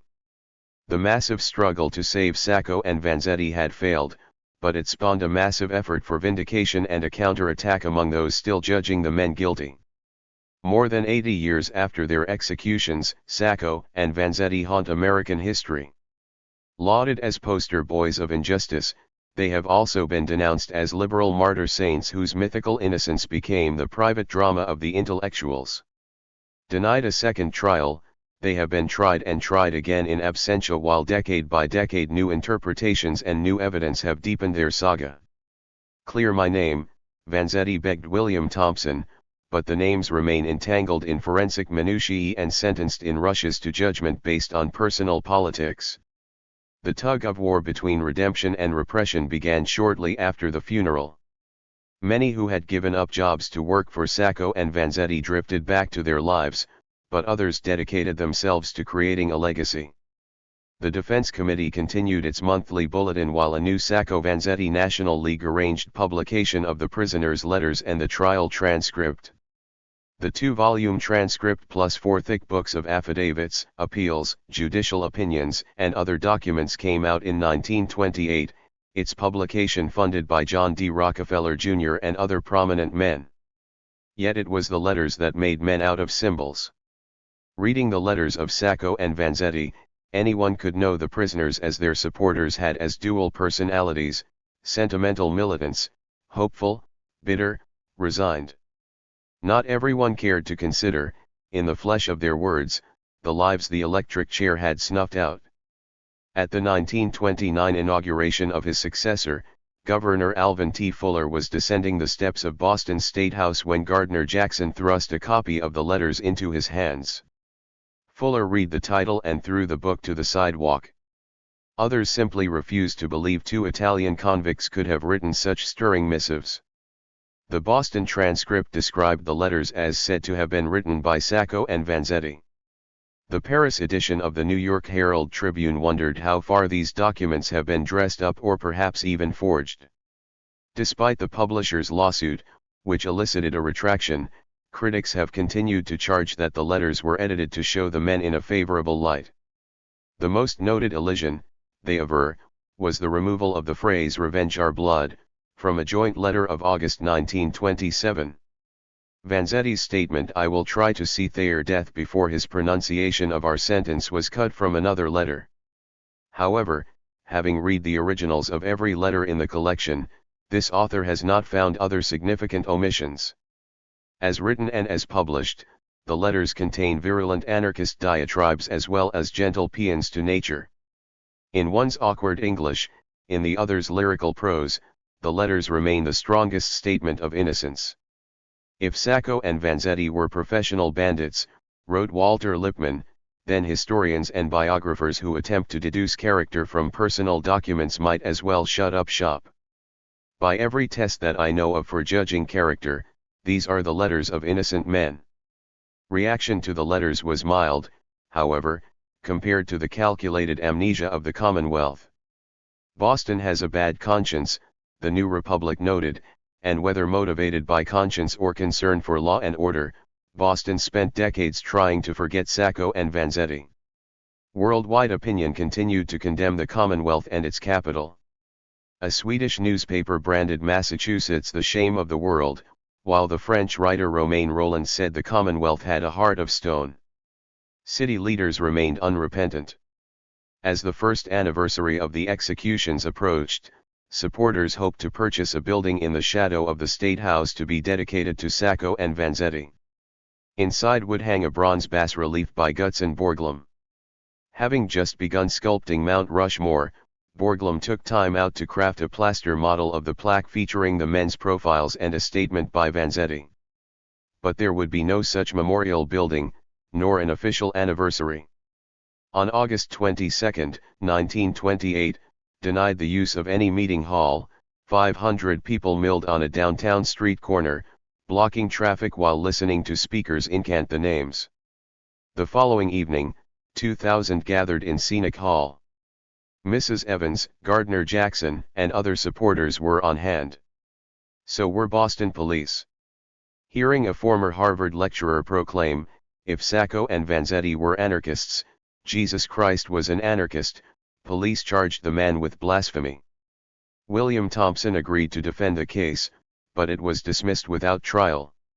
10 weeks later, a picketer carrying a sign reading "Fuller, murderer of Sacco and Vanzetti," was charged with criminal libel. At his trial, lawyers insisted their client had only meant the governor was morally responsible for the executions, but all testimony about Sacco and Vanzetti was excluded and the men received a year in jail. The following August, on the execution's second anniversary, protesters were denied use of Faneuil Hall, the Old South Meeting House, and several other venues. The memorial meeting was finally moved to New York. Gutzon Borglum again offered his bas-relief to the city of Boston. He received no reply. While Boston closed down, the rest of America opened its eyes to new evidence. In the fall of 1928, Frank Silva, a.k.a. Paul Martini, whom Moore had interviewed in Atlanta 6 years earlier, confessed to the Bridgewater holdup. Silva's mea culpa in the Outlook and Independent detailed how, in 1919, he and 3 accomplices had set out Christmas Eve morning in a Buick touring car to do the job. Silva knew every detail of the bungled burglary, right down to a basement where the men had shot pool after casing the town. Moore's other lead on Bridgewater, Jimmy Big Chief Meade, in on the planning but not the burglary, backed the confession. So did the editors of the Outlook and Independent, who toured Bridgewater with Silva before publishing his story. The only doubt came from an accused accomplice. Joseph Sammarco had known Vanzetti in prison. He wasn't any stick-up guy. I always knew he wasn't guilty but denied he had helped Silva, even passing a lie detector test. Still, the confession convinced the press, which hailed it as proof that Vanzetti had been framed. As the 1920s careened to a close, sentiment for Sacco and Vanzetti was mounting. Annual memorials were held in many cities. Socialists, union leaders, writers, artists, and intellectuals lauded them as modern martyrs. One man pasted their pictures in his Bible so that others looking at it may count them among the saints. Many put the men in a pantheon of martyrs ranging from John Brown to Joan of Arc. Then the stock market crashed, the jazz age soured, and fresher causes arose. I am afraid that people are rather tired of hearing about the Sacco-Vanzetti case, William Thompson wrote to Mrs. Evans. Only in the Soviet Union, where Stalin considered their executions the most important event since the Bolshevik Revolution, were they a vital part of public history. The Soviet Navy christened one ship the Sacco, another the Vanzetti. Streets were named for the men, and even as Stalin's purge trials made the Dedham proceeding look like a paragon of justice, a Soviet factory made Sacco-Vanzetti pencils. Translated into Russian, the letters of Sacco and Vanzetti sold 130,000 copies. But in the America of soup lines and hobo jungles, Sacco and Vanzetti were just two wops who got in a jam during a distant era called the 20s.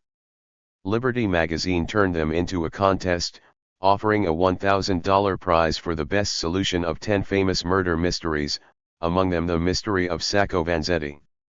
Then, just when it seemed the long saga might end, it burst again onto the front pages.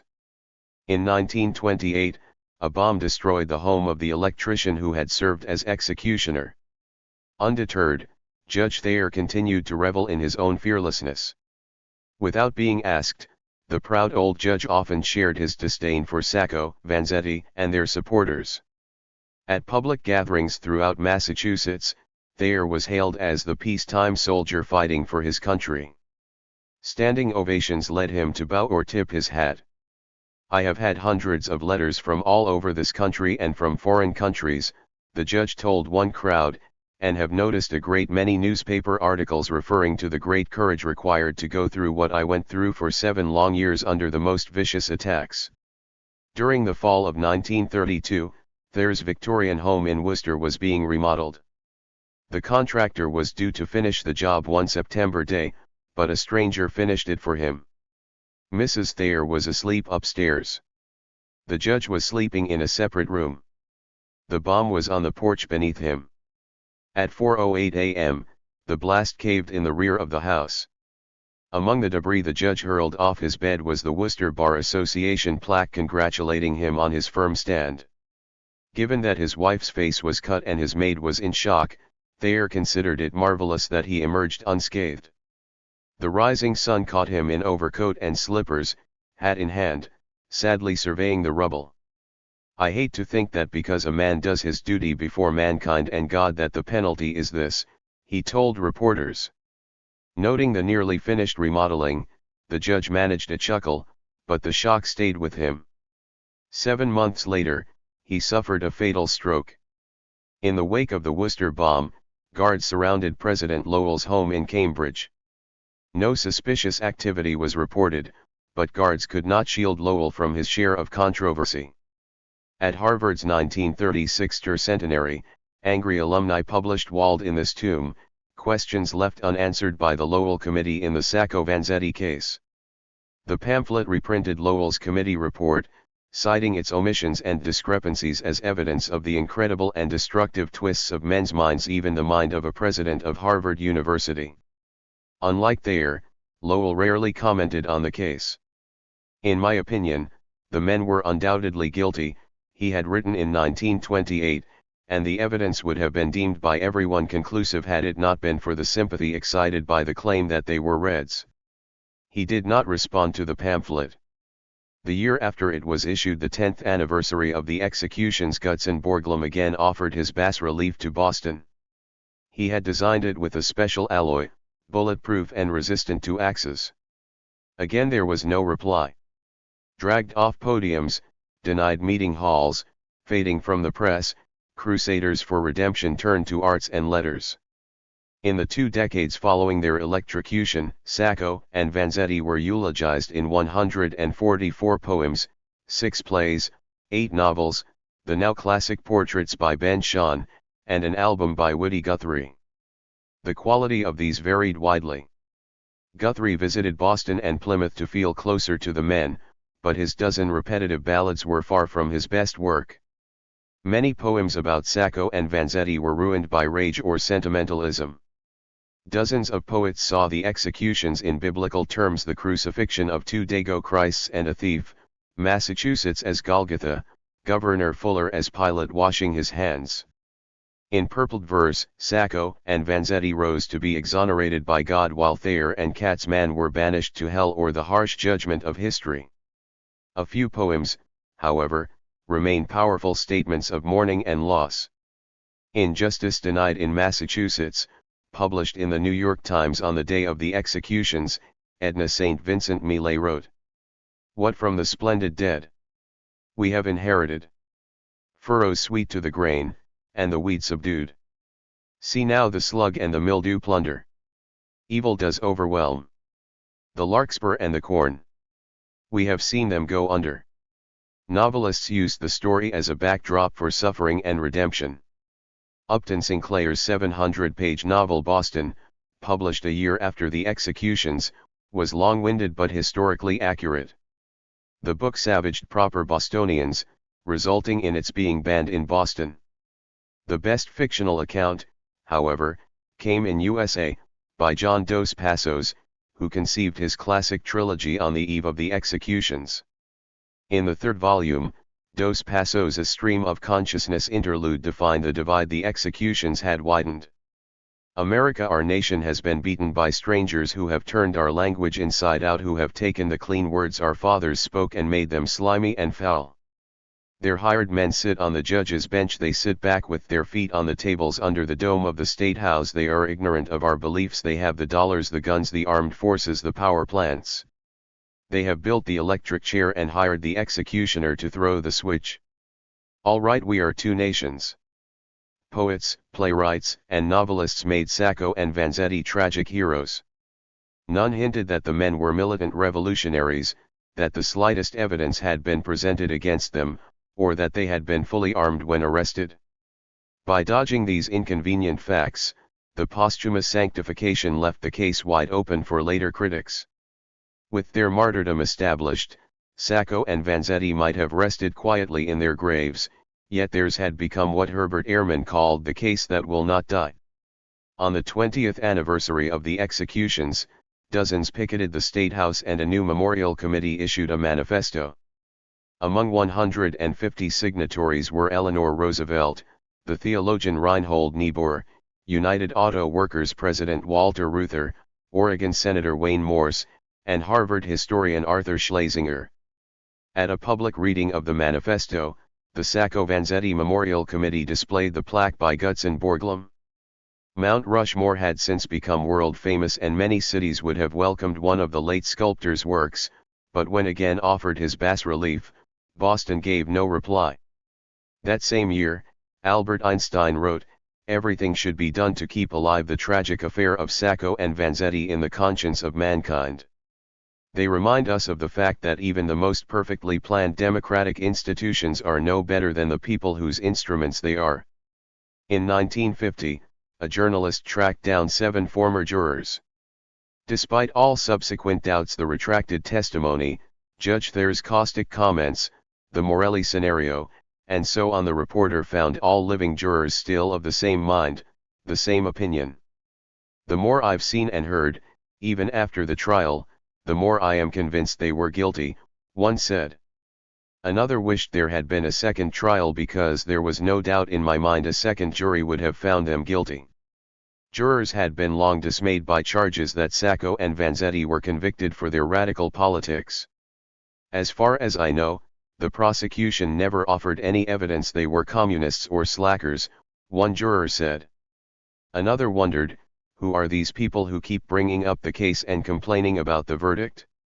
If they say the country was witch hunting those days, it must have escaped me.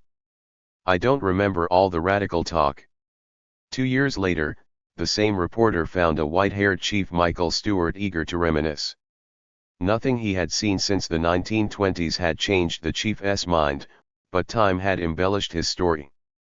When he had first questioned Vanzetti, Stewart now remembered, the anarchist had asserted his belief in overthrowing the government, standing and proclaiming, by force.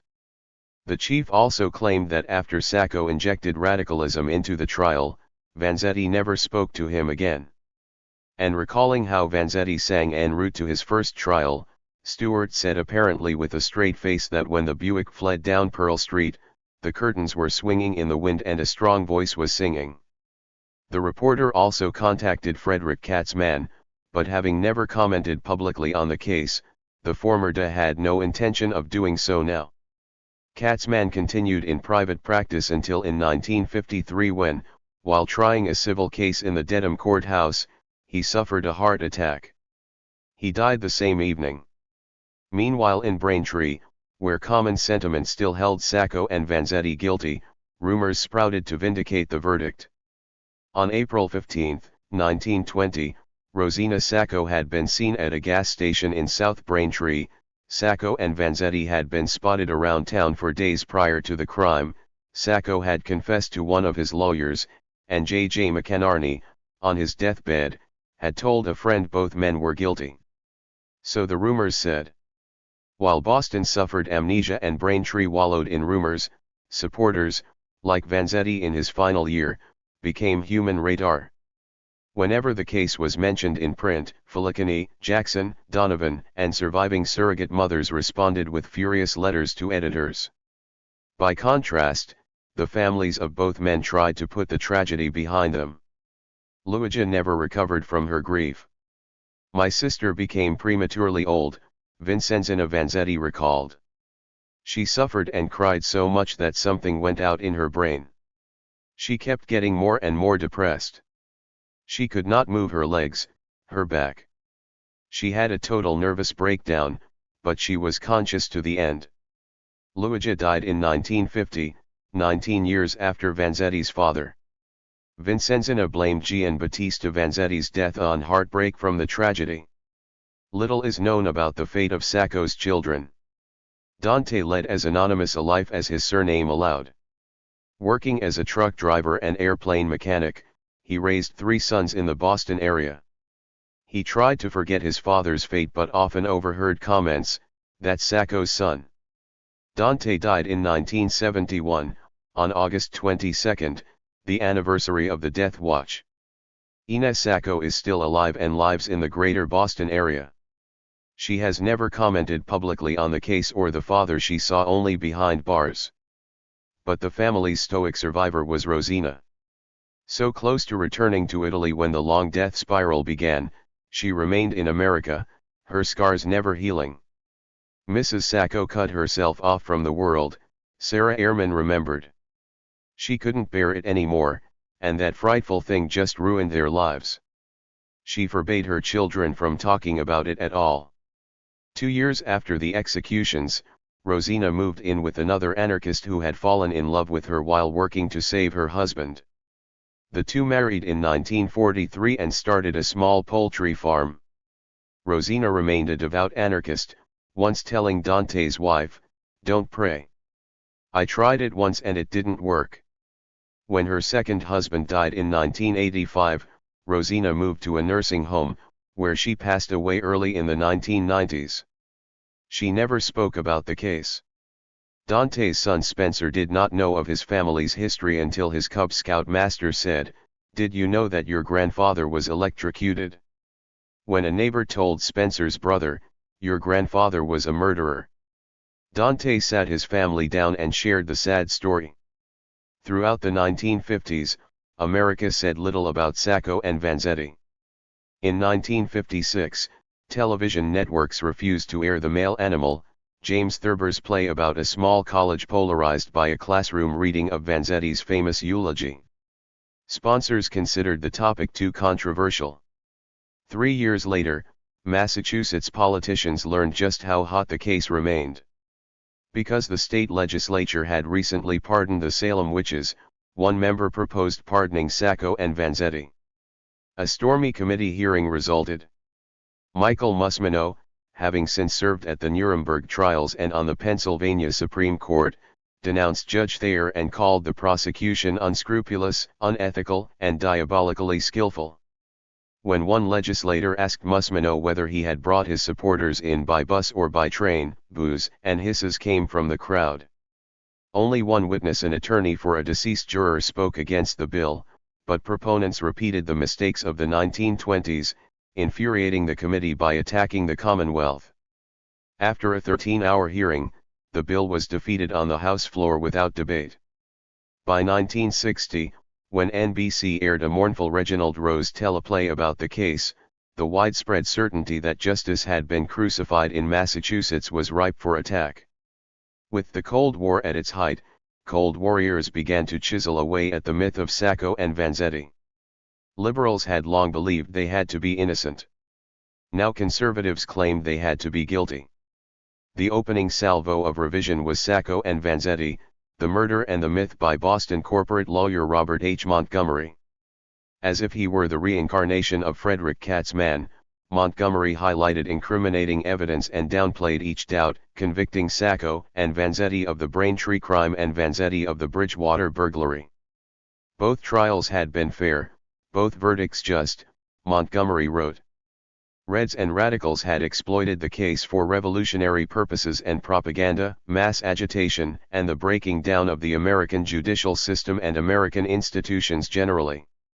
With the backlash begun, liberals and conservatives began blasting each other in reviews of each new book proving innocence or guilt. Innocence was touted in the New Republic, Saturday Review, and The Nation.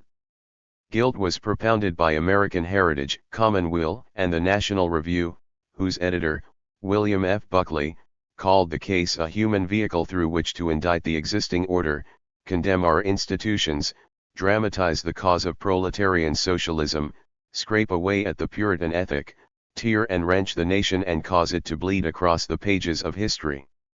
Creating myths of their own that communists alone had rallied for Sacco and Vanzetti, that there had been no bias against them as anarchists. Buckley and his followers equated Sacco's and Vanzetti's so-called innocence to that of Alger Hiss and the Rosenbergs. A compromise of sorts emerged when Francis Russell's Tragedy in Dedham concluded that Sacco was guilty, Vanzetti innocent. This split guilt theory was backed by the first of many ghosts to step from the shadows of history. The former radical Max Eastman revealed that in 1942, Carlo Tresca had told him, Sacco was guilty, Vanzetti was not. Defenders instantly impugned Tresca, claiming he had been angered by his lifelong feud with Galinisti. Tresca's daughter insisted he had never hinted of Sacco's guilt. Like the tirades of the 1920s, the Cold War debate became an exercise in mutual contempt. Those calling the men innocent were left-wing intelligentsia duped by communists. A book insisting on guilt was dismissed as one long sneer. The two sides were as bitter as Moore and Katzmann in Dedham. Consciousness of guilt was the key. No, it was worthless. The men had been heavily armed. But they were scared. They were persecuted as radicals. But jurors denied radicalism played any part in the verdict. Again the fine points of ballistics were debated in exhausting detail. During the gun barrel hearings, Charles Van Amberg had discounted any further tests of Sacco's gun as meaningless, but Francis Russell arranged new tests in 1961. Again bullet 3 and shell W were linked to that .32 Colt. Critics doubted anything could be proven by a rusty old gun and bullets that had been in the care of Van Amberg and his son. Besides, before even testing Sacco's Colt, these latest experts had written, there can be no doubt Sacco's pistol fired one cartridge case and one of the fatal bullets. So much for their impartiality, critics said, but the charge weakened claims of Sacco's innocence. In 1969, Supreme Court Justice William O. Douglas proffered a higher court's opinion. Innocent or guilty, Douglas wrote, Sacco and Vanzetti deserved a second trial. Those reading the courtroom transcript, Douglas noted, will have difficulty believing that the trial with which it deals took place in the United States. All the I's were dotted and all the T's crossed. The game was played according to the rules. But the rules were used to perpetuate an awful injustice. Although the Supreme Court had refused to intervene in 1927, had Sacco and Vanzetti been tried in the 1960s, Douglas concluded, the court would have taken the case on several grounds: the judge's patriotic exhortations, the manner of jury selection, the identification of suspects without a police lineup, Captain Proctor's retraction, and the saturation of the trial with the radicalism of the defendants.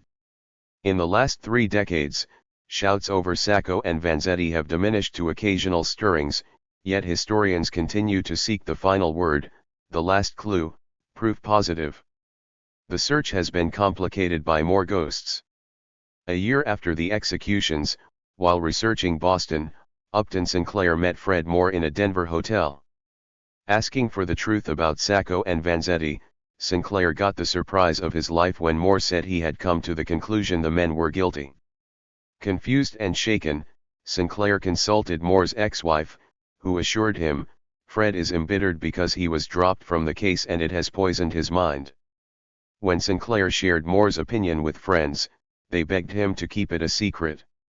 Boston contains no hint of Moore's change of heart. In 1953, Sinclair revealed it in a social studies journal, but more details emerged in a letter only discovered in 2005. He then told me that the men were guilty, and he told me in every detail how he had framed a set of alibis for them, Sinclair wrote.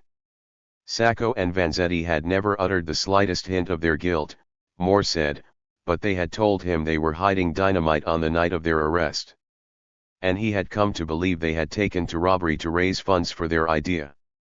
Sinclair remained unconvinced. Noting Moore's drug use and dismissal from the defense, he wondered whether the lawyer's opinion could be attributed to his brooding on his wrongs. In 1963, Sinclair wrote, "Those who believe or declare Sacco was guilty get no support from me." But Moore clung to his opinion until he died of cancer in 1932.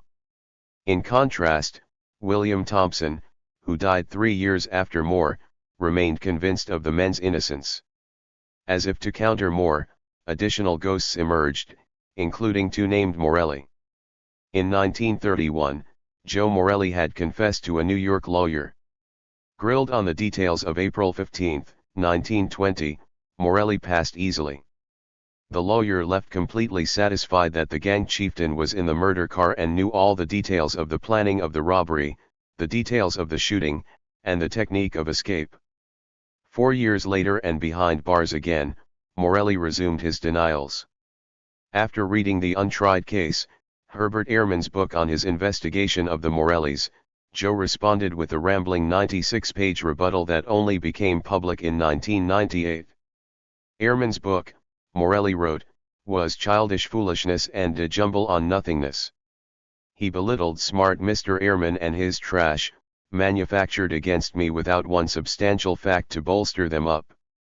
No, he had not been in South Braintree that day but most likely in some cabaret, with some girlfriend. And Sacco and Vanzetti? I was personally acquainted with them, and I knew of their racket, Morelli wrote. Vanzetti had stuck up the Pawtucket Mill in 1918 and got away clean. He always played the greenhorn, but he was one of the shrewdness dago that was known to many gangsters. Sacco was something alike, but not quite as shrewd. More than 20 reliable gangsters had assured Morelli that Sacco and Vanzetti were vicious, cold-blooded killers. And the book by smart Mr. Ehrman was just something for dumb nuts like himself to read. Its stupid editorials stink. Ehrman ought to burn the whole damn mess and then it would still stink. If Joe Morelli wanted to absolve his gang, he should have told his brother Frank, aka Butsy. In a 1973 memoir, an ex-mobster recalled Frank Morelli's confession, "We whacked them out, we killed those guys in the robbery," Butsy said. These 2 greaseballs took it on the chin. When his fellow mobster asked whether the Morellis were really guilty of the Braintree murders, Joe's brother looked at me, right into my eyes, and said, "Absolutely, Vinny." These two suckers took it on the chin for us. That shows you how much justice there really is. Yet in a case that will not die, ghosts can argue as fiercely as lawyers. 9 years after Butsy Morelli's confession was revealed, Francis Russell received a letter from the son of a North End anarchist. Ideal Gambara shared with Russell what his father had told him. Everyone knew that Sacco was guilty and that Vanzetti was innocent as far as the actual participation in the killing. But no one would ever break the code of silence even if it cost Vanzetti's life. How the elder Gambara knew this and why he revealed it only after decades of secrecy remains in doubt. One final ghost rose from the dead when the historian Paul Avriche interviewed a friend of Mario Buda. In 1955, Buda had talked of the Braintree robbery, saying, "Sacco Sierra." Buda said nothing about Vanzetti. Was the slippery Buda finally coming clean? Had time muddled his mind or made him eager to further muddle the case? Whether true or false, Buda's surprising accusation brought to aid himself, Carlo Tresca, Louis Pelzer, Lola Andrews, two Morelli brothers, Frank Silva and Fred Moore, the number of people who had changed their stories. Who to believe? Who to believe? When the 50th anniversary of the executions approached, many in Massachusetts believed it was time to wipe away the stain. Across the Commonwealth, August 23, 1977, was declared Nicola Sacco and Bartolomeo Vanzetti Memorial Day. Governor Michael Dukakis, who as a young law student had attended the raucous 1959 pardon hearing, signed a proclamation declaring any stigma and disgrace should be forever removed from the names of Nicola Sacco and Bartolomeo Vanzetti. While admitting the Dedham trial had been permeated by prejudice, Dukakis stopped short of a pardon. "We are not here to decide whether these men were guilty or innocent," the governor told the press. "We are here to say that the high standards of justice, which we in Massachusetts take such pride in, failed Sacco and Vanzetti." Standing beside the governor, Spencer Sacco brushed away tears, but the partisan politics continued.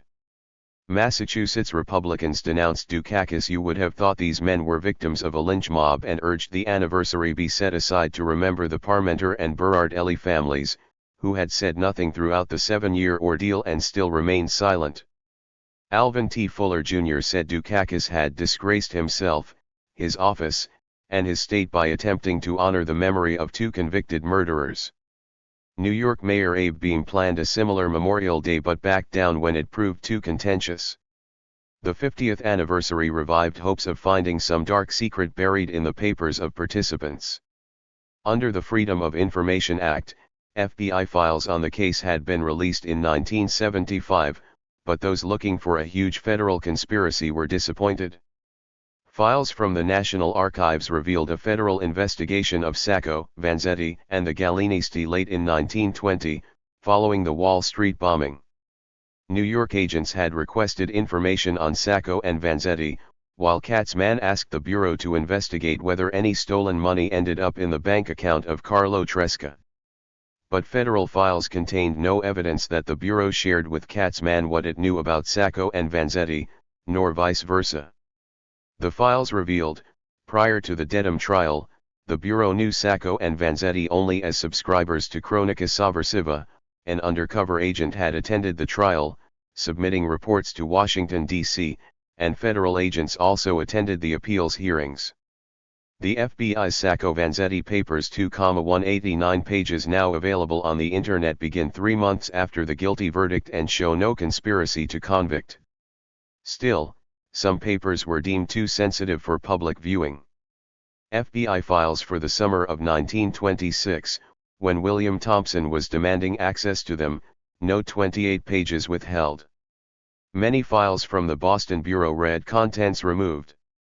Scores of pages are illegible, and hundreds have portions blacked out.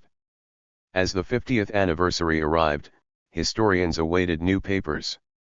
The anniversary opened both the Abbott Lawrence Lowell papers and the Massachusetts State Police files, but certainty again proved elusive.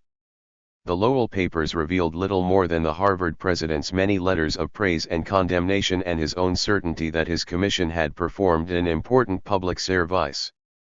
The Massachusetts State Police files likewise contained no smoking guns, but they did offer hints that Vanzetti's gun had been his all along. Among state police papers was a memo written by Chief Stewart.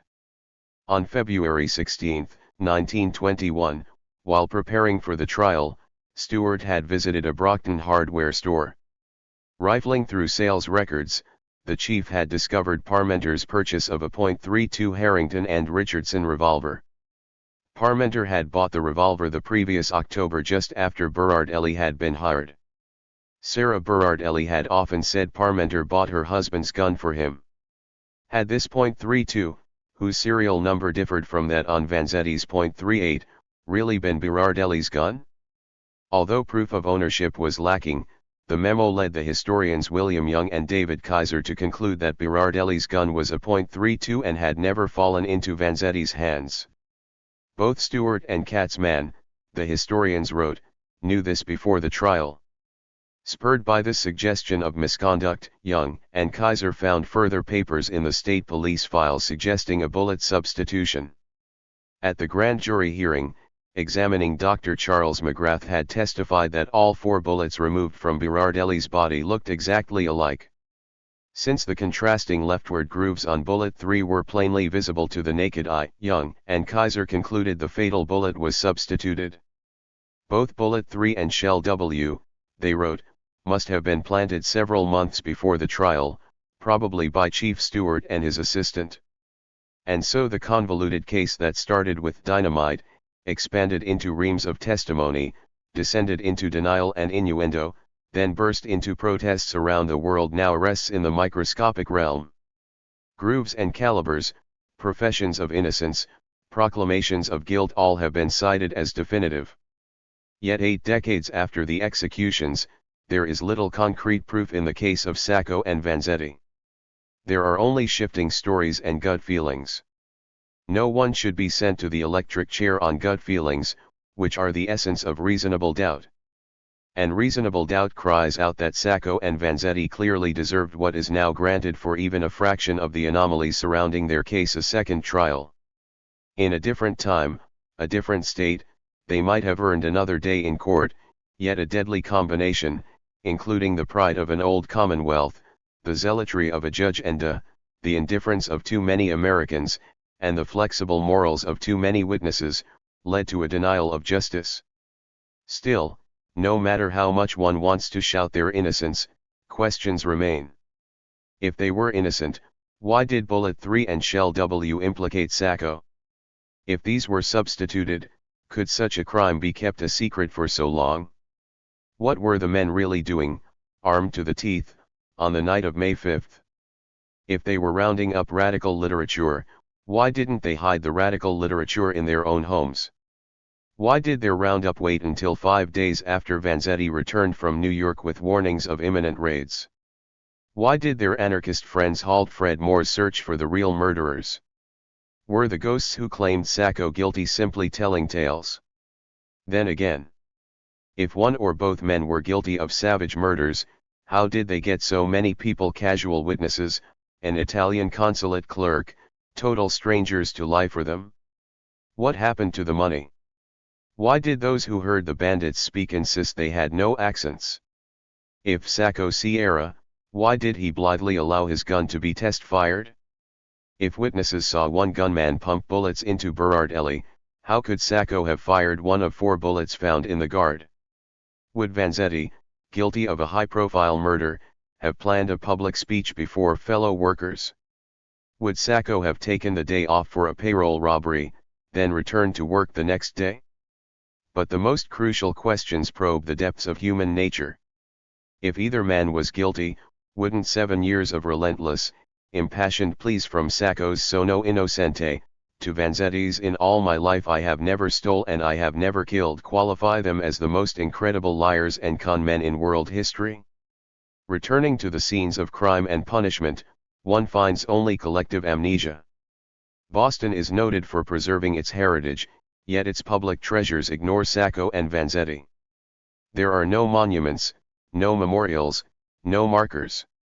In 1997, Boston Mayor Thomas Menino formally accepted a plaster model of the Gutzon Borglum plaque and promised it would be cast in bronze and put on public display. But so far, one still has to wind deep into the Boston Public Library to find the model hanging outside the third-floor Special Collections room.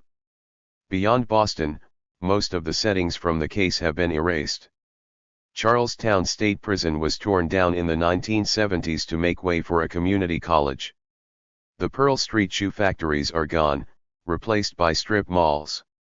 In Dedham, the Norfolk County Jail has been converted to upscale condominiums where a photo of Sacco and Vanzetti hangs in the lobby across the street from the graveyard. 2 blocks away, the courthouse is still in use, but when it was designated a National Historic Monument, selectmen voted not to put up a plaque. For the final word on the 2 gentlemen from Italy, one must return to the source, their source. Even in these days of the internet, rental cars, and Italy's amazing autostrada, Torre Maggiore is still a hell of a way out towards the Adriatic. Much has changed in Sacco's hometown. Muddy streets were long ago paved, and tractors, not donkeys, head each morning toward the surrounding fields. The abandoned castle near Sacco's birthplace has been magnificently restored, becoming the centerpiece of a town whose pride rivals that of the old Commonwealth. The main street climbing gently toward the castle is called Via Sacco Vanzetti, one of dozens of streets so named in Italy. But Torre Maggiore is also a timeless town. Just as when Sacco was a boy, grapevines and olive trees still carpet the surrounding hills, church bells still ring out each morning, and residents still stroll arm in arm during the traditional passeggiata each Sunday evening. A few hours before one passeggiata, strolling up to greet me comes Fernanda Sacco. Pleasingly plump with huge glasses and hair as red as Rosina's, Signora Sacco is a lifetime resident of Torre Maggiore and the town's lone living descendant of its lamented native son. Born in 1932, Fernanda Sacco never met the uncle for whom she is named. But her father, Sacco's older brother Luigi, told her the entire story, and since childhood she has shared the family's grief and outrage. Now she is not 5 minutes inside her apartment, just off Via Sacco Vanzetti, when she begins to swell with emotion. Along with coffee and cookies, she serves memories and family stories. From her stream of sonorous Italian, familiar names echo through her apartment: Il Giudice Thayer, Il Procuratore Katzman, Il Avvocato Moore. As if the ordeal happened yesterday, she knows the intimate details, the sad ending, the shock that sealed the Sacco family in silence. Punctuating her speech with hands that plead for answers, the retired elementary school teacher asks the lingering questions. They changed the bullets, they changed the gun barrel, she says. And they say it was a fair trial. Why did they do this? Why did they kill 2 innocent people? Perci. Perci. Words like fiasco and scandalo flow freely. Later, having invited interested friends, 2 teachers, a journalist, and the town's mayor to share in the discussion, Signora Sacco brings out memorabilia. She passes around Italian newspaper clippings and photos of her trip to Boston in the summer of 2004. She tells of visiting the Dedham courthouse, where she was allowed to sit at Judge Thayer's bench. I felt I was not myself, she remembers. I was crying, overcome, tingling all over. Photos show her on Pearl Street and in the North End. Reliving the trip is hard for the septuagenarian, and her friends try to change the subject, but she has more to share. She reads an article from a conservative Italian paper calling her uncle a criminal. Her voice rising, she reads the letter she fired back, asking how Sacco, raised in a good family, could have been a murderer. How can they say my uncle was a criminal, she asks. I know my own blood. I know who we are. On into the night, the talk turns to justice, redemption, and how sad it is that young people in Torre Maggiore know so little about Sacco and Vanzetti. The following morning, Signora Sacco serves coffee and apologizes for having been so emotional. Then she leads the way to the cemetery. Overlooking an olive grove, the cemetery is crammed with monuments, but none commands the attention more than a tall slab near the entrance. Etched into its black marble are the words of Michael Dukakis, Io dichiaro che ogni stigma ed ogni onta vengano per sempre cancellati di nomi di Nicola Sacco e Bartolomeo Vanzetti.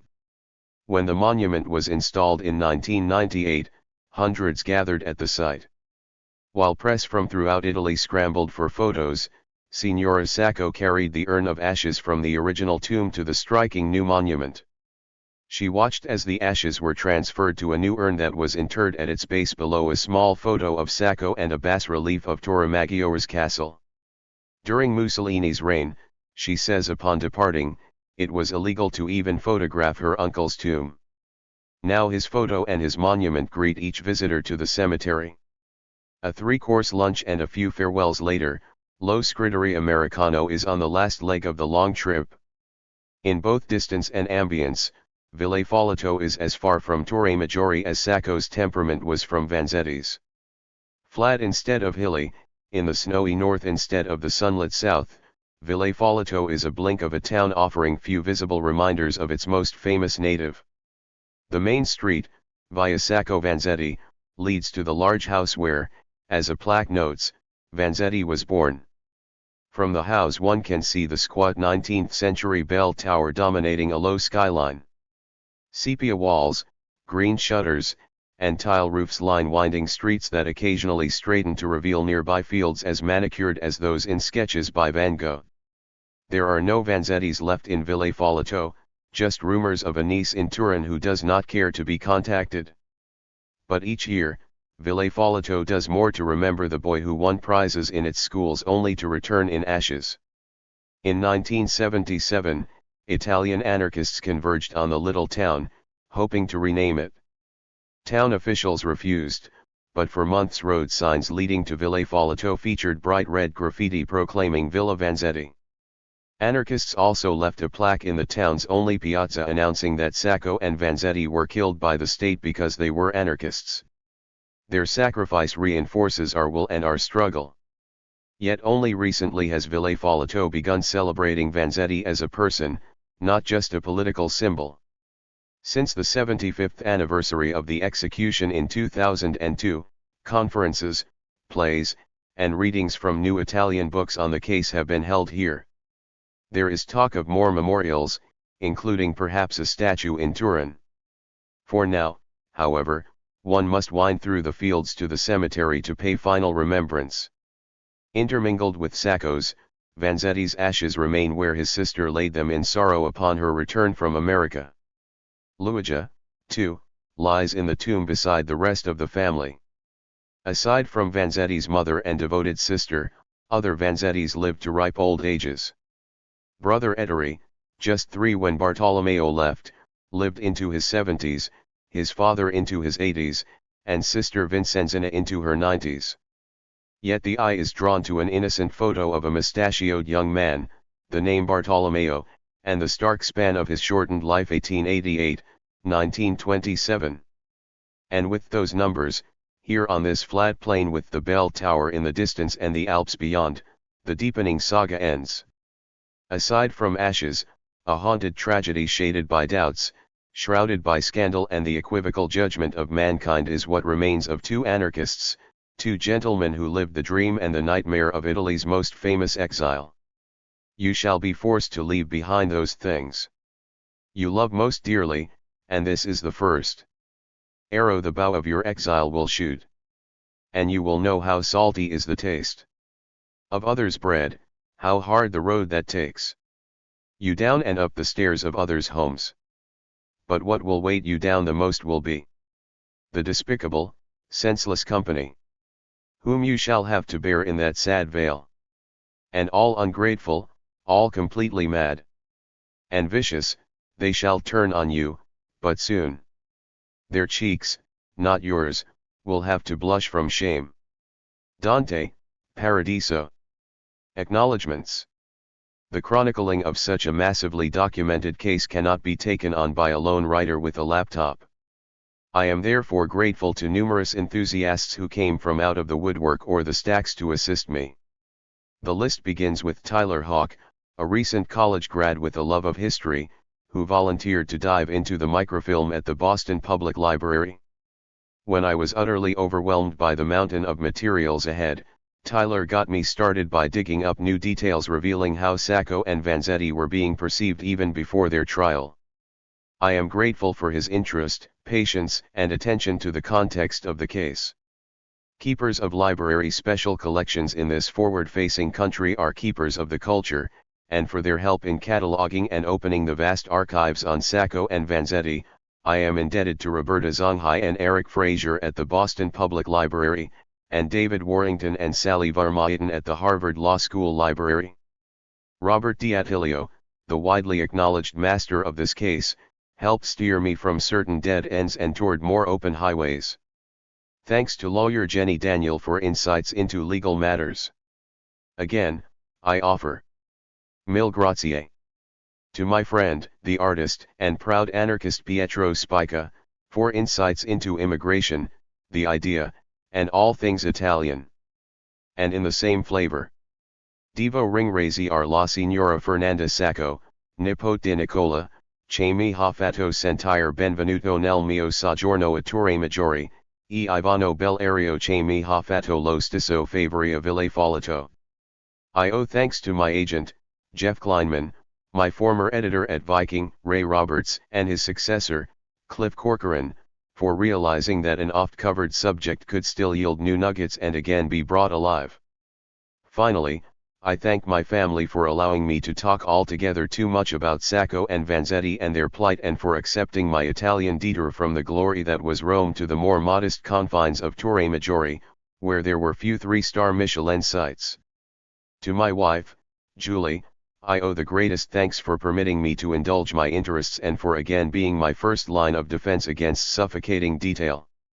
Details of her patience, love, and support would themselves fill a vast archive, one where I intend to continue my research.